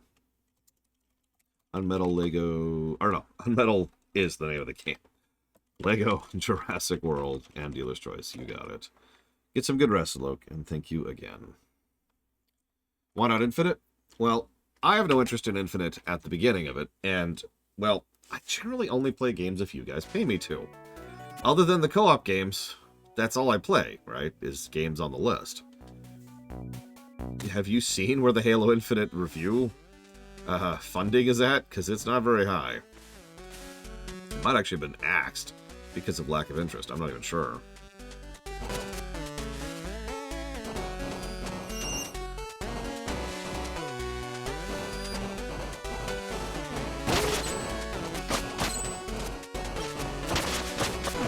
And 5's an Xbox exclusive, so screw that.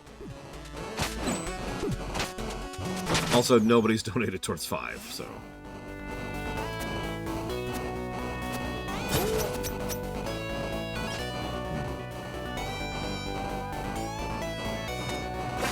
That's mean game. That's really mean game.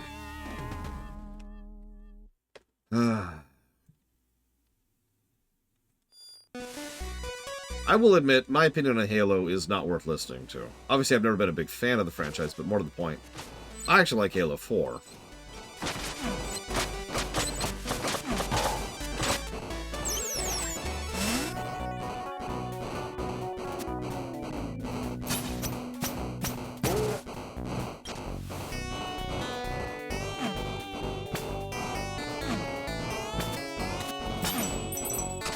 I mean, Halo 4 has issues. I'm not trying to say it doesn't, but I mean, they all do.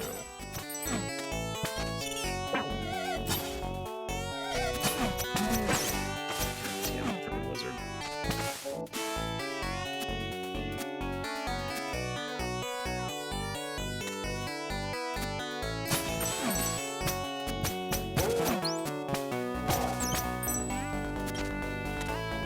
Well, good news is I haven't even played 5, so I can't even give an opinion there.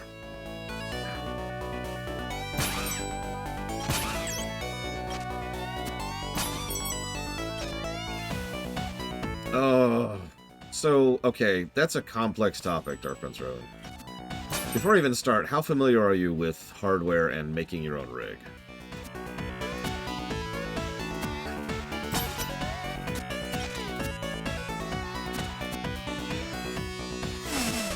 Well, I couldn't name a single main character from Reach off the top of my head. I will admit I don't care that much, but it is a valid problem to mention. I think we gave like a single character positive to Reach for like everyone, and that's it.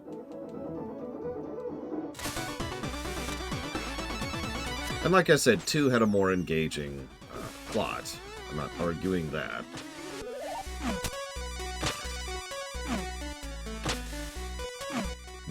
It's another left or right situation. I feel like right is the optional thing. So I'm gonna go right.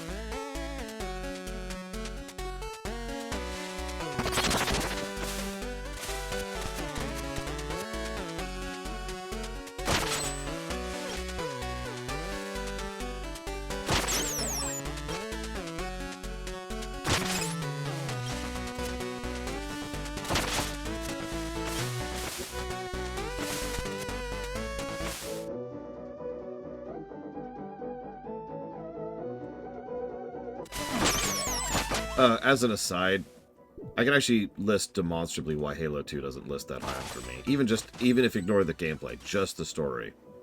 Can you guess why?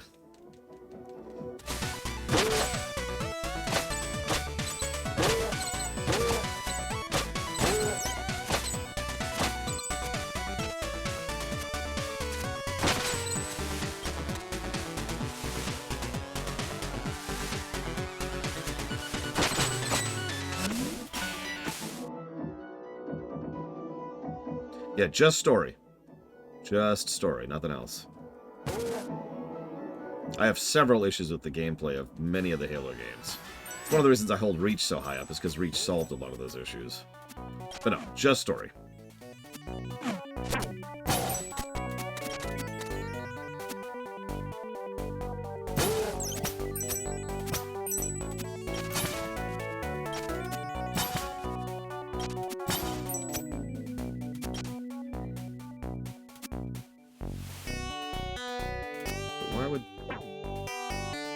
Wasn't I just... Huh? Okay. Oh my god. Quit it.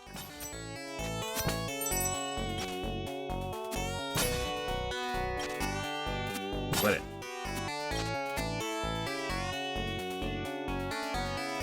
I was letting Spartan guess, because I don't think Spartan's gotten a guess in yet. Ah! Yep. The ending.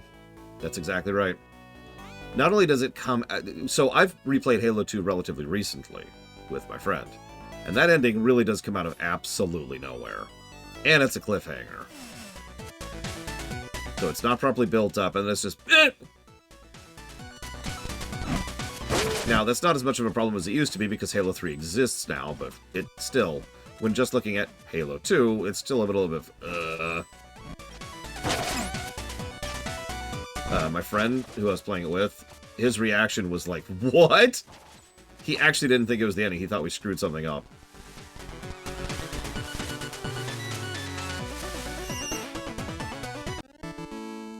I'm impressed.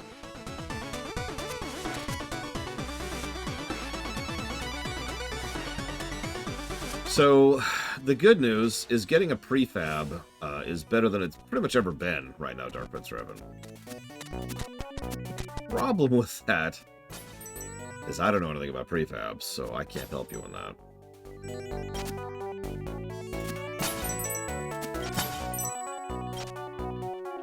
Let's just kind of grab a save here.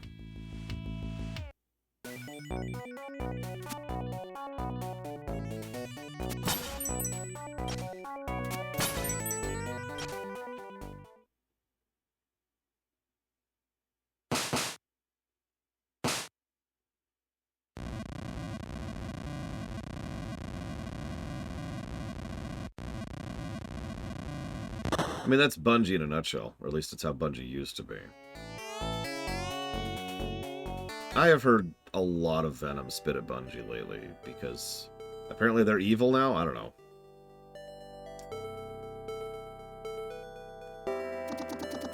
Welcome, adventurer. You must be wary. Allow the sanctity of this place to mend your wounds and invigorate your spirit. Hey, look. JRPG text. We are proud of all you could achieve on your own. What is this place? The shrine and its history matter little now. A tragic fate has befallen this world indeed. Eons ago, we were its guardians. Are you gods? Some would say that. As the roots of wisdom grew more distant with each passing generation, humans took their security for granted and set faith aside. Devoid of worshippers, our power slowly faded. Your world was a vibrant sight before the flood. Then, as fate would have it, a powerful curse befell its only remaining piece of land. Guardians? How long ago was this? The implications of our story would make little sense to denizens of a fallen world. Fallen world? Your world. Its connection to the stars, a sea of stars you might say, has long been severed. Increasingly helpless in the face of its impending doom, we crystallized the last of our energy so that when the time came, it could support humanity's final hope. That final hope, messenger, is you. As we have since the day you were born, we will be watching over you. Receive our final gift to the world.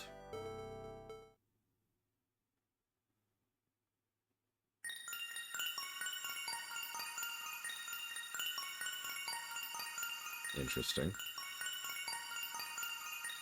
I wonder how much of it they had planned in advance.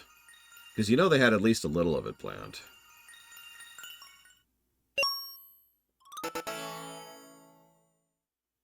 Left by the gods, long forgotten, to be found at the time of greatest need, is one of the notes needed to create a melody that'll break the chorus.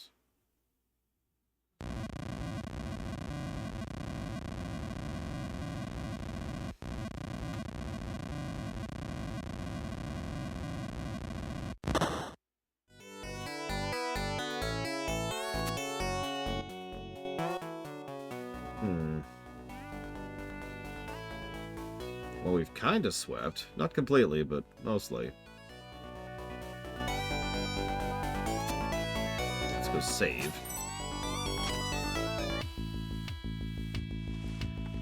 Write down some thoughts.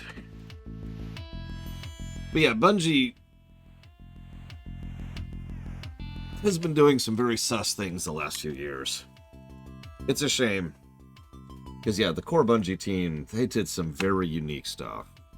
Marathon, Myth, the original Halos.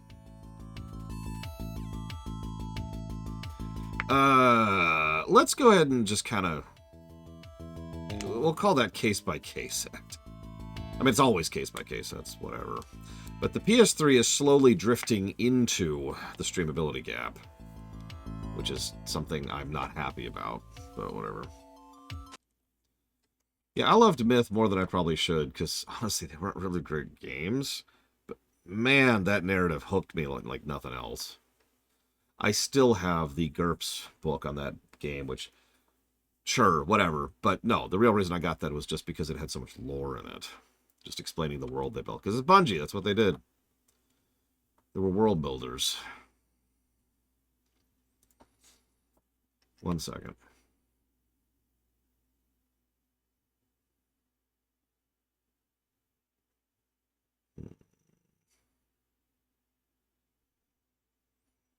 We don't talk about Myth 3. Like, at all. Good luck even getting Myth 3 playable at this point in time. It's literally easier to get Myth 1 and 2 playable, which is sad. because both games have their own issues.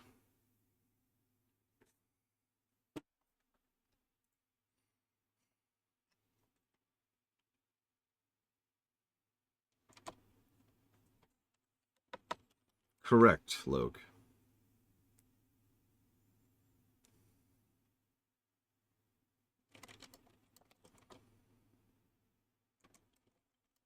Wait, Destiny 1 had a plot?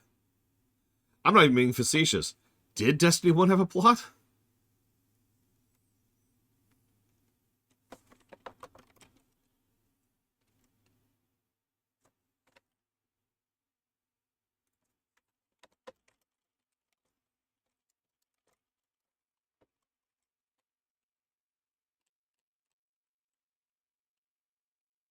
Only if you had the DLC. I hope he gets to use it in something somewhere, Spartan. I should mention I've played through Destiny 2 Vanilla. Wasn't what I would call super impressed with that, but, you know, it had a plot.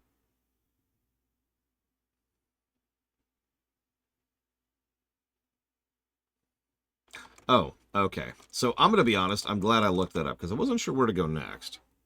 Hang on, let's see what the hint says. Use the power of true sight to survive a deadly trek. The messenger shall discover a long forgotten grove.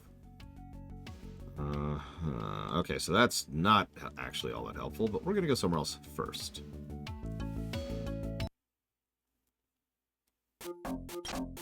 I did have one fairly major complaint with Destiny 2 gameplay-wise, but it's more like it's a complaint that made me be like, alright, that was fun, and then put the game down. A popcorn game kind of a thing.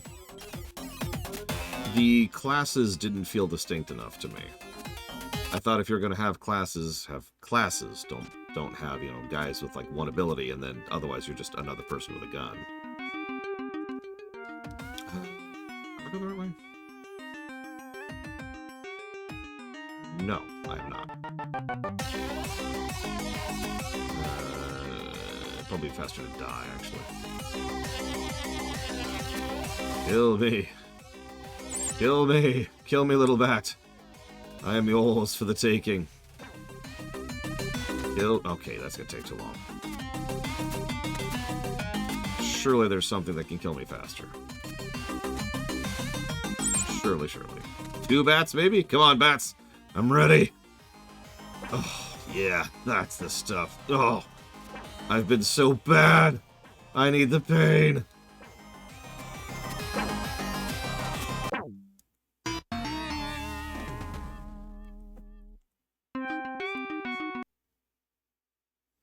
Oh, no, I'm not disagreeing with you, Friskaborn. I'm just saying that was my major... Damn it!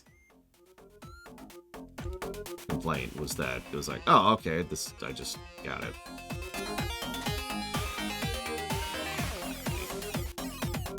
This is a good example of where it would be nice to have that Hearthstone option and just get back up to the thing rather than doing what I'm doing right now.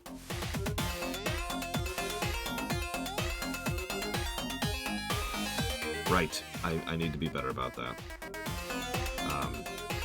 So because I have this problem where I only talk about negatives because the only thing anybody cares about are negatives, I gave the Sunken Temple several positives. Because, you know, it was cool. It was a fun, interesting platforming section that didn't piss me off, which is already interesting. And, I really liked the visuals and the music and the vibe down there. Let me guess, your name's Pyro? That's me? How'd you get so close to the underworld if you can't stand fire? Yeah, irony, right? To be honest, I don't remember, but I do have to get back to my workstation. So, I'll be completely honest, it never would have occurred to me that I could run on lava. I hadn't looked that up.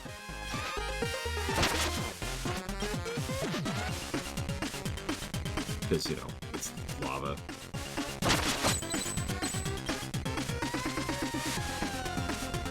Glad I looked that up. We can actually access the final boss right now. The first final boss, not the real final boss, obviously.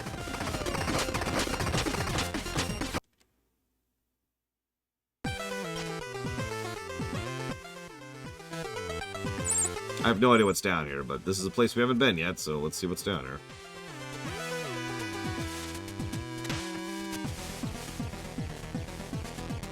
Okay. Never mind. I actually know exactly what this is.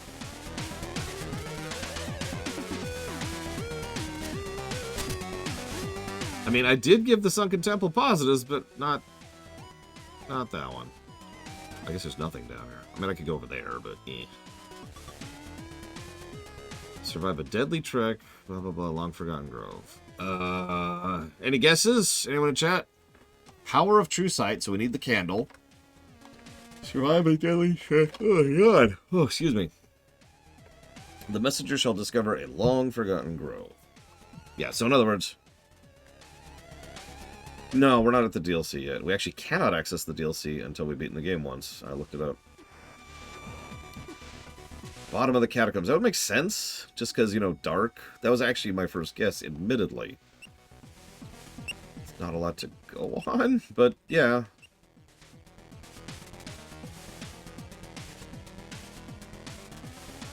Well... Of course, we don't have a warp to the catacombs, so that sucks. I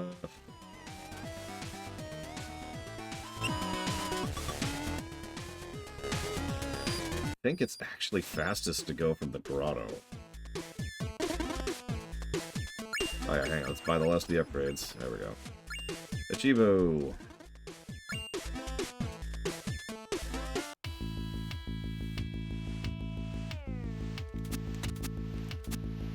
Why does this one only have 2 notes? We've gotten several notes by now. Oh, there we go.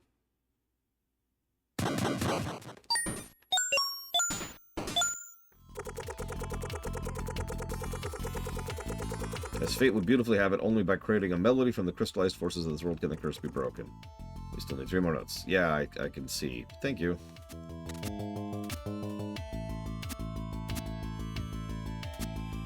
There's apparently a door in wherever that is. We haven't found yet. It's the only one we haven't found, actually. Is that the bamboo? Because we should go, like, get that unlocked, if that's where that is.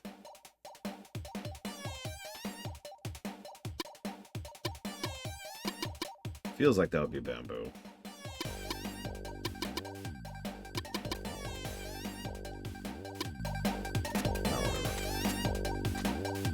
I'll think about that in a minute. It's now the, I think, 8th time we've been through this exact screen. Damn. I found myself wondering how many more times we'd be backtracking if I wasn't using a guide at several points. I should mention, I'm not actually using a guide right now. I am presuming it's in the catacombs. It might not be.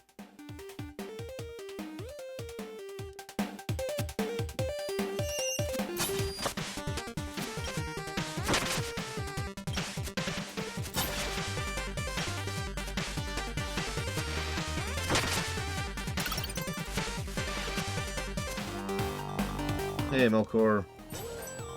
Whoa, I wasn't actually ready for that.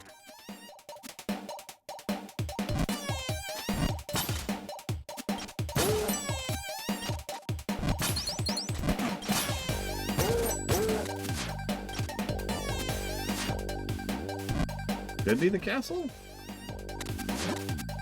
I don't know, it's just woodsy. And to the right of here. But before the grotto, which is the next portal, so... Like, there's not a lot of options. It's the temple or the creek, and those are the options. Does anybody know? Before we spend any kind of time on that. Not that I'm going to do that right now, anyways. Down, yes. I'm right. And yes, we're still stuck in the hell. Okay, it is the new area. Thank you for saving me some time.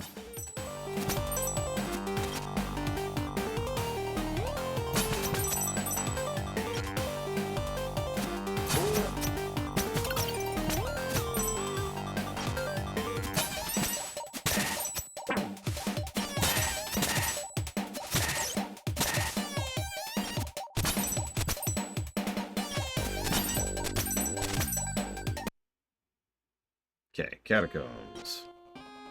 Any map hints? There's one place we haven't been. That's pretty far in. Well, let's see what happens.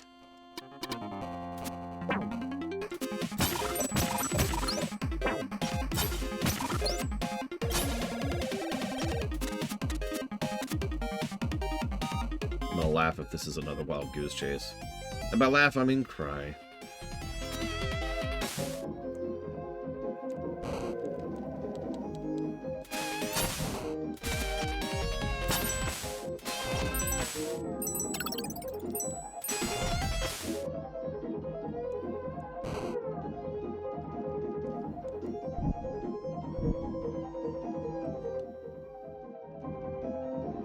What's it toggle, Arspruce? What am I asking?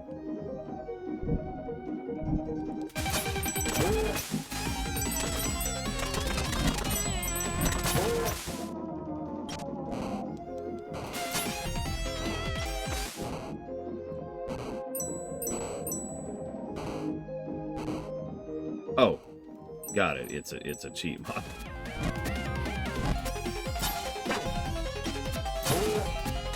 No judgment. Not here to judge.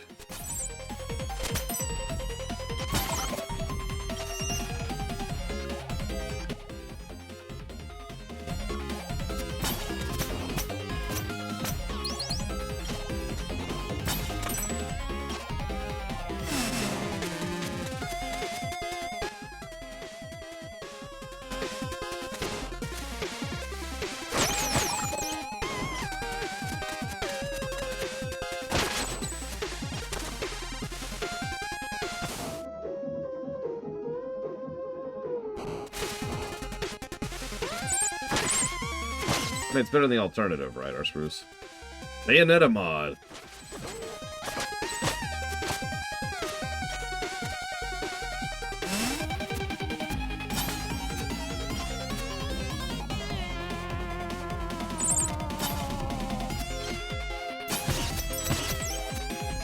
I saw it too. And lo and behold. Even let me a sign, or I guess 2 signs. He was such a bro. I wish I could be like, hey, thanks, bro. And then, I don't know. Give him some ice cream. What do you give to a guy like that? Okay, so, darkness mechanics. These can work. These can work. If you remember, one of my favorite segments of Ori 2 is a darkness mechanic. Yeah, Moldwood.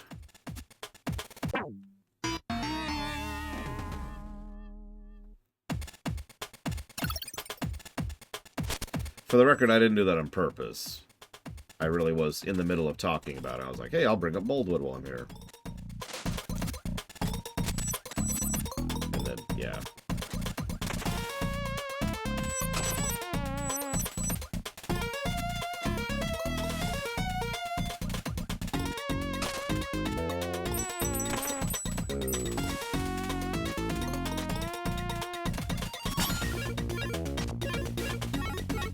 Oh god, DMD, don't even get me started on that crap.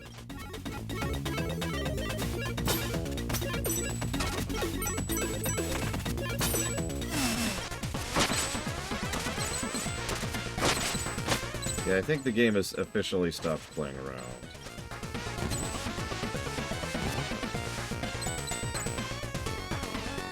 It was bad.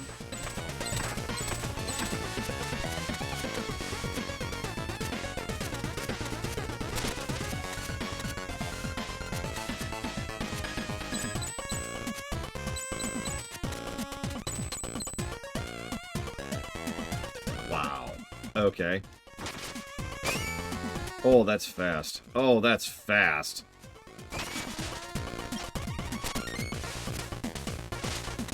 I just... Wow! Okay.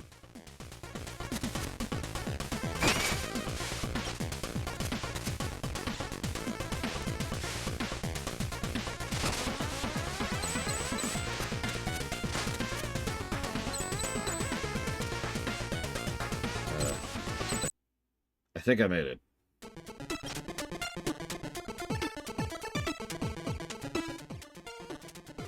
Riviere Turquoise? What? The hell is this? Okay, River is Death.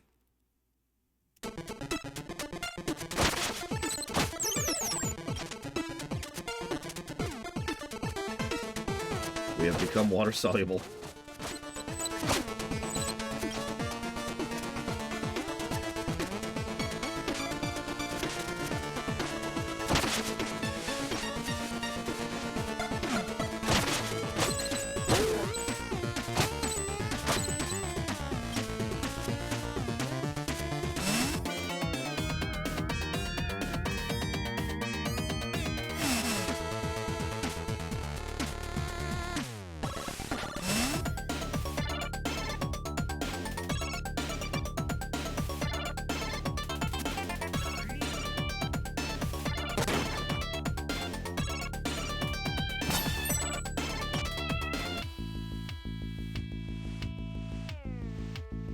That explained why I couldn't tell where the final portal was.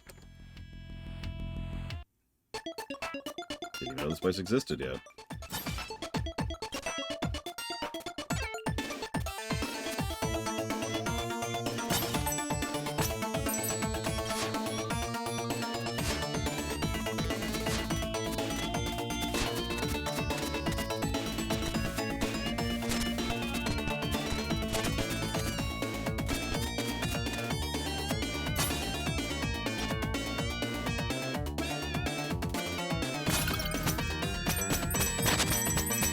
You're right. It's not bamboo.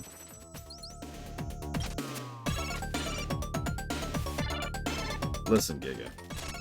I don't know if I can inflate your ego any higher than it already is.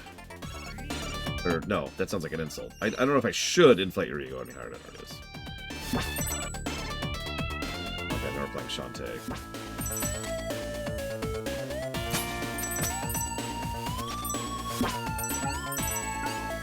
Donkey Kong, if you prefer.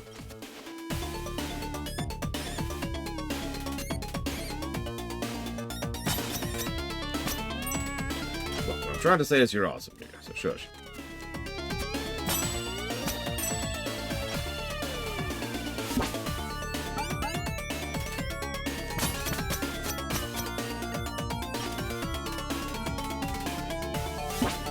You're probably right, Rex. I completely spaced because it's been so long. Okay.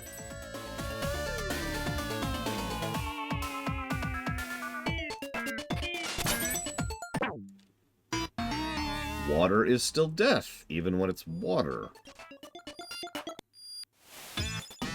Cool.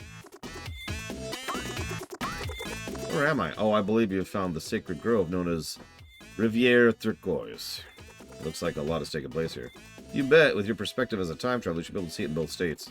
The area used to be ruled by demons and completely charred, until one day a powerful messenger drove them out and brought in the butterfly matriarch, so the grove could heal and become lush again.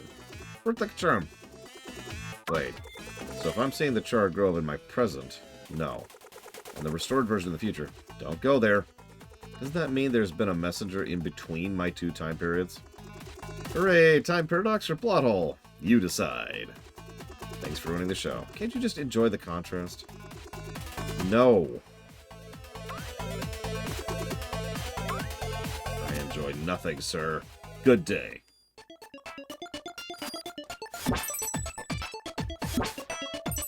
Actually, it would make plenty of sense if we are the messenger in question, so no paradox in question. But, you know, whatever.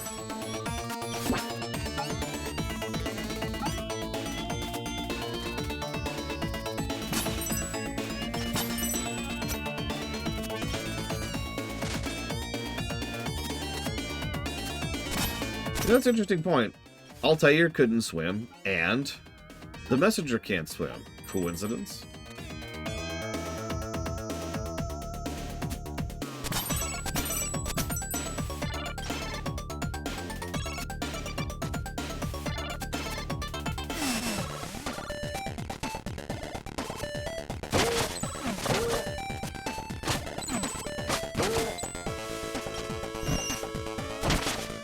We all know Spyro was a well-known dragon ninja. Just like Ryu.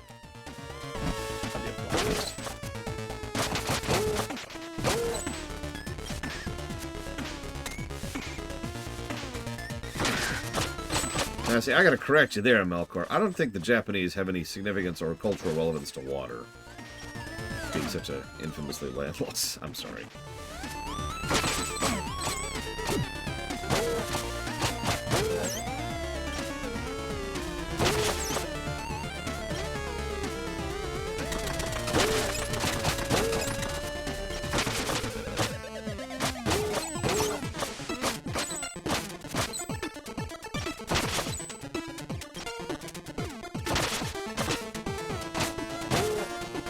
I'm actually rather enjoying it myself, visually. And gameplay-wise. I mean, Assassin's Creed 1 was very much a first game. Like, holy crap levels of first game. I don't particularly like that game, and I'm shocked at how good it is for how, you know, problematic it is.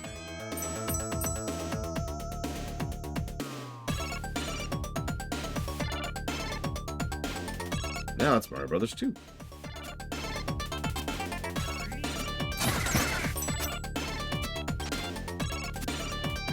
Way too early.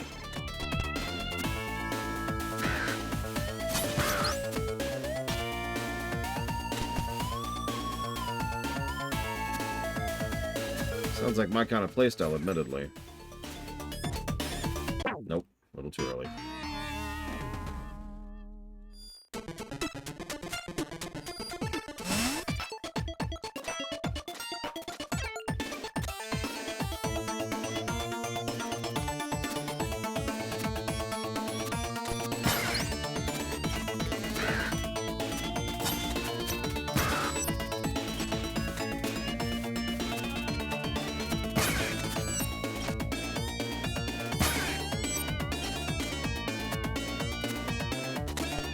Make it.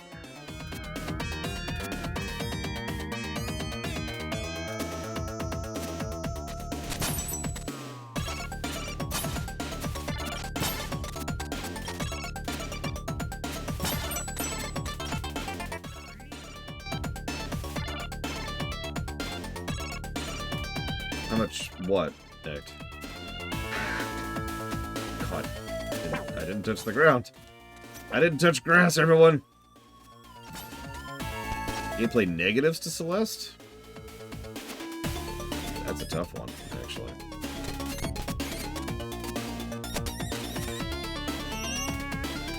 Oh, Golden Number. You know, if I could talk for just a second, it actually amuses me because I'm the idiot who never thinks of Golden Number as GN. And everyone else is constantly like, yeah, what's the GN of this? And I'm like, gameplay negatives? Because that's what it is in my head.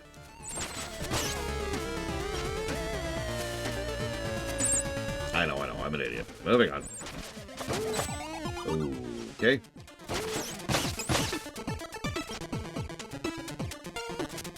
I don't think I've ever called it anything in short. I just call it the Golden Number.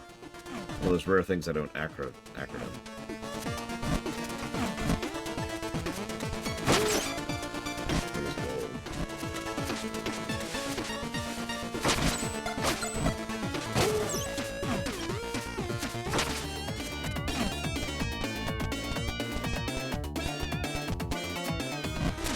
I really like this level, by the way. This is actually currently in the running for my favorite stage. That's true, Lickdwell. Like I said, there's no judgment here. It's just, it's something that's come up before where someone's like, I wonder what the GN of this is. And again, my first thought is, what are they talking about the gameplay negatives?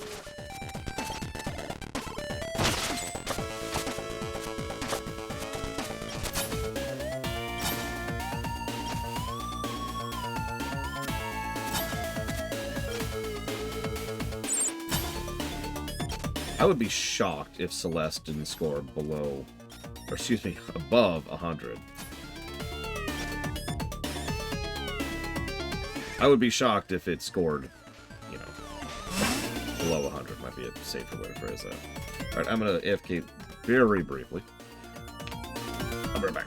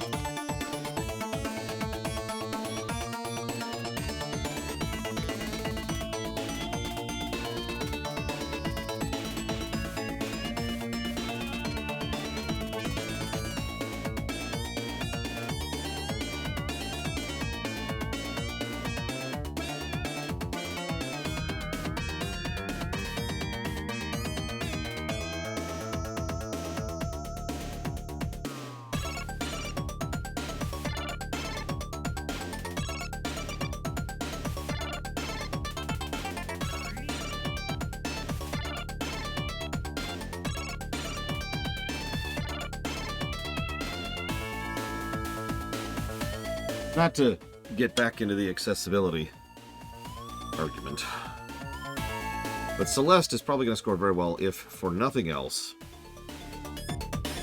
because of the fact that, because of how well designed it is, my niece can and has played it and enjoyed it, despite being, you know, a rather brutal game.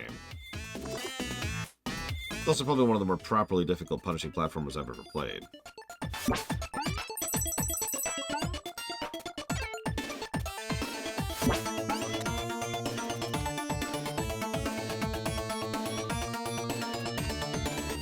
Hey, Ross. She has not. She would not enjoy Cyber Shadow. But simply.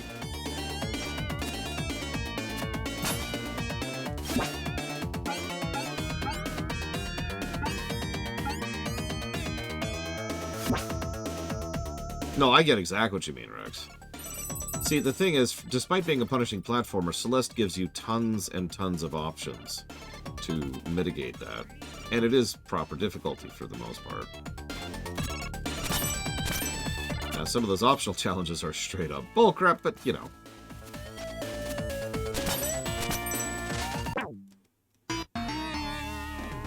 Oh, the epilogue is definitely DLC hard, 100%. And the B-list, C-list stuff, whew.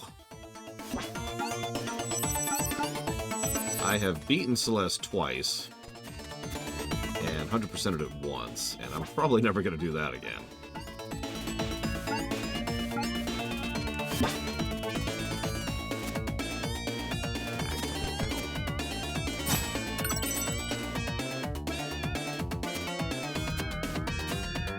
Cyber Shadow's a very good game.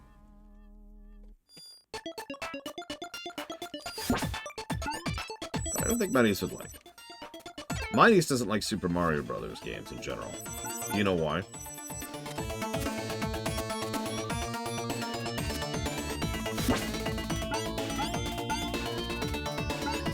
It's the clock. I've probably talked about that on camera before, but yeah. It's the clock.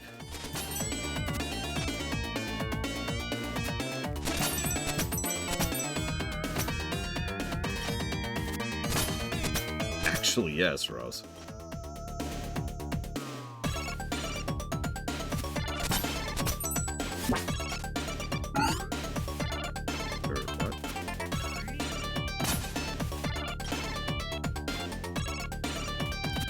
I mean, Mario Wonder is, I believe, the third highest rated game on my list right now.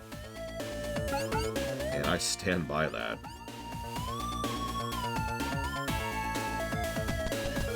I've actually seen adults with the same anxiety, so no surprises there. I am a little bit too, Ross. The question everyone kept asking is this better than Odyssey? And the answer is still, I don't know. We'll see someday. Hopefully. And to answer Zalok, I don't think I could play Blasphemous. Just a little bit too icky for me, you know? So, she kind of doesn't like Majora's Mask, but as soon as she started thinking of it in a different direction, she started liking it a lot more. I know that sounds strange, but Majora's Mask doesn't really have a timer the way some games do. It has a resettable timer, and that key distinction puts more of it in her control. Having said that, she has gotten frustrated at Majora's Mask. Whoops, I forgot to turn this one. She has gotten frustrated at Majora's because, you know, she'll be in the middle of doing a dungeon or whatever, and the clock starts ticking. She's like, wait, no! I need to finish the dungeon.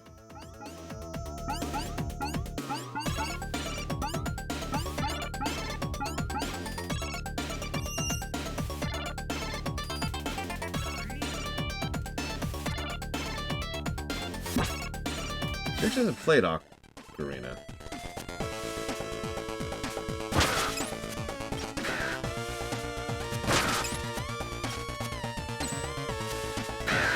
Okay. I was expecting that to go up, honestly.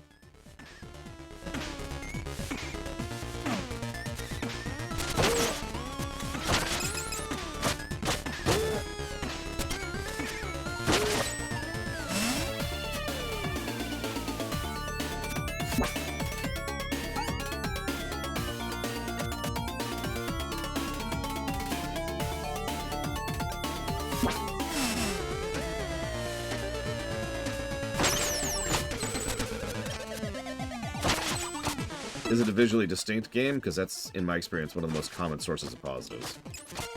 Visuals and music. I can't tell you how many reviews I've seen which say, it looks and sounds great. And I'm like, okay, how's it play? No, it looks and sounds great. How does it play?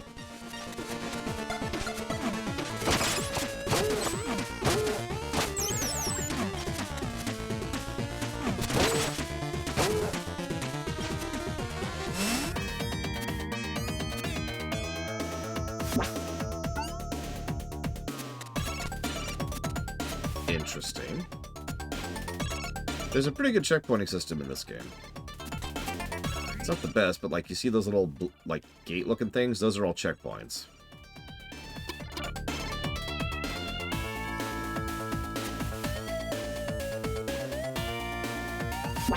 Oh, less of a delay than I thought. That might be too high. Nope, we made it.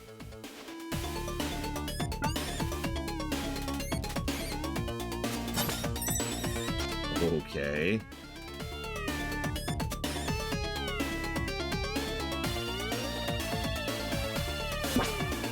Yeah, Stellar Blade has thoroughly unimpressed me. I don't say that as a negative, I say it as a statement of fact. So I want this. Okay.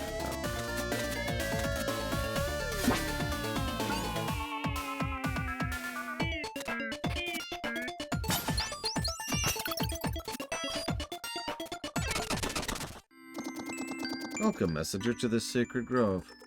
Who are you? I am the Butterfly Matriarch, the embodiment of beauty. Come closer, I have a gift for you. No. Careful, Matriarch's not what she seems.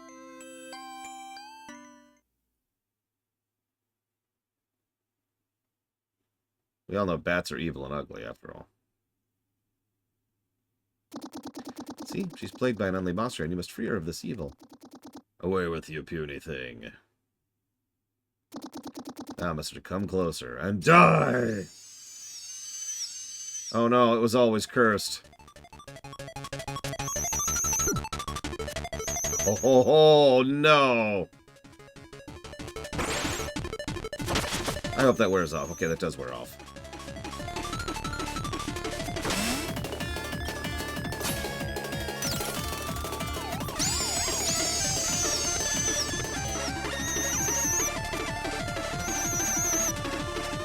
I mean, bats are cute. I'm sorry.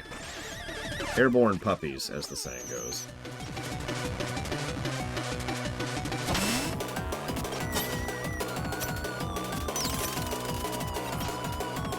Ah, I see it.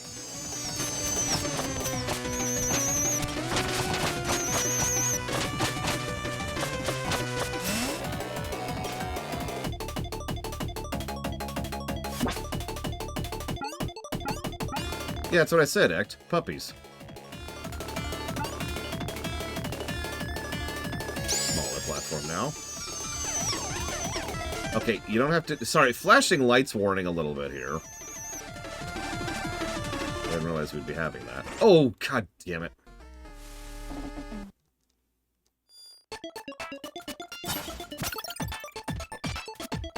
In case you haven't missed that, when she hits you with that attack, your controls get reversed.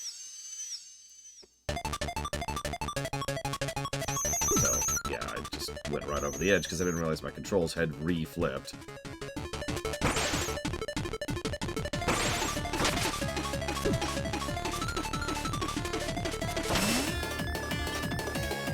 Yeah, a lot of NES games had that effect because, you know, they literally didn't know better back then, and they didn't have a lot of other tools with which to accomplish, you know, explosions or flashes or you got the things. Nowadays, yeah, it's when did this game come out? 2018? Something like that. Well, we can do better.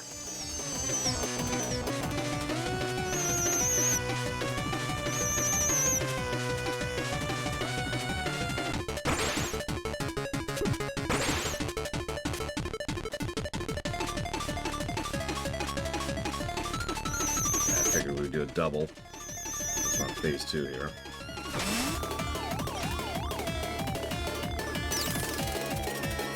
What if those platforms are there before she does that?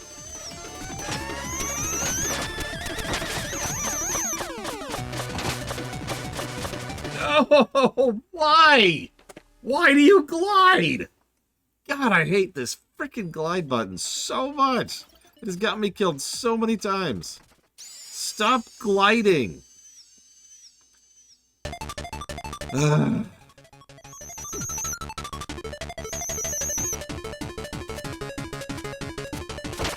I guess that answers that.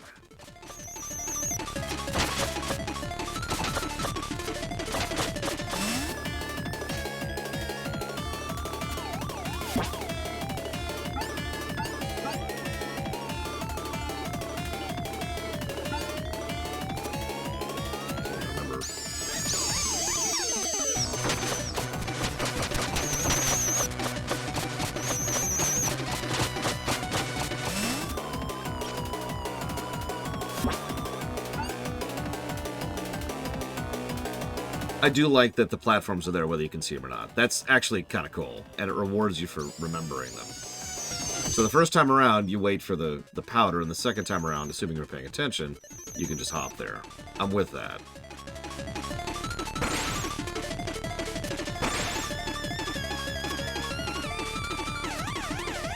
Maybe 3, I'm guessing.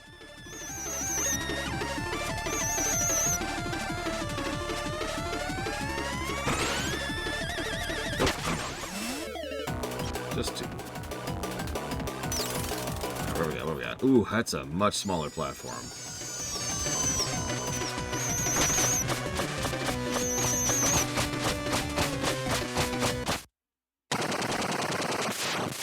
But they actually adhere to the rule of 3s for once. I've noticed this game in general doesn't follow the rule of 3. Incredible to be free at last. How long has it been? Too long. I made a mistake. I thought beauty would fix it all. Thank you, Messenger, for ridding me of this rotten core. Is this a lesson on appearances and how they can be deceiving and why we should never judge based on them? Why, yes, you took the words right out of my... Wait, do butterflies even have mouths? Anyway, you've been a great help. Let one of my fireflies accompany you on your journey. I am certain you'll find her valuable. Oh my god, can we just swap time at will now?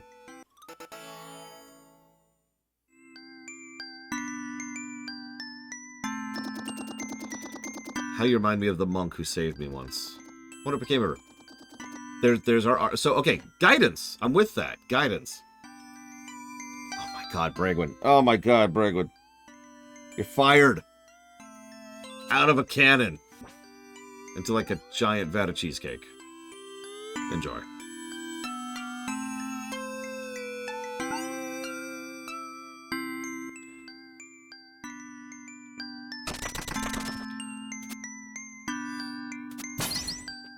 So hang on. I don't think there's a reason to walk back through the stage. So let's talk down some thoughts here. First of all, gorgeous place. And I love the contrast. I think this is going to be our first triple brickwork. What's the name of this place? Hang on, let's look at the walkthrough. What is the name of this place? River Turquoise. We're just going to call it River Turquoise.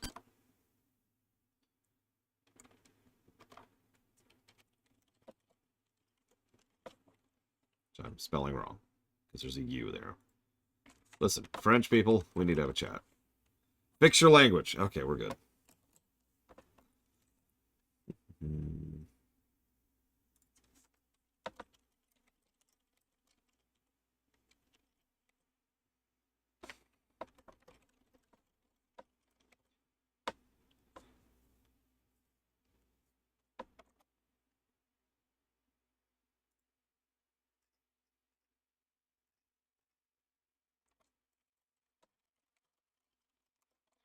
Okay, so we have a destination.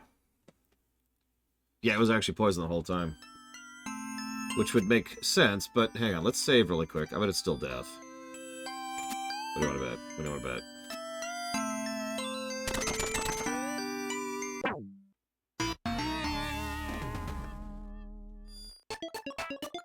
Aw, we lost the music. Yeah, there's like one optional thing, and that just leads to a green thing. I don't care about that. I don't care about green things. Nobody cares about green things. So yeah, let's just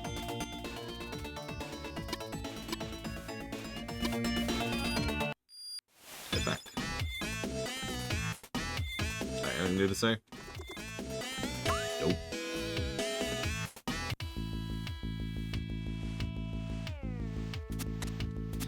I believe...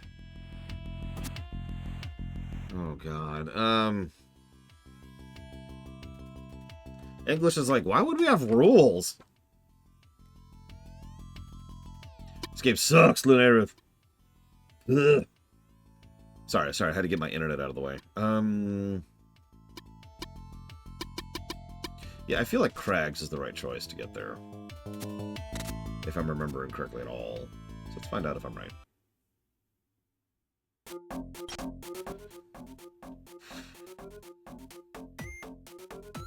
I think so, yeah. Let's try it.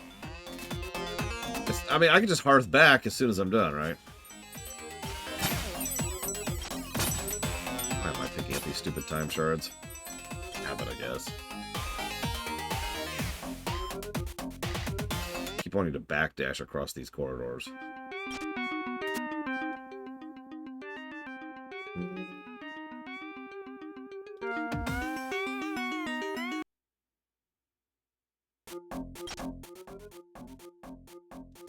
That is such a trip, but it still might be less of a pain.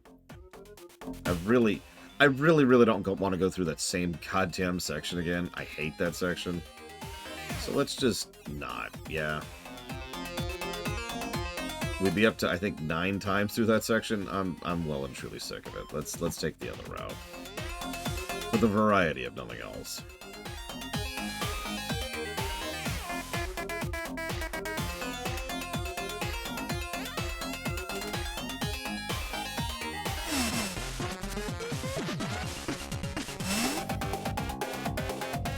So, got any 3s?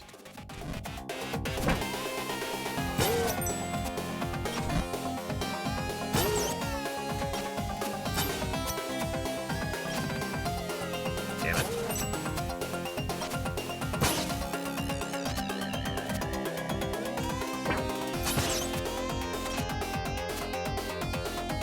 I like the cacti.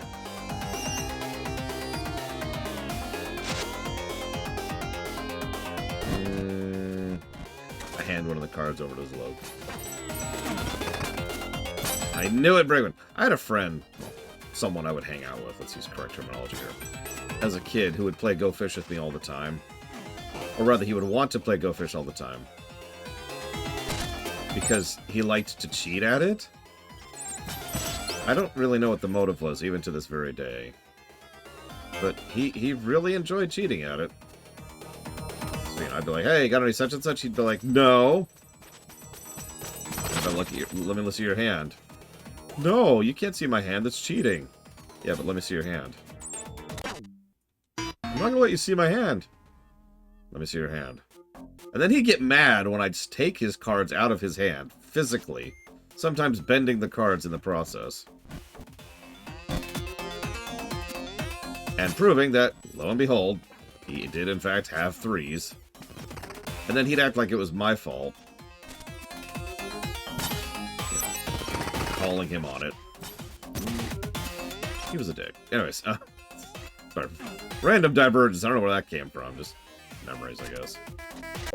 Death, you know. Death makes you introspective.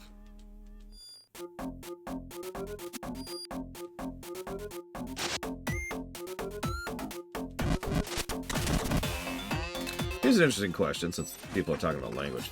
How many other languages have a thing where the exact same sentence with the exact same words and the exact same everything can be completely different meanings based on how you say them, just how you place emphasis? Or is that a normal thing? In which case, ignore me.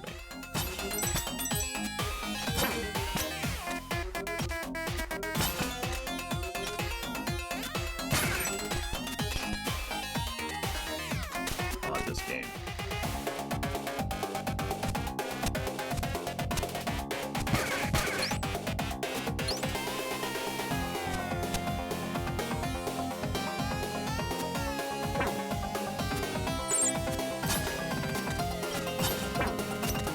Oh my god!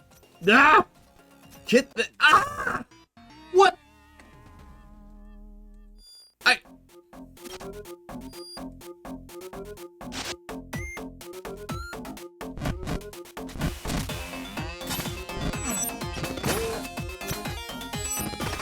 couldn't stop gliding.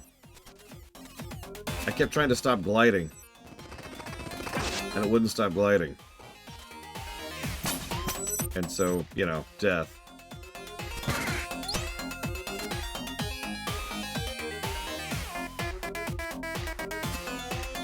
Let me use an example in English of what I'm talking about, because apparently I need to explain it.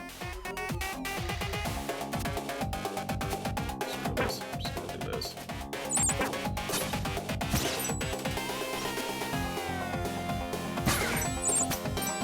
So I'm talking to Bragwin, right?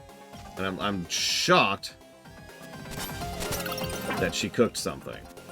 So I say, Bragwin, you cooked something, okay? Or no, Bragwin cooked that. There you go. That's a good example. Bragwin cooked that? Thereby emphasizing Bragwin in the concept and getting across the idea that what I'm most shocked by is the fact that it's her who was doing the action. Bragwin cooked that? Why would you cook something like that? That's just strange. That's very unusual. Bragwin cooked that? Thereby changing the topic the emphasis to the topic and making it weird the specific thing she cooked. I know I've talked about that several times lately. I just find it fascinating. That's all. Just geeking. Don't mind me.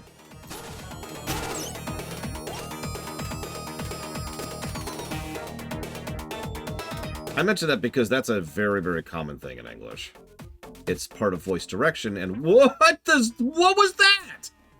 Oh, I better not go all the way back up. Oh, thank God.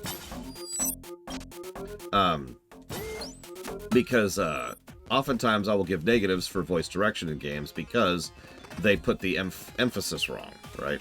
Not just on the syllable, but on the word, which changes the meaning of the sentence and completely changes the intent of the scene. Voice direction is necessary to really make those kind of things work, and, well, let's be frank, a lot of video games either don't have a voice director or don't have a good one.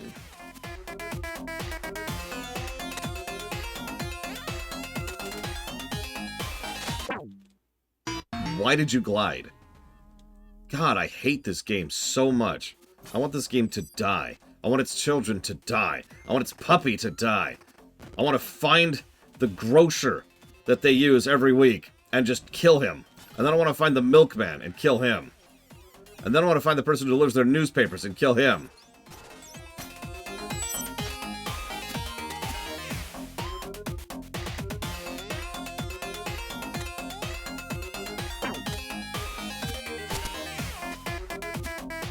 Yeah, welcome to my playthrough of Pentiment.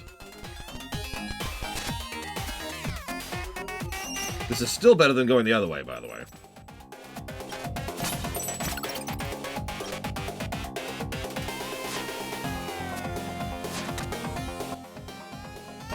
I could get a green thing. Or I could do anything else with my life whatsoever. Like, die!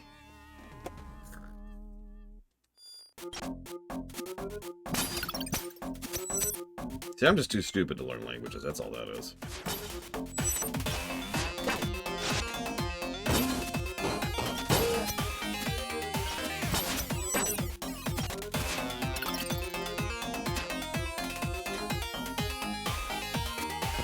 Listen, all I'm saying is that grocer needs to recognize that I was here first. If you're gonna cut in line, just because a new aisle opened up, you don't get to go right to the front. You were 5th in line.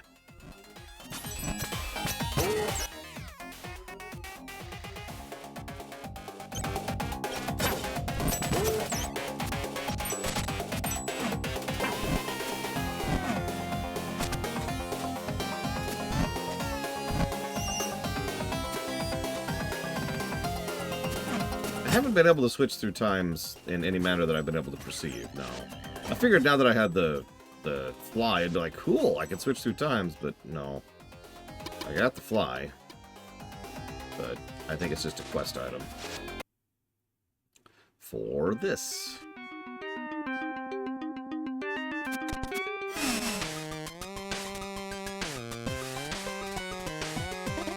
Hey! This is the monk who brought the butterfly matriarch to restore the grove centuries ago. Looks like she's been corrupted. Let me help her out.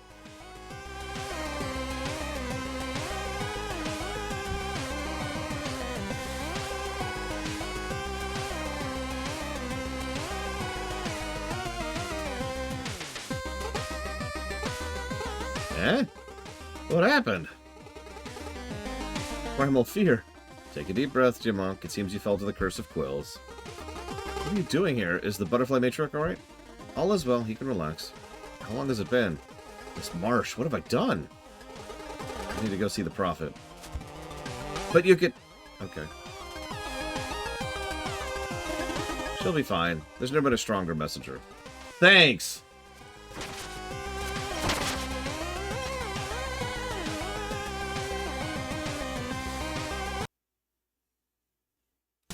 Yeah, can I just teleport to the... No? Okay. Just wanted to be sure.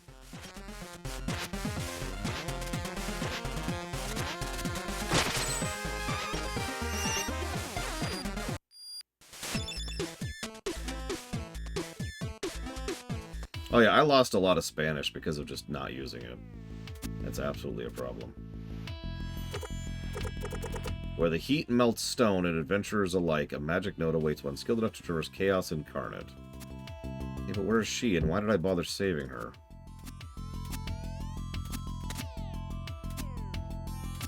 I don't mind to start harsh, but like, what was the point of all that?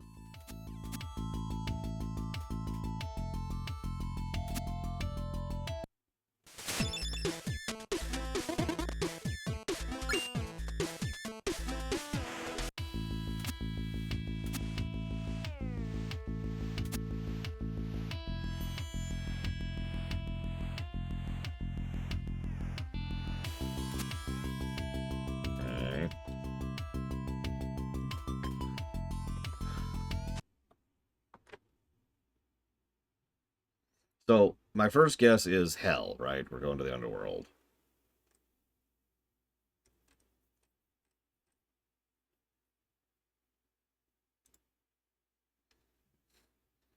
The room on the right only allows you to access some new zone, which we need a demonic artifact for, which we haven't gotten, or to replay the tower if we hate ourselves.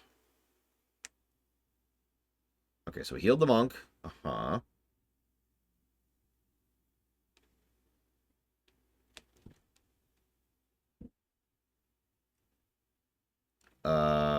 That's not what happened to me. Sure. So she... Okay. I'll try the prophet one more time here. Just... Nope. Okay. Well, let's see if this is a huge waste of our time.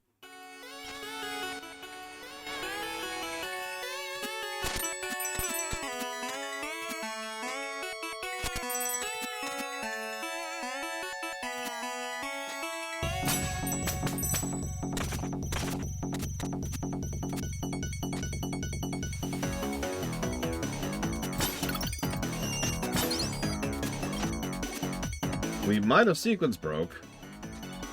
Very unintentionally, I should mention. Let me guess. Kahlua, Ross.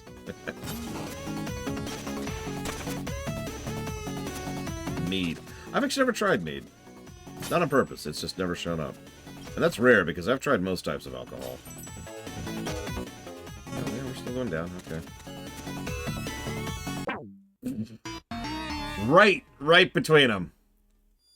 Like an inch.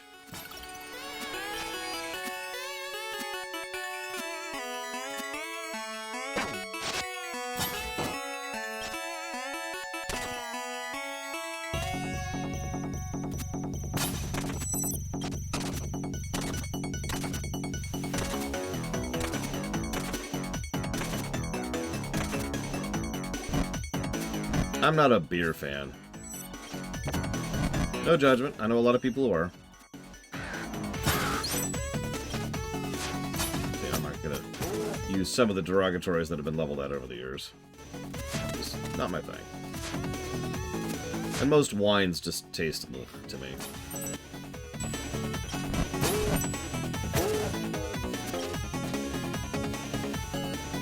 And then, of course, there's hard liquor, which I've had a lot of.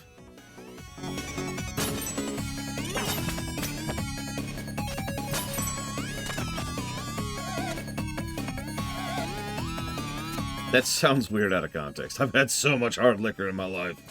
Ugh.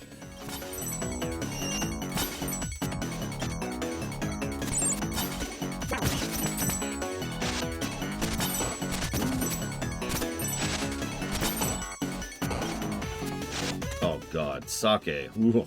No, thank you. I know some people say, you know, have it warm. I hate this screen. I don't think that helps.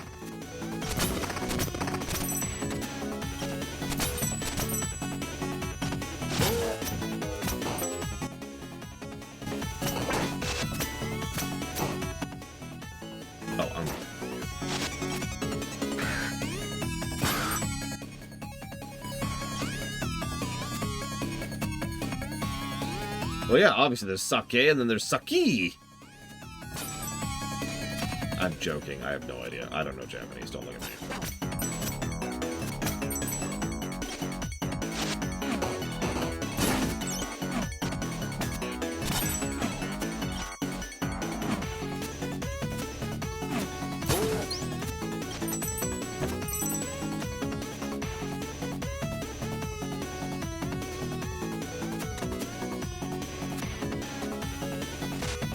Well, good news. This is a huge waste of our time. Freeing the monk allows you to free the dragon. You'll notice she is not here.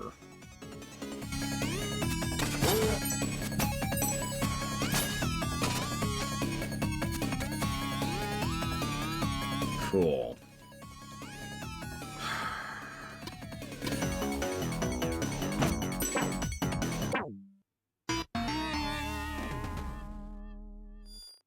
So yeah, next thing I'm going to try, before I leave entirely, I just presume I'm on the wrong track, so we're going to try the past.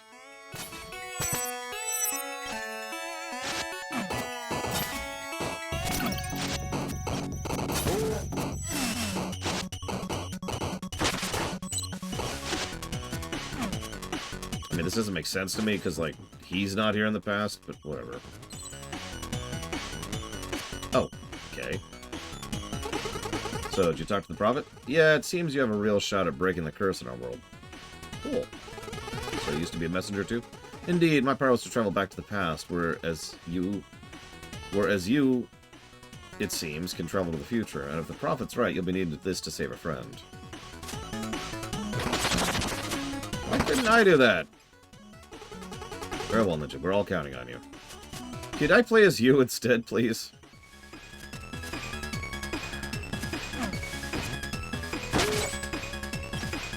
I mean, having a 2 damage attack would be nice. Been stuck with a 1 damage attack for a while now.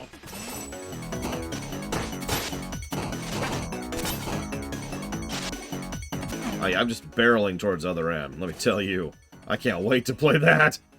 Oh god, it's gonna suck too.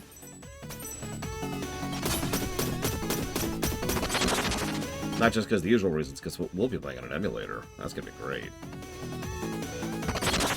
Manfred, you okay? I barely notice it, Rex, honestly. That's it. Feels great to be able to move again. I bet. Yeah, freedom's where it's at. Alright, we have the environment to save. You ready to go to the Elemental Skylands? Sure. Let's do this.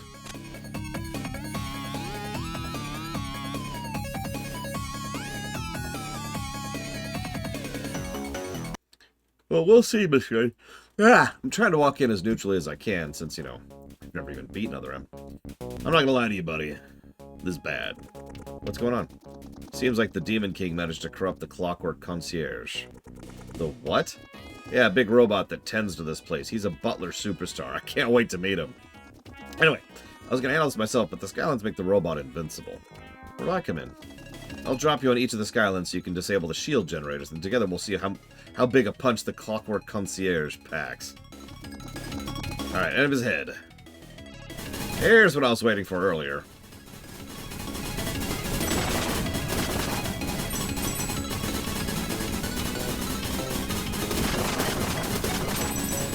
I knew, thanks to his stern expression and repeated beatings of me in the face, that something was bothering him. I am not certain what it was. However, it might have had something to do with my terrible voice direction. Made it to the Air Skyland. Catch you after you disable the shield. Good luck.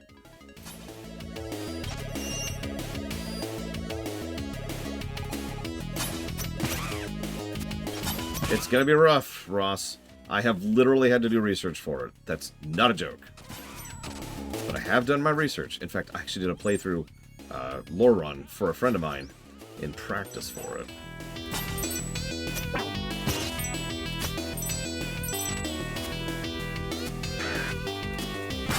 Oh, right, shop. Look. It's not my fault the shopkeep refuses to talk to me anymore, okay?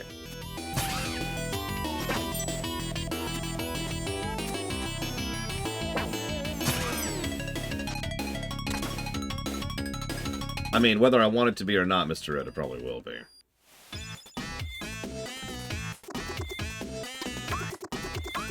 Congrats, you're the first messenger to venture into the Elemental Skylands. Any idea what the deal is out there? From what I heard, the Skylands regulate the climate. And there's a big robot in charge called the Clockwork Concierge. Oh yeah, who told you that? Oh, it was a talking sky serpent called Manfred. Okay. It's true! Of course it is. On an unrelated note, there's less oxygen at higher altitudes, so you might want to be careful. Yeah, so, Melkor Blade, here's the really strange thing about Super Metroid. I know that game so well, and I'm so good at it, and yes, that is bragging, that I needed to look up how to play the game normally, because I have to for a review. I have spent so many years at this point sequence breaking and just breaking the game over my knee that I was sitting down to play it with a friend, again, the lore run I mentioned earlier, and I was like, because she was like, well, how do you go next? So I'm like, well, we go here. How do you go there? Well, first you do this 3-frame perfect trick, and then you do this 3-frame perfect trick, and later on we're going to have to do another one, and then you do this. And she's like, okay, what do you do if you don't do any of those things? And there was just this pause, because I didn't actually have an answer to that question.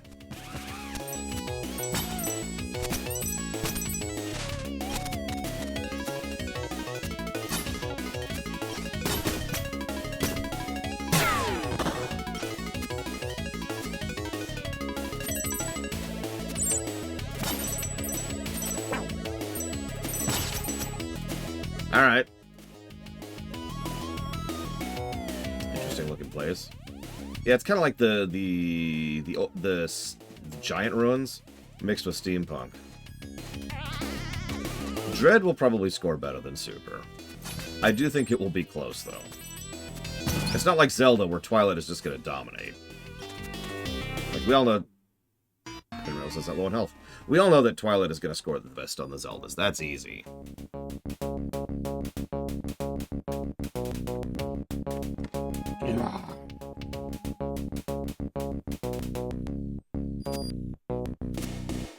Yeah. Oh, God, it's the beginning.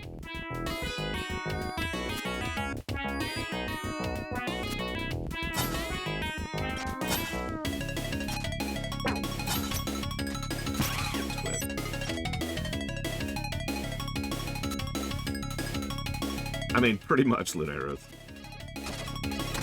There was this one point where I got super missiles early. You know the one. The easy one. Right? I mean, it's only a frame-perfect trick. Nothing too hard. And, you know, I did that, and I was like, okay, here's super missiles. And I was just running off of so much muscle memory that it took me several seconds to realize what I had done. And I'm like, okay, pretend you don't have those. Because I was letting her kind of guide where we go to get the idea of someone who doesn't know where to go and doesn't know what to do. I was like, okay, pretend you don't have super missiles. And she's like, but you do. And I'm like, but just pretend they're not there. But you have them. No, I don't. Shut up. I don't have super missiles.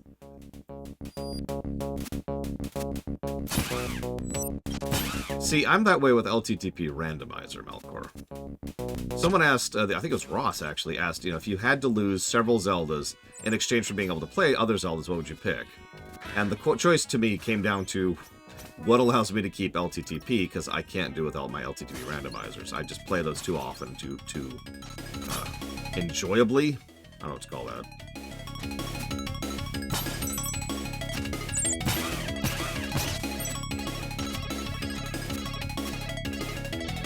No, I know. The rules were changed to allow regular LTTP. That made it harder, admittedly. I have a checkpoint, please. Please, game, please. No? Okay, cool.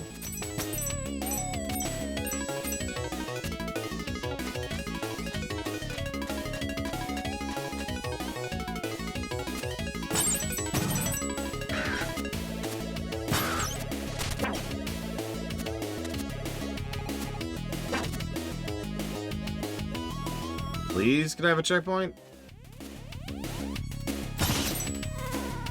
No, I'll take it.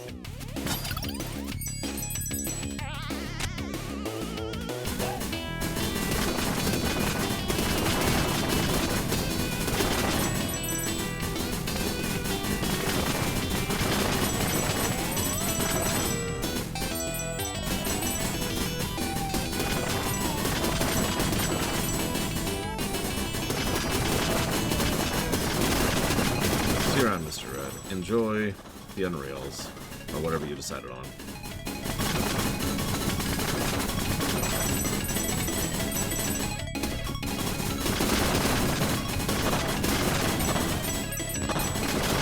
Yeah, I look forward to pointing out how old fast travel is as a concept.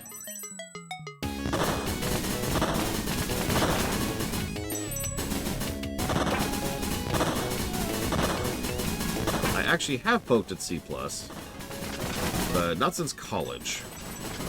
And for perspective, that was over... Well, no, that was about 22 years ago. Sorry, wrong direction. Under. Okay, Erskine Island.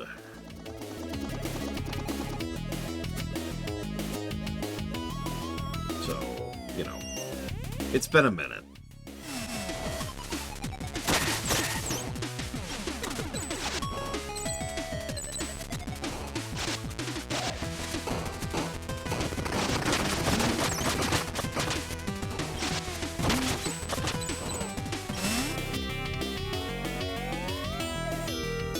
I've never touched C#.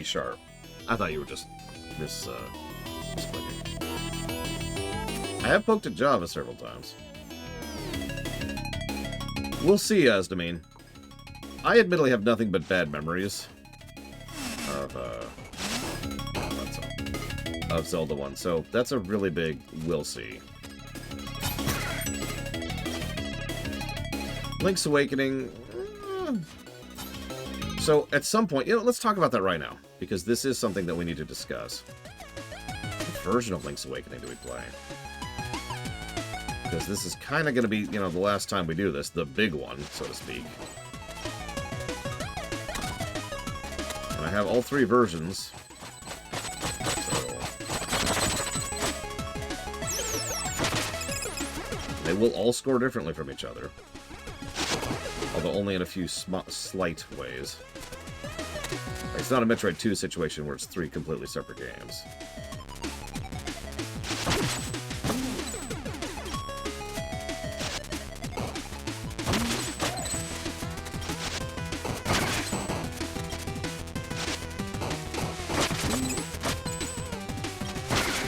Yep, we're playing Metroid 2, Metroid AM2R, and Samus Returns.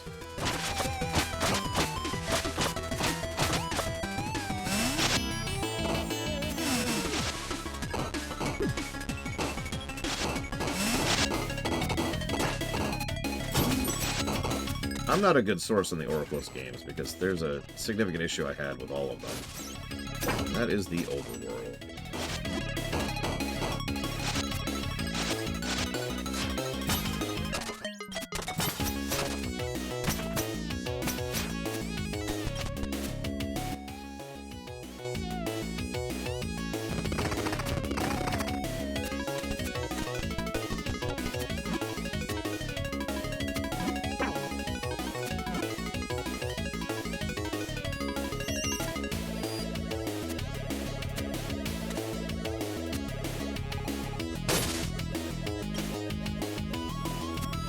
I think Four Swords will actually be one of the higher scoring ones. No joke.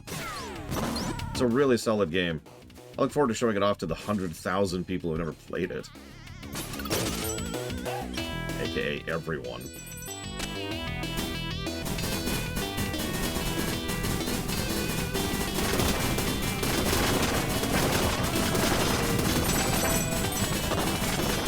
When I was in college, learning C was kind of a required thing. Having said that, I didn't retain anything from that at all, so make it out what you will. That class was terrible.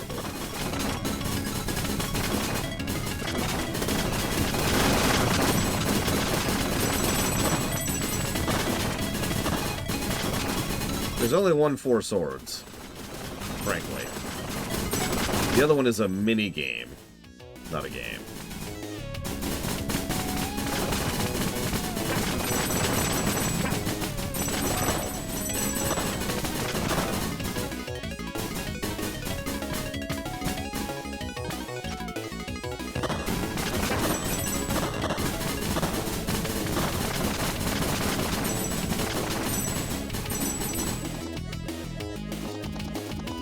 Minish Cap is brutal, probably the hardest Zelda overall, but not in a good way. And that's the only real memory I have of that game. Well, other than, you know... Hang on, can we trade this such and such thing? Wait, hang on, hang on. You've got a red one.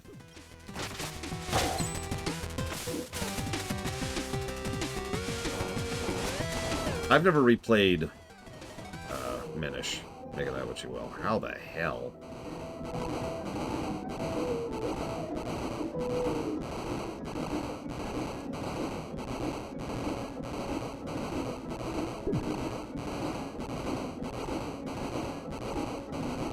Sure thing.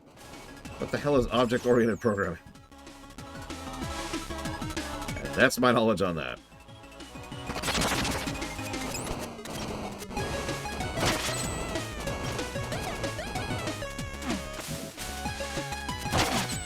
I mean, if you insist, Melkor, but it's still not in the Zelda block, I'll still never play it, and I'm never going to review it. Any questions?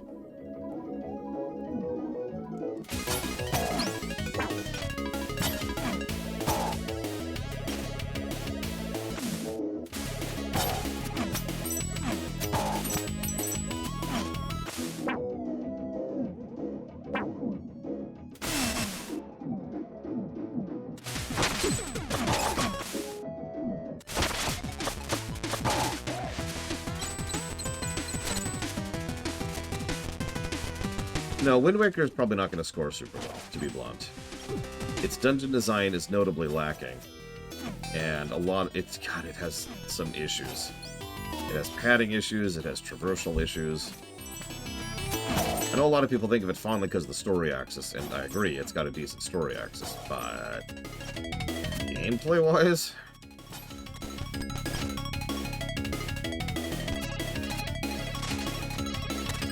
wrong button twice there.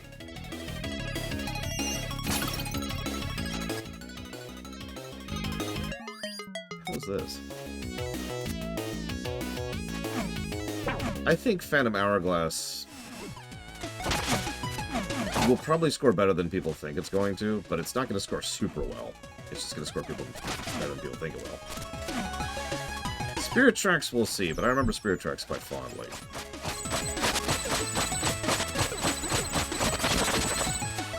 Oh yeah, speaking of which, Triforce Heroes is also not a part of the Zelda block. If I need to explain why, then get out of my stream. I'm joking, I'm joking. But for real, Triforce Heroes is not part of the Zelda block. I don't even own it.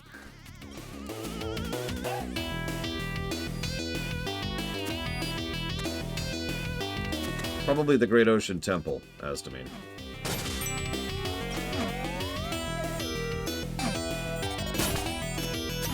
Federation Force. Just...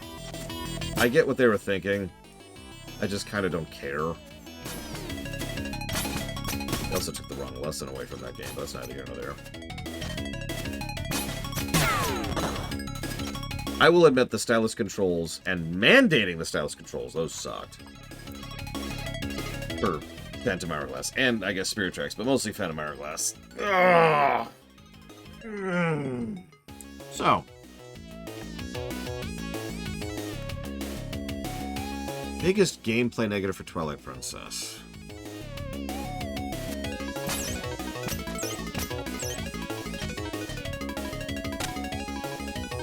I'm thinking it's either the pose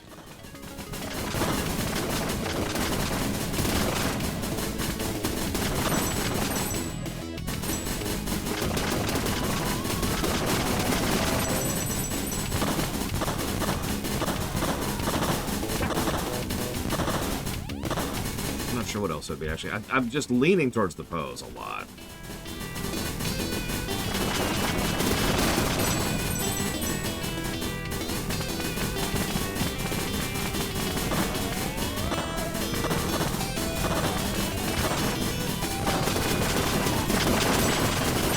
Recharge the Dominion Rod, aka the coolest item in the game, or at least it should be, but it isn't because it's just a fancy key. It's not bad, Dakota. I think it's honestly a wash. These things don't drop health or power-ups, and there's no abilities other than the charge. So, it's like level 1 of a typical shoot-'em-up, and that's it.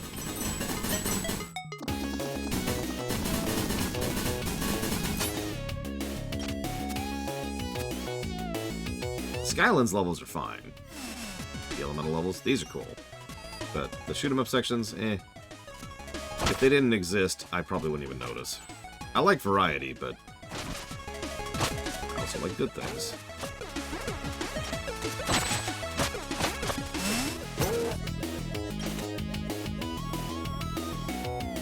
I do like not having to backtrack, finally.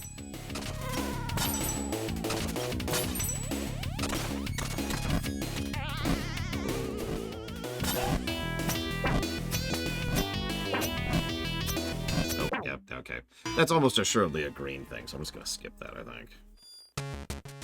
Yeah, that's a green thing. Cool.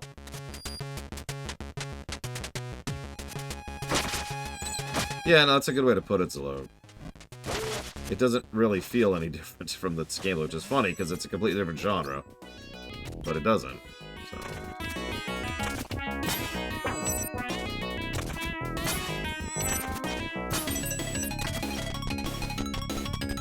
I've heard a lot of programmers say starting with Python's a good way to go.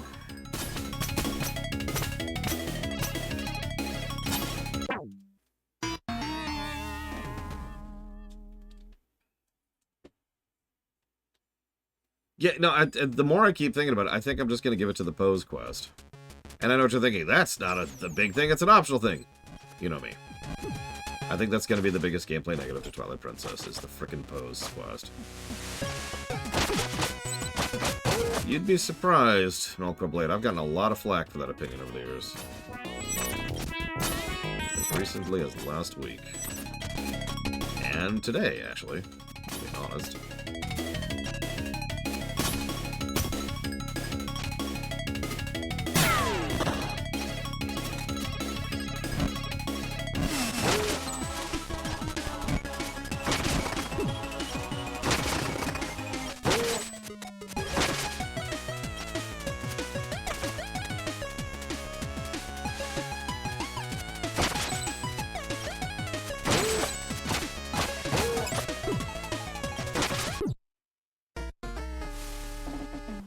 Gliding.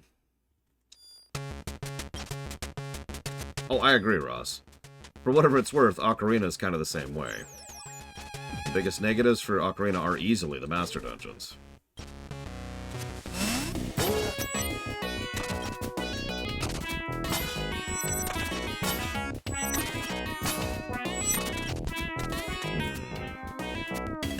Now you got me thinking. So the biggest negative of Breath of the Wild is the durability problem. And I say it that way because, as we've discussed before, it's actually more like 5 or 6 conjoining features that all make durability terrible.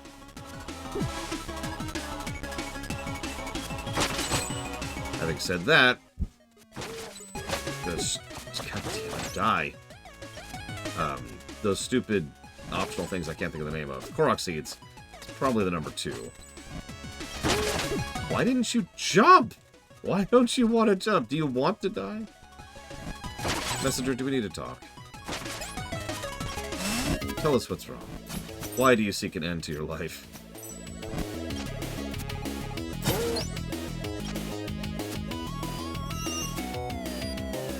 Breath is going to have a better story score than people think it will, I think. But that's not very high. It's just going to be better than I think people are going to think it is. I see the Clockwork Concierge. Here goes nothing.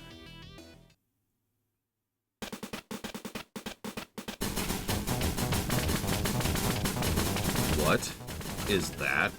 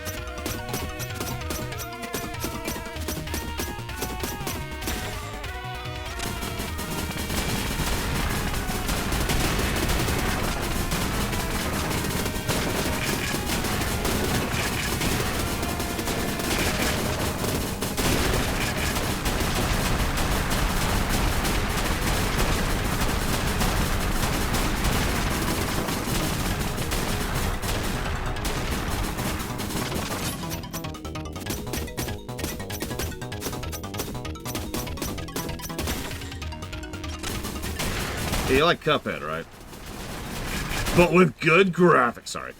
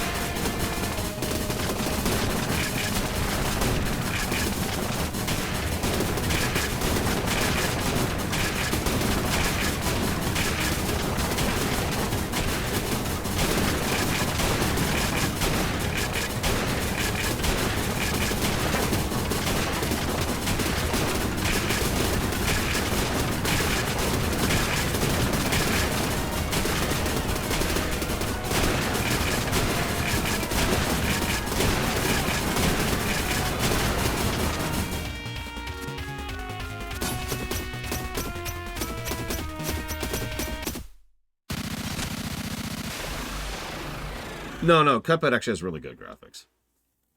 I hate them. They're really good. Huh? Hey, welcome back. Where are you people? Where's my hose? Nice to meet you. I'm a huge fan. This is unacceptable. I need to get back to my Skylands presently. Come on, chill. We just snapped you out of a demon spell. Since so, it won't be rude of me to let such a deed go unrewarded. Well, I'll agree to that. As I spent countless centuries in perfect harmony while catering to the intricate palace at Skylands, my core materialized a very unique piece. Acknowledging how deeply your cooperation has touched my metaphorical heart, I would like to offer it to you.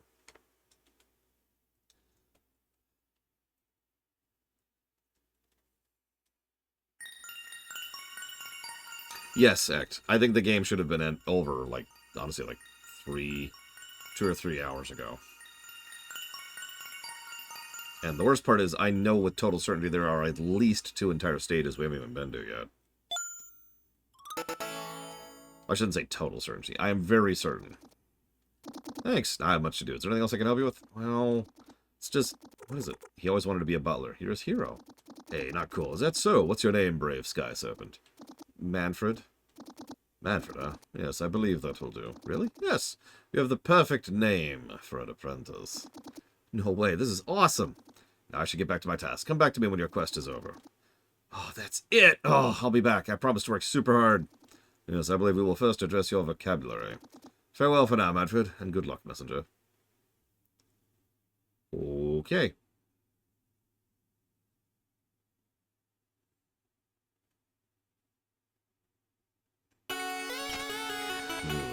Oh.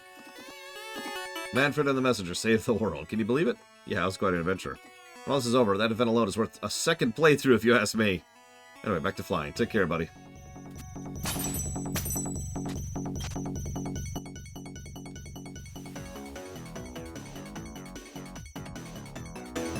Yeah, Alien Isolation... So many games have Sunshine Syndrome. It's really... I've said this before. It's harder to find games that don't have Sunshine Syndrome. God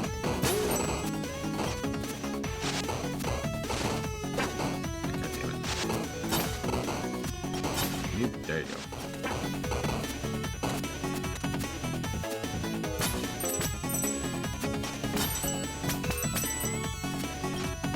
Speaking of which, what's our prophecy? It's still saying to go to hell. Alright. Let's heal really quick. And then get out of here. A Metroid game with Sunshine Syndrome. That's a good question, actually. The only 3 candidates would be 1, 2, and Other M, I would say. Yeah, exactly, Astamine. And those...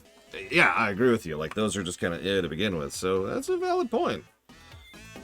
Some Mario games have Sunshine Syndrome. Obviously, because, you know, Sunshine.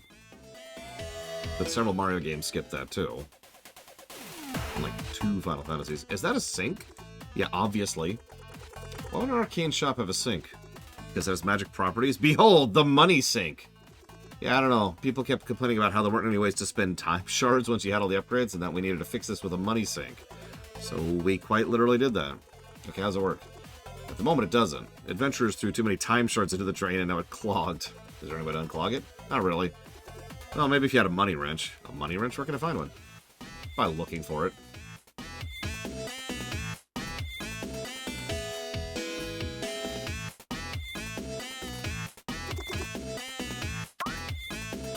Well, since I do have money, yeah, untangle the hand for me.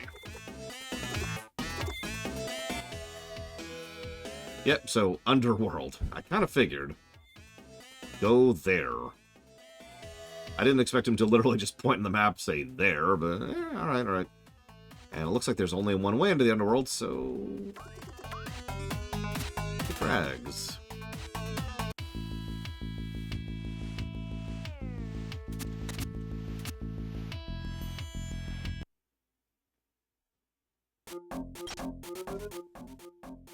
Oh, that's not actually that far.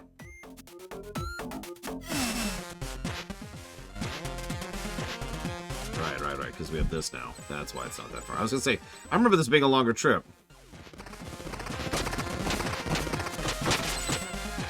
Here's an interesting question. How many Zelda games have Sunshine Syndrome?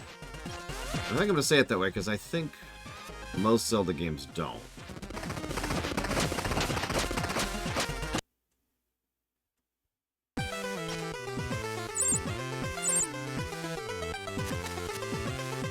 Yeah, Wind Waker's the easy one.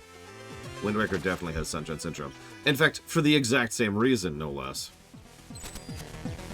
For those of you not aware, Wind Waker and Mario Sunshine were developed roughly at the same time and under the same limitations. Behind-the-scenes limitations, you know, executive mandates and hurry up and don't finish the game kind of crap. Oh, I remember this room. We gotta wait.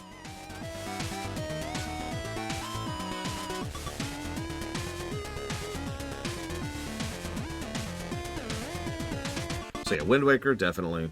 Skyward, I was thinking Skyward, but the problem is, I'm not sure if Skyward actually has Sunshine Syndrome, or I just was tired of my hand hurting. I suppose, god damn it. I suppose you could argue that's a valid reason, but, you know.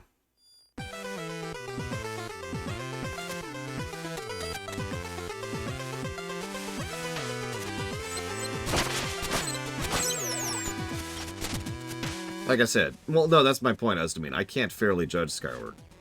For those of you who haven't heard me talk about Skyward before, Skyward caused me physical pain to play it. Actual physical pain, so... Didn't really have the brightest opinion of that game for a pretty long time.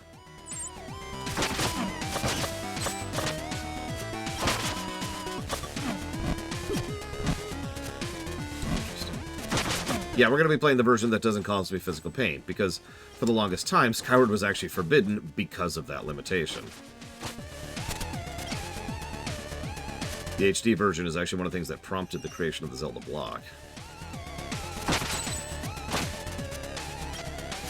So, Sunshine Syndrome, so named for Mario Sunshine, specifically refers to a game that starts off really strong and enjoyable and fun, and you're having a good time with it.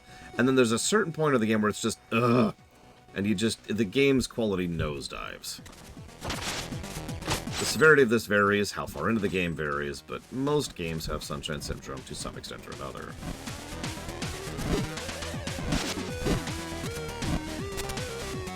Okay, let's just talk about... Okay, you know what? Sure. I accept. I accept. Let's just start over.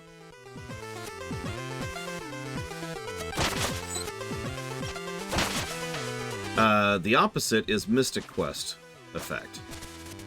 Mystic Quest Effect is a game that starts strong and ends strong, but just has a dragging middle. Honestly, Wind Waker actually more follows Mystic Quest Effect, because Wind Waker's outro is pretty legit. God damn it, I wasn't looking at the screen for a second. I was looking to see who just donated. My fault there. Thank you, Mudster. Always appreciate. And yeah, I think that would apply to FF8 as well, because I'm actually rather fond of FF8's outro.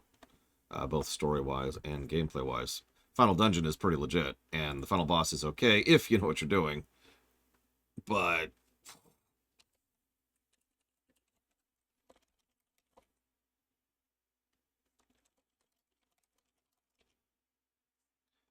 yeah, Lufia 2 is Mystic Quest Syndrome, 100%.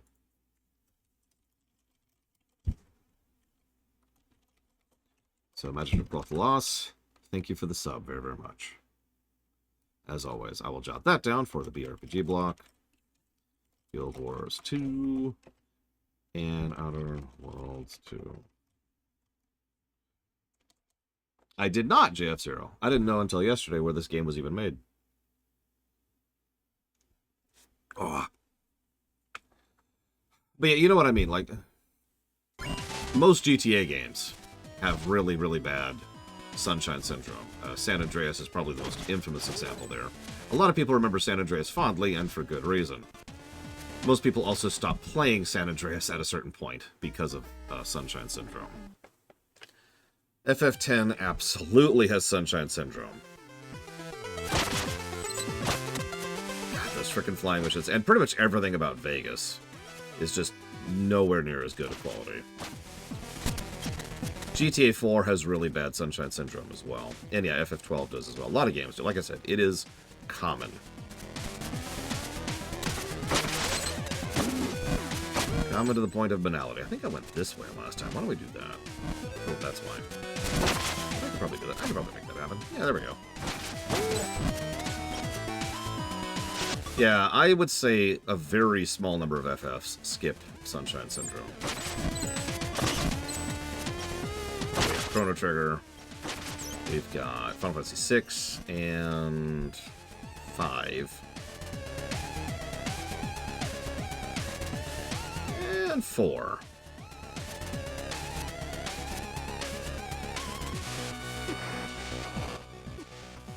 I'm going the wrong way. Sorry, just double checking myself here. No, unfortunately, Tactics absolutely has Sunshine Syndrome.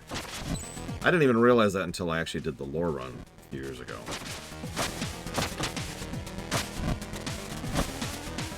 But it does. Oh my god!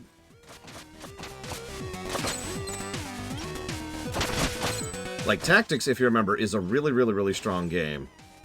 Pretty much right until the politics story ends rather abruptly. Thank you, as to me. I didn't think I was going to pull that. And then it suddenly becomes all about the Lucavi, and the quality of the story just nosedives, and the levels, the encounters get much worse very suddenly. The whole thing's just very, very rushed.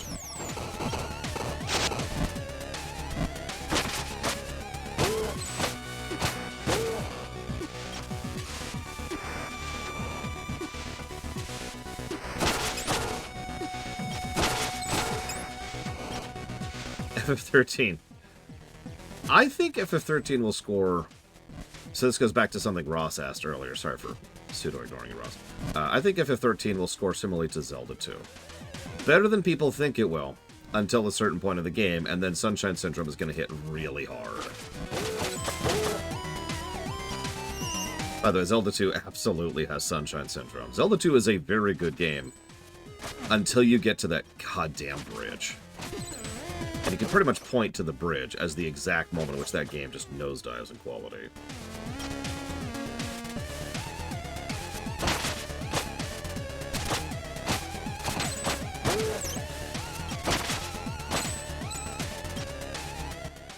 Okay. Does it seriously want me to go all the way? I think it does.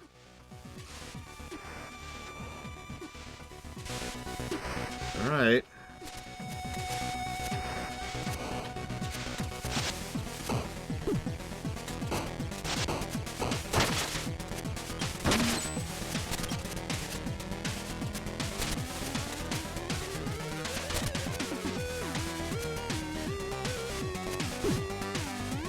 I can say it because I'm bored of it, but also it hasn't really offered anything new in a while. Like, the closest we got was that shoot 'em up section. I don't think that really qualifies.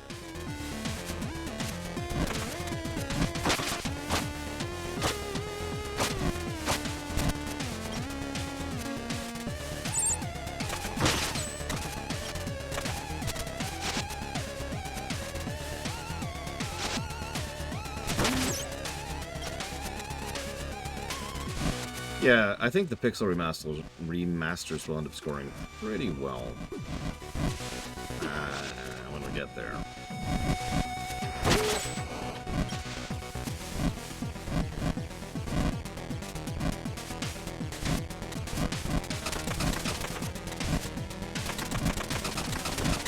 Exactly, yeah, Rex has the right of it. The new levels are actually quite cool. And then there's the endless array of backtracking, which, as a reminder, is what I'm doing right now. This is a stage I've already beaten. Played through and beaten. There's nothing new about this content I'm doing right now. I'm just trying to reach a new point to access new content. That's all I'm doing. That's why this game is dragging.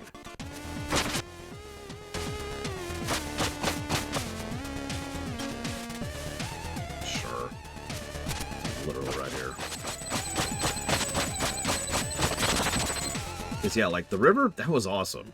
And I even didn't mind the cave sequence. I thought it was going to be much worse than it was.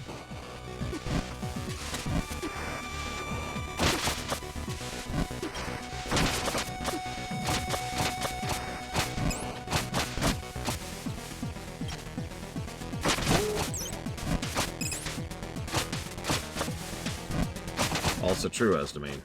Our power level hasn't actually gone up at all the entire game. Which I do think is a mistake, as Dakota's pointed out already.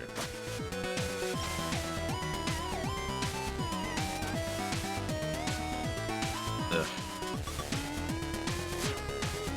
Yeah, this really is just do these rooms again. You've already done them, but here, do them again. Do I have to? Yep. Yeah, no traversal tech, no fast travel, no new kit to speak of. Like, I thought there would be a really cool thing with that fly. Okay, I see it.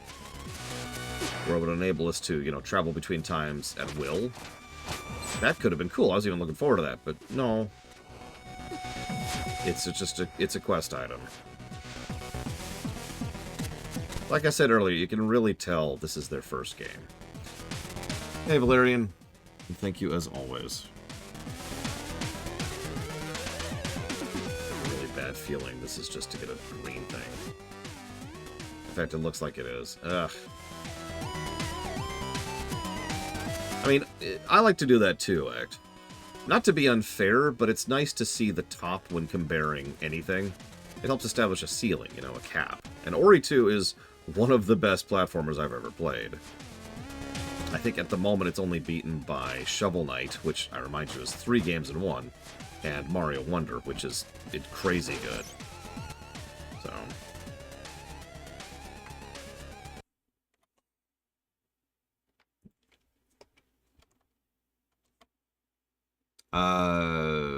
The list is up to date right now, Ross, but I don't remember off the top of my head.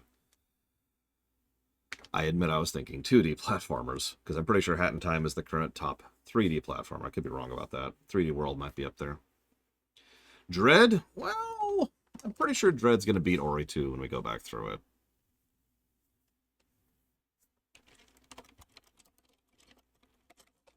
And that is going towards dealer's choice. Appreciate you again, Valerian. Okay, so...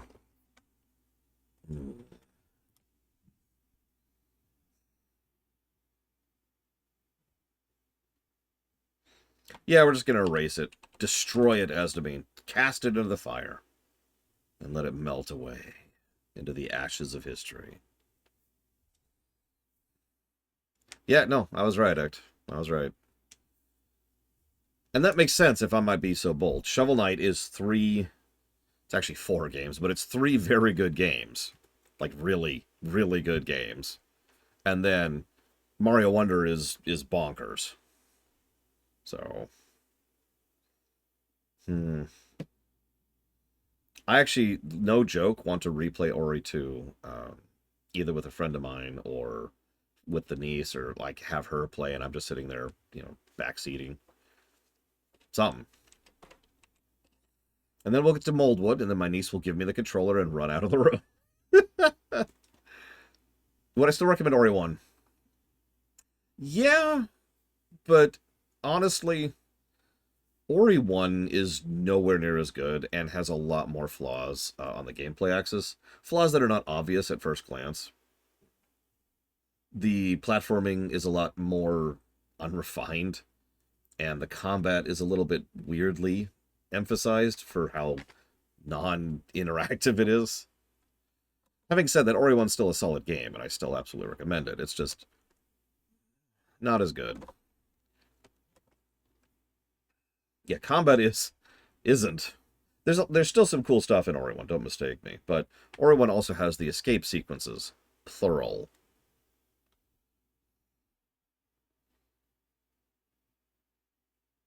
Interesting, Zactaft.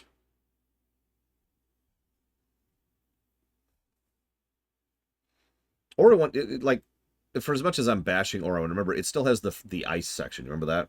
The ice level, temple, where as long as you're holding the thing, gravity just changes to whatever you are stepping on. So you can, like, change gravity to this, and then you can change gravity to this.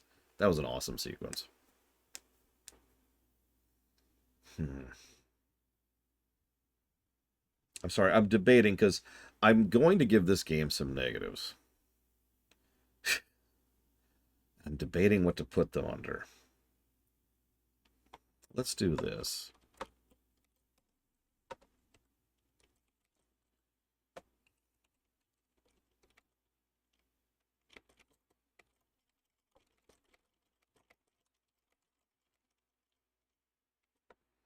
Actually, Cyber Shadow is an invalid score right now for reasons I don't want to get into right now. So don't count that. In fact, actually, there are several games that there's a flaw I noticed when I was doing that audit a few weeks ago that have invalidated them. And it's a flaw that's relatively easy to fix if I take the time to do it. And I swore I wouldn't do it during the break because I was supposed to be taking a break. So I just kind of put them on the list to look through and fix a few things. So Cyber Shadow and several Mega Man games all have a couple of issues that need to be smoothed over. Everything else is good. I don't know if you remember that, Ross, or if you're even part of it, but Blade Taval brought up something, and no shade at Blade Taval. He was correcting me. He was pointing out a legitimate flaw. The problem is, it's like a factory, right? If you got a factory line and someone says, "Hey, this product on the factory line has an issue," you can't just fix that, right? You have to then go back and figure out, okay, how did that happen? That's why it was actually like 5 audits in one, because it's like, okay, hang on, let me go back. Figure out where in this machinery line, where in the factory did this flaw come from, and that's how I discovered a few issues on the way. So, anyways, moving on.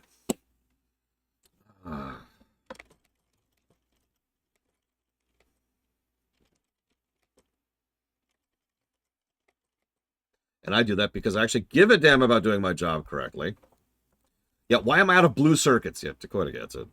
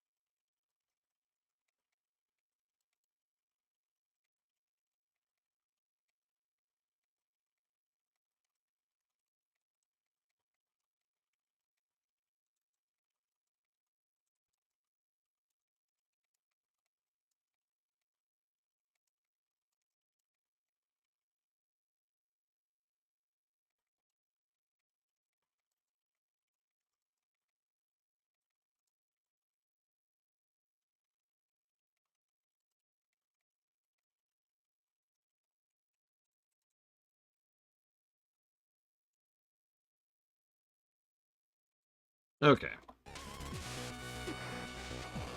I'm not even there yet. I'm not even freaking there yet.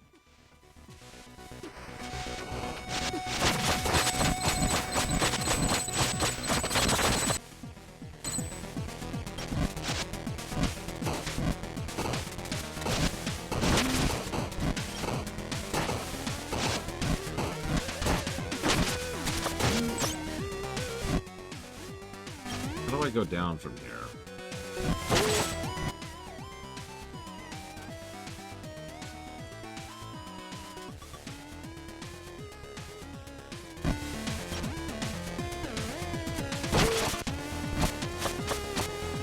How do I go down from here?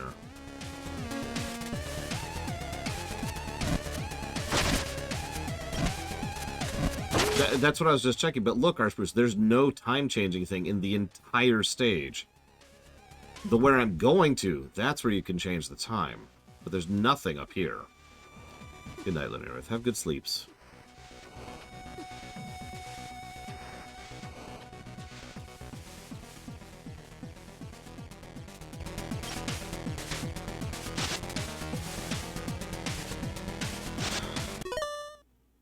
It's my lunch break anyways. I'm gonna go do that. See you guys in a bit.